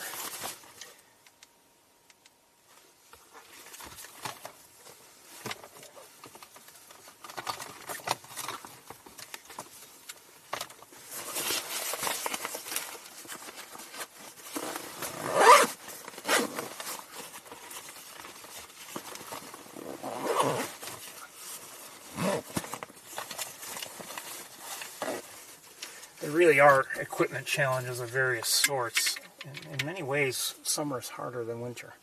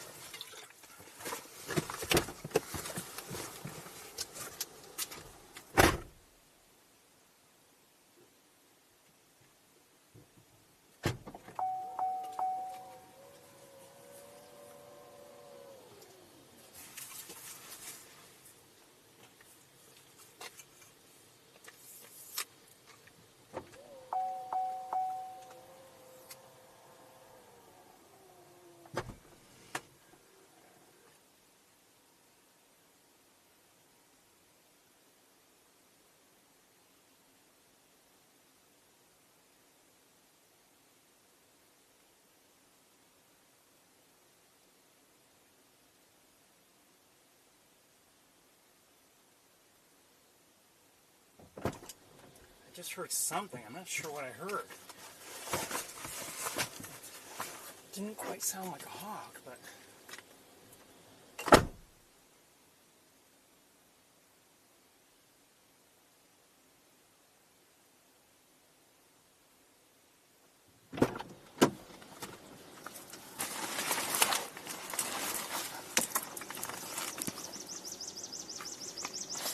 Hold on one second. That sounded like a dark-eyed junco, I think. It was smoother than the sound of a chipping sparrow, but a lot like a chipping sparrow.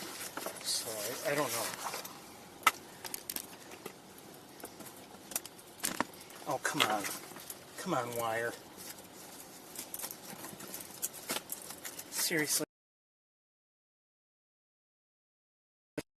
Get through there. How did it do it?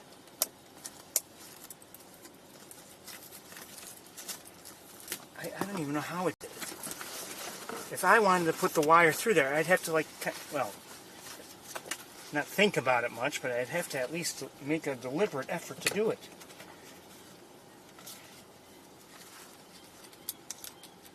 Okay, I do see one on Rice Hall making a funny sound.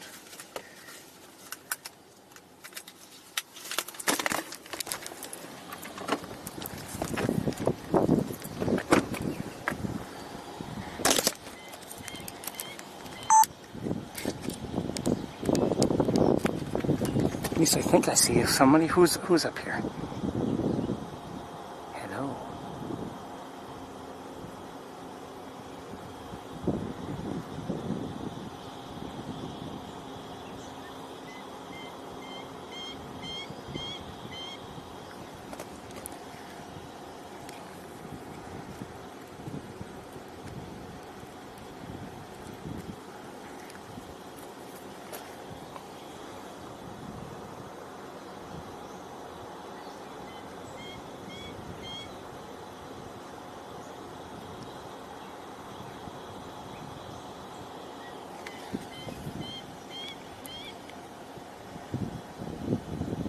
Okay, I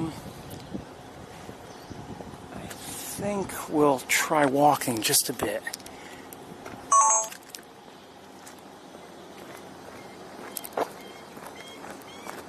And I'm guessing there's somebody else nearby.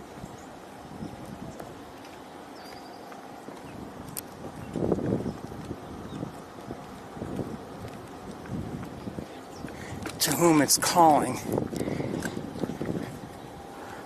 Hold on. So on Rice Hall, we have one of the juveniles here.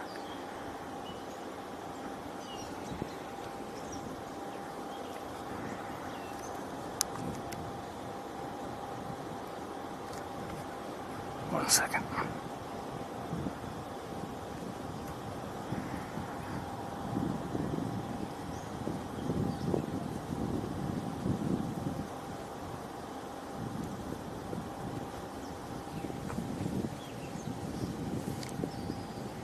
I see a robin.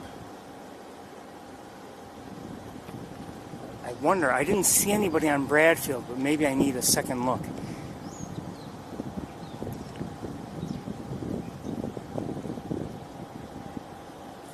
Okay, let's continue.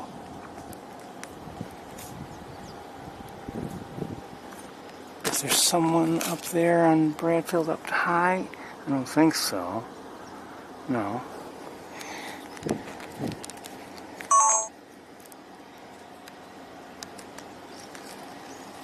And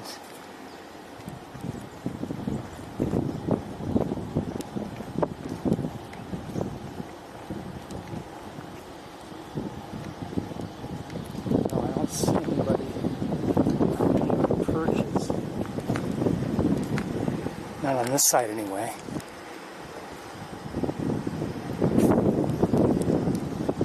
And then, up here on the crane, we have, that looks like Arthur.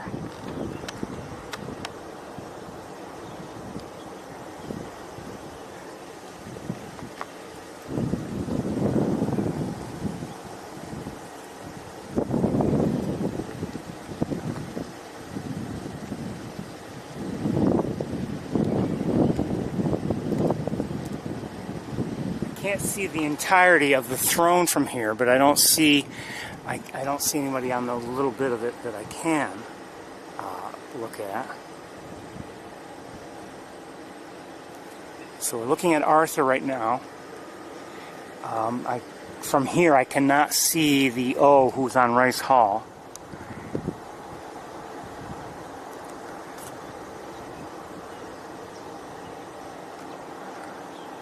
And we're hearing a gray catbird. And let's keep going.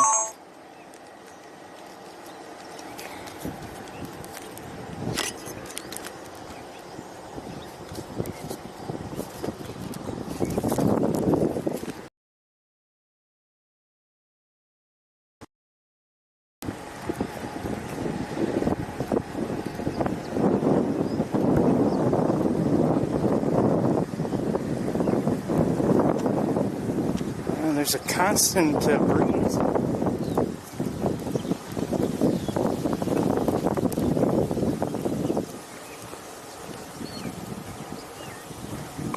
To be honest, I don't know what the forecast is for overnight. I don't see anybody on any of the Bradfield perches on the eastern side.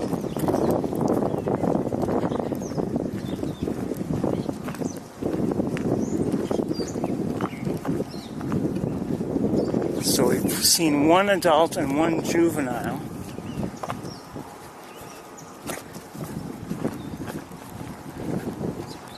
Oh, I see another. Hold on. Right on the adjacent tower, there's somebody.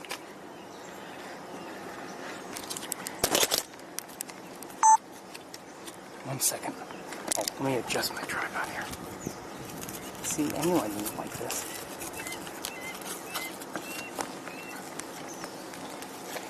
Alright, 1 second. Here we go. Right up here. Hello. Uh-oh. Did something happen? Did someone go by? Oh! That sounded like an adult to me.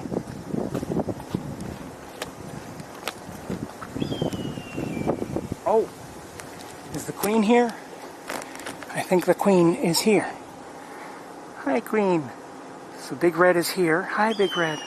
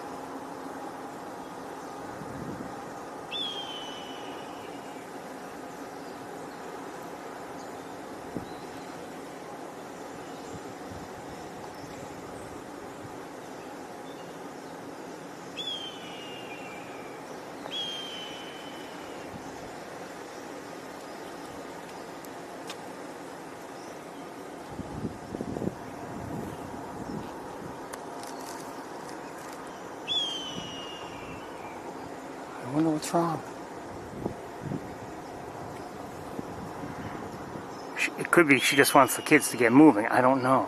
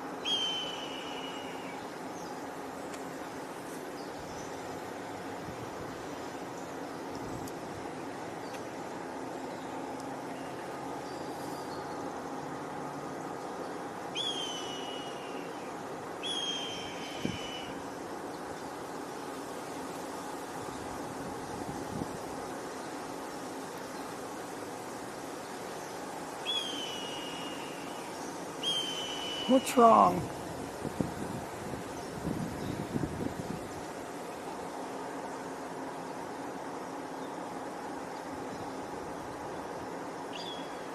Oh,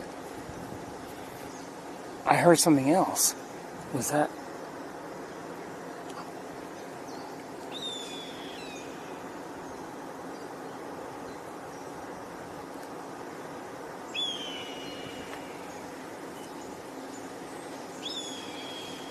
I thought I heard something else. Maybe not.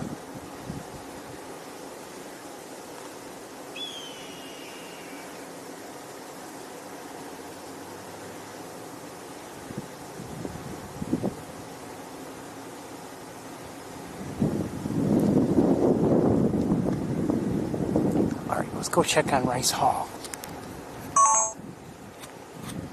We'll leave everything in place. I don't believe that she could be vocalizing because of me. Only because, I mean, she's used to seeing people down here and looking up. I think something else is bothering her. I've had the sense, sometimes looking at other hawks that maybe one was concerned about me. But, again, she sees people all the time. I think I just heard a killdeer.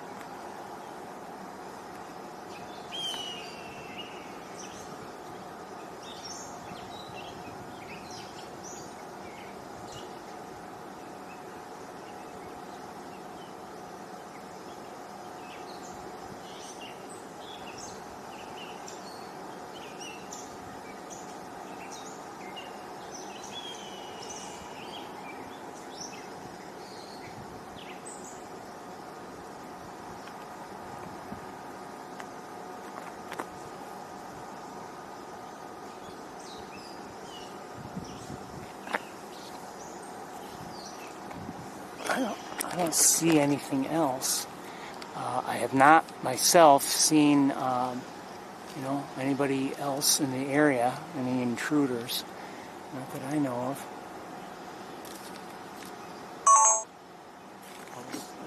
I can see her from here, and although not well, I can see. I can see from here. I can see everybody.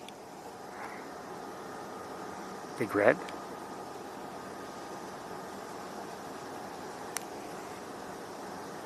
Oh, Arthur is, well, from here it looks like he's gone. I think he took off. At least I'm guessing. And our O is right here.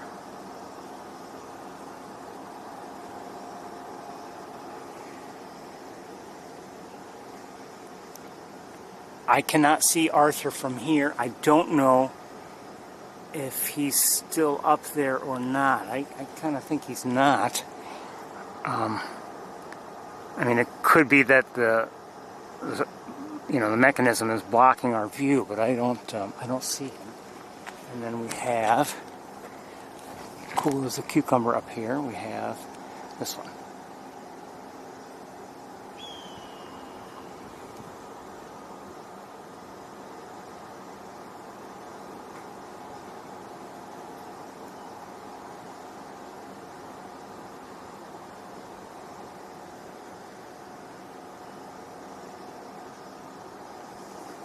I'm glad that we've managed to see everybody tonight, but I don't know what's going on.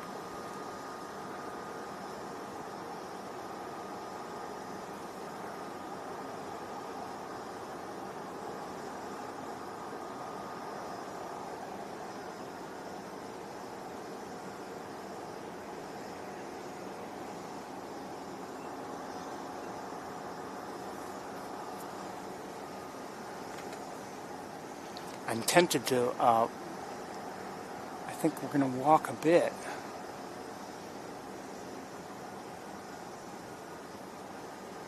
See if Arthur is in fact up there. Again, I don't believe he is. I think he took off when we weren't looking. And I don't know where he went.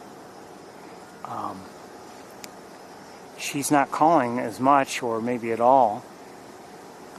Now, let's take a walk. I mean, it's possible that if there was an intruder in the area, maybe Arthur kind of encouraged it to leave, or maybe there was some other thing. We've seen her before, and I think it was like a couple of years ago. No, actually, it was a few years ago, a number of years ago. She was vocalizing quite a bit one evening, and I remember at first I wasn't sure if she was calling to Arthur or what, and I don't know if he had been there the whole time and I just didn't know it, or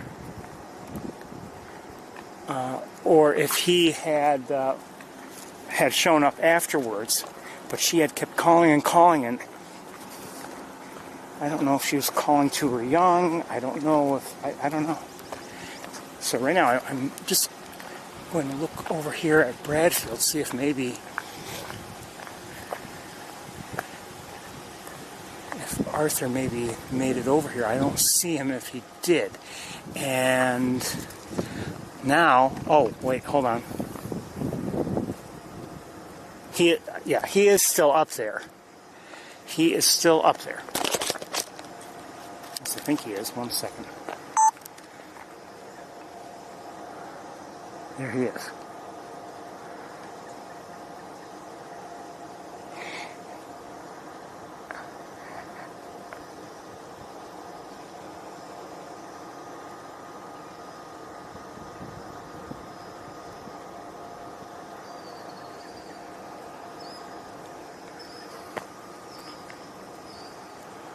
Can I... Hold on 1 second. Oh, wait a minute.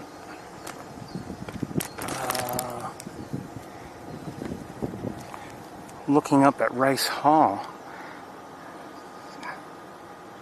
Someone may have left. I'm not sure. I don't think I would be able to see from here. So either...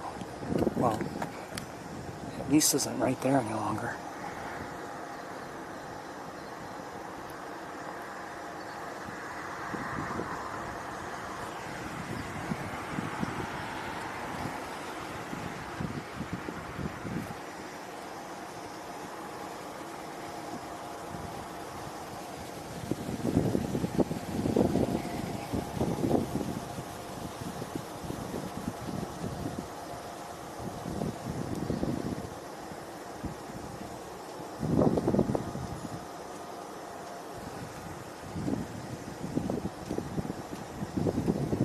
There's a cat back there with the collar on. Not sure who it belongs to. Okay. You maybe you can call it in. Thank you. I don't have anyone to call it in to.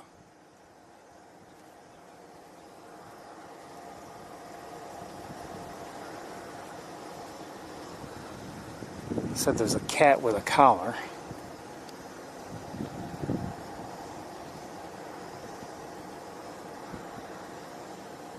You know, quite honestly, was it the other night I saw a cat on the campus and I kind of wondered about it? Maybe. I was like, boy, it was kind of odd for it to be, it was in this general vicinity.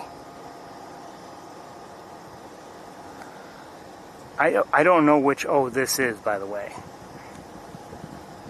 01 or 02. Might help if it turned around, but can't have everything.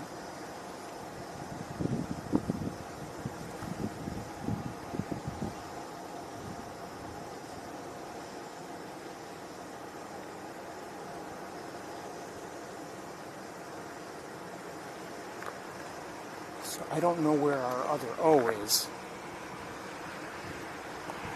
Could go looking for it, but we've got three hawks in sight.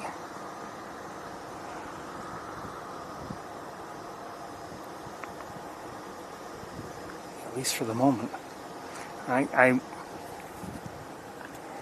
would not be surprised if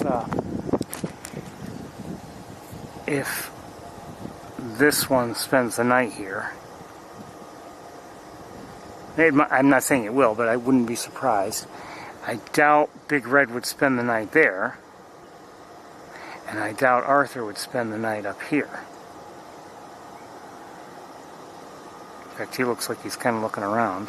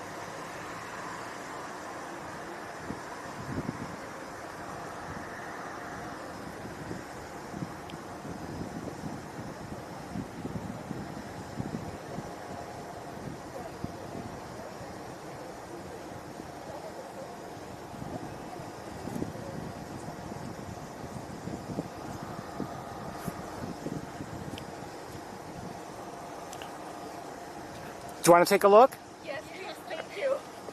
We're about to ask you. Thanks. There are 3 of them within view. Oh, there are 3? 3. Now, at the top of the crane, okay? That's the one we saw. Well, the very top of the crane, right there, that's the father. Are. Okay. Oh, whoa. Yeah. I can see that. Wait, Okay? that's so cool. Yeah. That's the father. Yeah. Now, the mother is on the... Wait, that's the mother? Yeah, the mother is That's there. the one over there. Yeah, and the one that's tiny up there is beautiful. There, yeah. Oh, wow. Beautiful. That's the mother on the... I don't know. The string. Yeah. Okay. Cool. And then on... You see the 2 lighting towers? Yeah, I see on them the now. left. On the left one at the top is one of the young. 1 second. There's another young one? It's a young one. Okay. Oh, whoa. That's cute. And as of a few minutes ago, there was another one on top of that's Rice Hall there, but I see. But it's not there now. It's not there now. Well, I can't see it. I don't know where it went. So now you know. Are you tracking them? I watch them a lot. I'm streaming this live, just so you know. Yeah, I know. There are a lot of live cameras too for Cornell. Do you have a specific one for the one that you do? I'm streaming right now to. If you scan that, okay, you'll see what I'm can seeing. Can you take this? Sure. Yeah. And so I don't know again where the other young one is. It was there. and the mother was calling out a few minutes ago, and then she stopped. So I don't know what's going on. Oh, okay. And she won't stay there too much longer. She'll probably somewhere. go there. I see. And the father might go there as well. Oh, there's a Okay. father. Would the young one fly as well with them? Probably, I could see it probably staying right where it is tonight. Oh, I see. So the whole night it would stay there? Wait, Pardon that's me? the father? Probably. That's the father there. Okay, and that's the child. The one on the light. The one on the light, Okay. yes. And another child was on Rice Hall at the very top, but I don't know where it is now. Oh, cool. That's Okay. really cool. Thank you. Thank You're you welcome. so much. My pleasure. Take care. You too. So back to, there we go. Oh, whoever.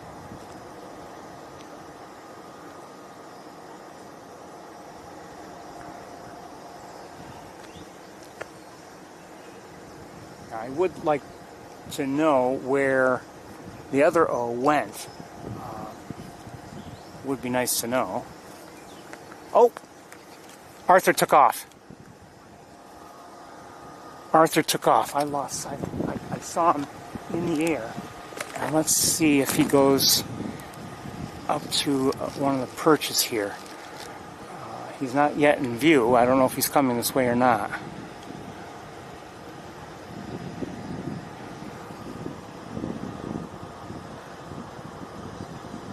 I hear a gray catbird.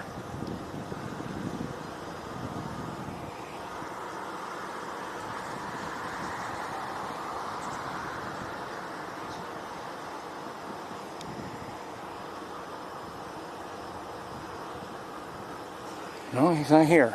I'll bet he went to the... Well, I don't know where he went. He may have gone to the other side of Bradfield. Let's go back up to Big Red. I would not be the least bit surprised if this O stays here for the night. It's, you know... It's a secure, fairly secure spot. Or at least it's one that they've used in the past.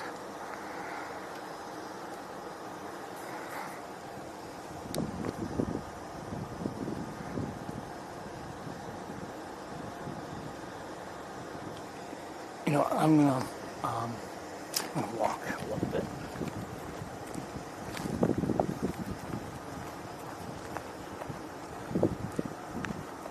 So we don't know where he is.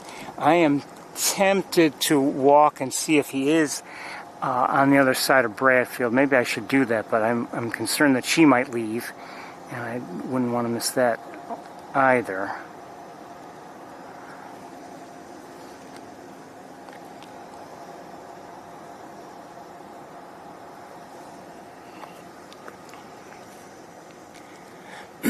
It's always a pleasure to share the birds with anyone who might be, and even if they're not bird watchers, maybe they might find it interesting to see that there are the hawks living right here on the Cornell campus. You know, I see a red-tailed hawk, and I'm not saying I take them for granted, but I'm accustomed to seeing them. And you know, for a lot of people, oh my goodness, a red-tailed hawk! It's almost like, is it an exotic bird? Is it? And you know, they're widespread and everything. And actually, they across the country, they live in a wide variety of habitats. So they've been very successful at adapting to, you know, the various habitats offered by, you know, our country here. But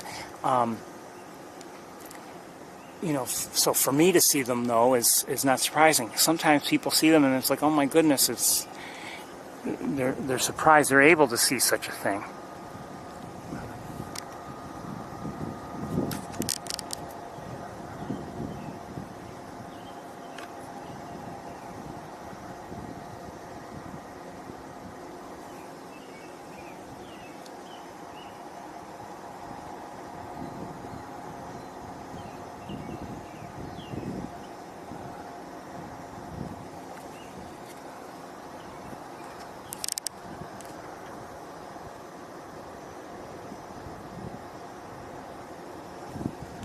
She also looks like she's now looking around and considering her options.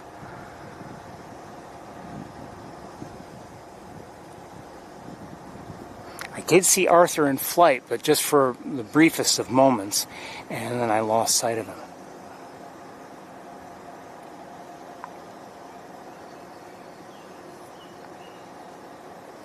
Anyway, one of the things I was just referring to is it's always been a pleasure if I'm here on the campus and we're seeing the hawks together, and then there's just someone who's passing by or whatever.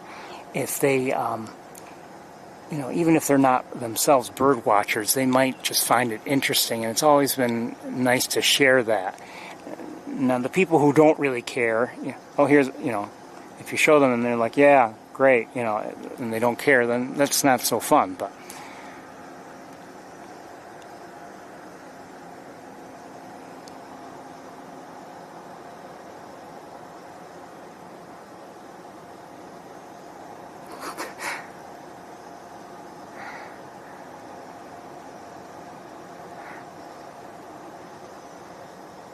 I did see in the chat room somebody mentioned that cotter pin.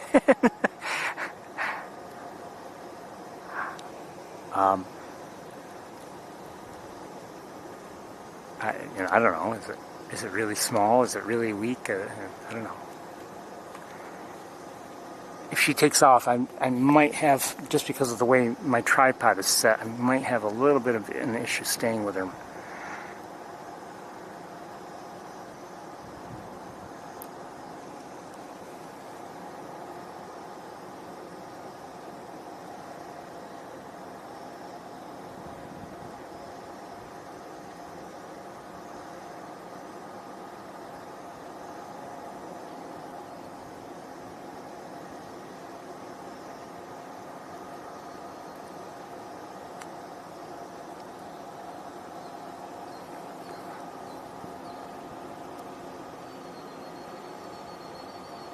Now I'm going to lose her. Okay. She looked like she was heading towards Bradfield. She may have made a stop along the way. I don't see her, although it is dark on the perches, so maybe she's there and I just don't see her with a naked eye.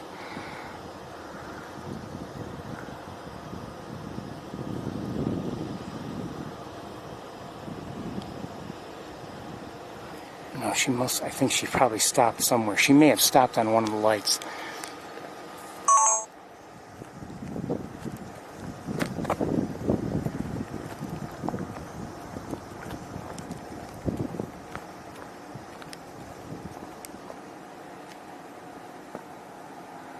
That's right, they took down those lights. I don't know where she is. Sneaky. You know what? I'll bet I know where she is. Let's take a walk. I wonder if she and Arthur are on the other side of Bradfield together.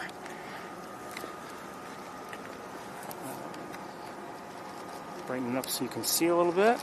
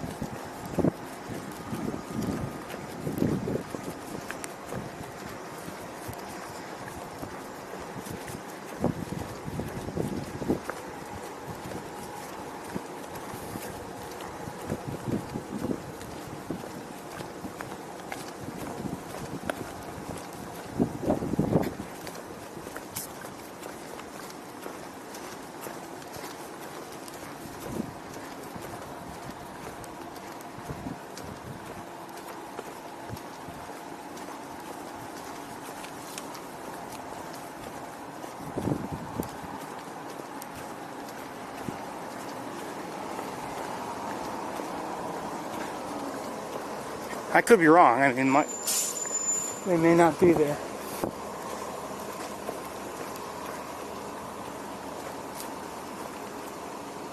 I don't see them with the naked eye. One second.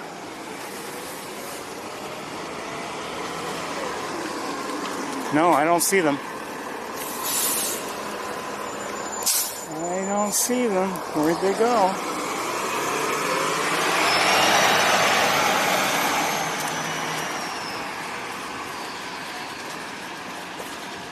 Unless they went to one of the perches we can't see from the road. It's very possible. A little bit unlikely.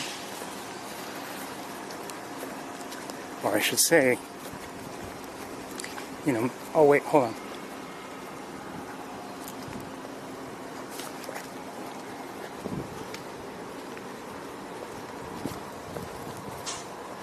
I was hearing a robin.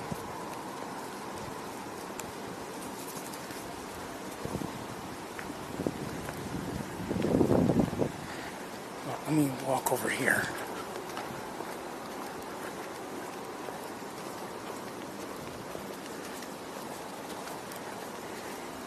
Closer to plant signs now.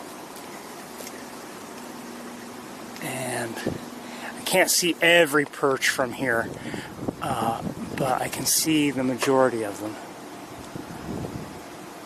And I see somebody.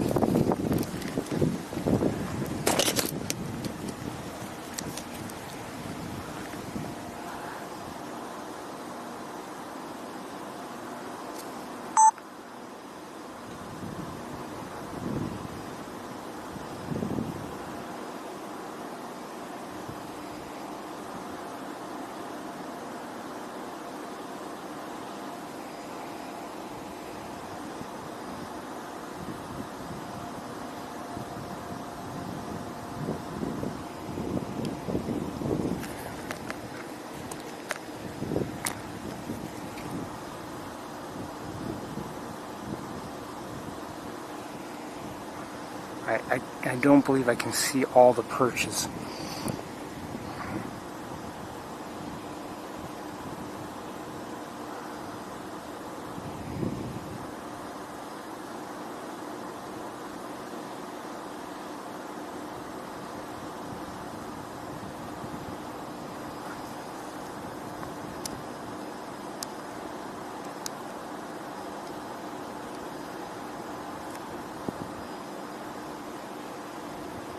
I think that's Big Red.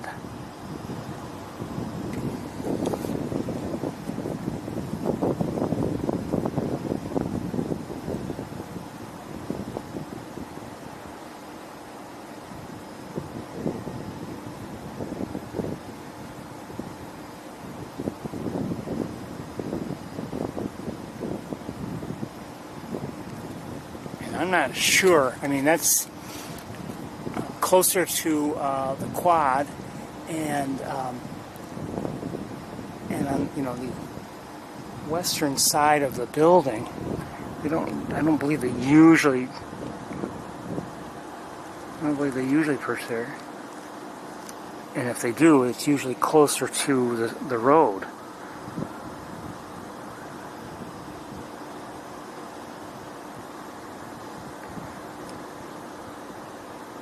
If you're wondering, the throne is up here.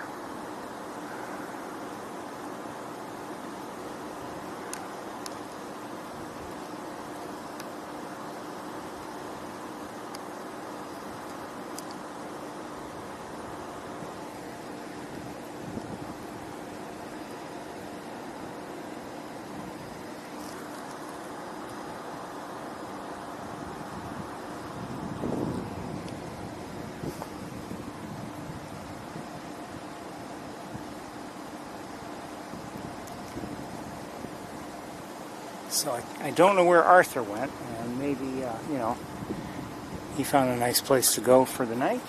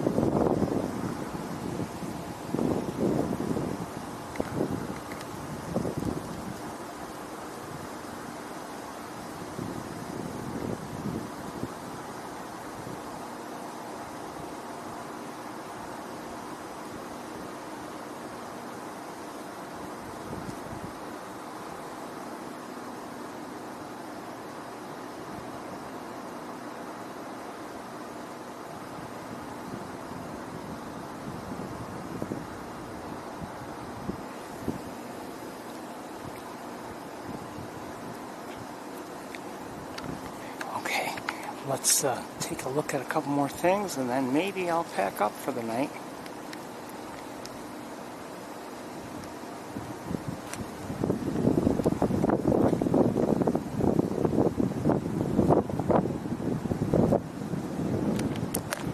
I had heard, somebody, well, I had heard a robin. We still have an O there on the adjacent tower.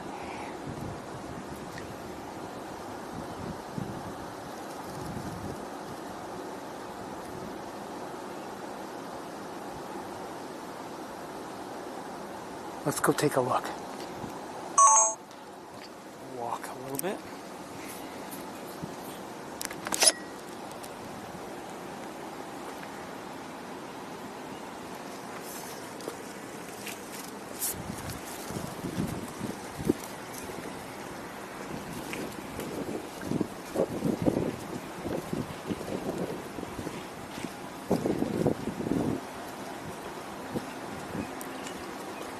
Saying good night to Big Red. Good night.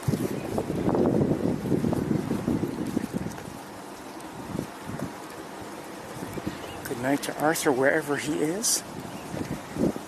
Good night to the other O wherever that O is. And we're going to go say good night to this O on the adjacent tower.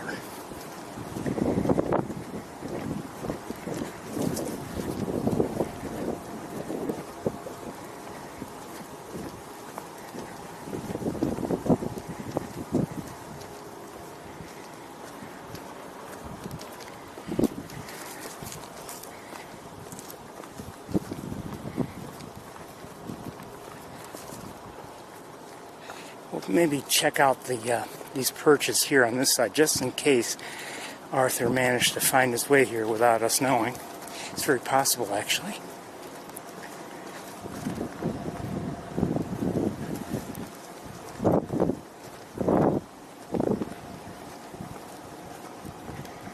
I complain about the wires and the other things, but, truth is, it's a pleasure to do this.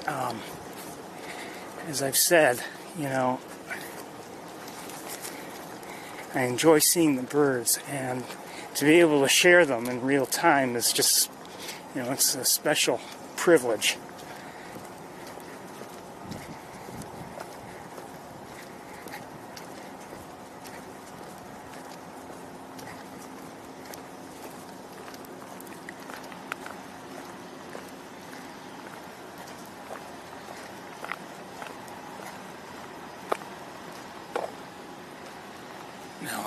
I don't see him, but let me look with binoculars and see if maybe he's there somewhere.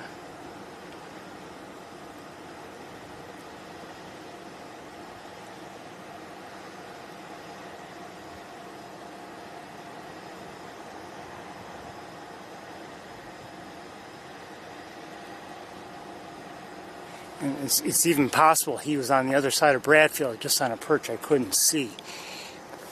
I don't know.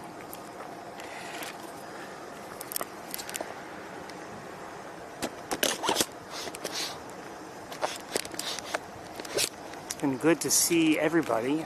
We didn't have a lot of time here on the campus, but we managed to see everybody, and it feels good to have done so.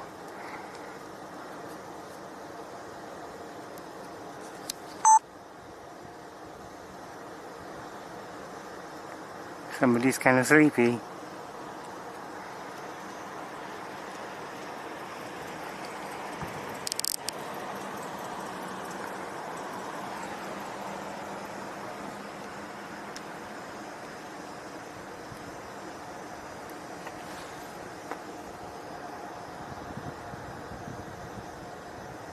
What a beautiful bird.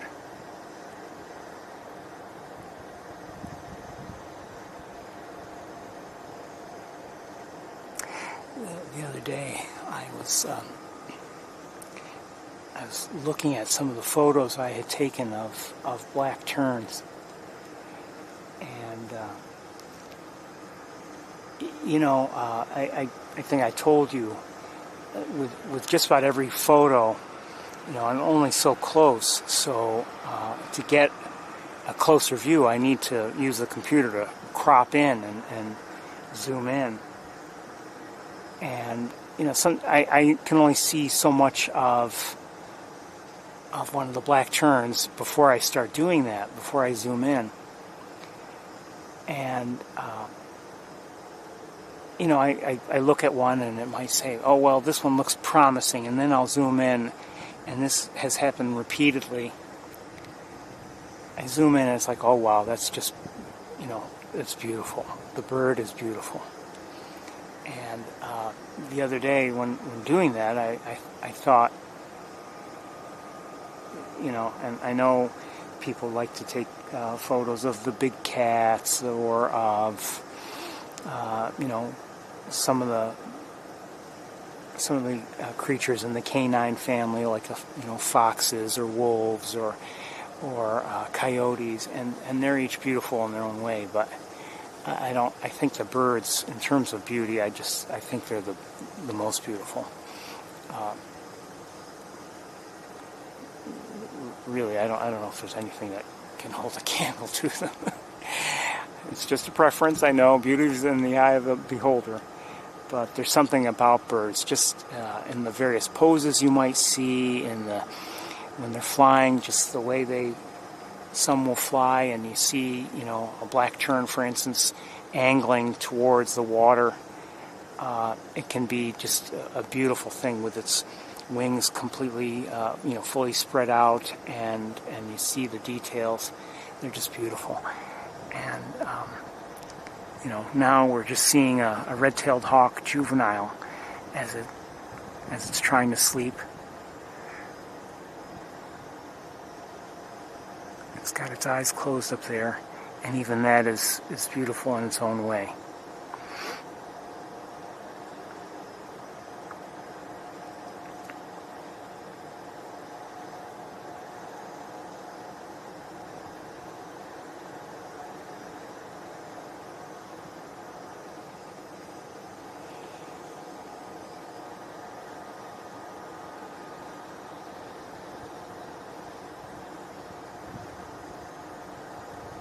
I think it's time I packed up and headed home. I can brighten up just a little bit more.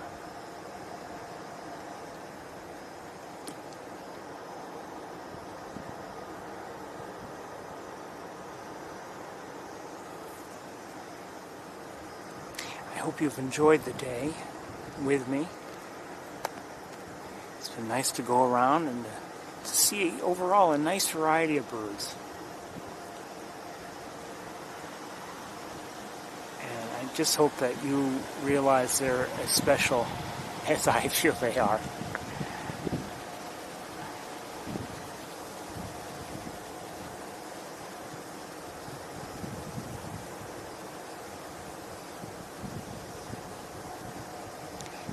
Everyone, I want to wish you a very good night, good day tomorrow, and I don't know when we'll see you next, but hopefully soon. Until then, take care. Good night, everybody.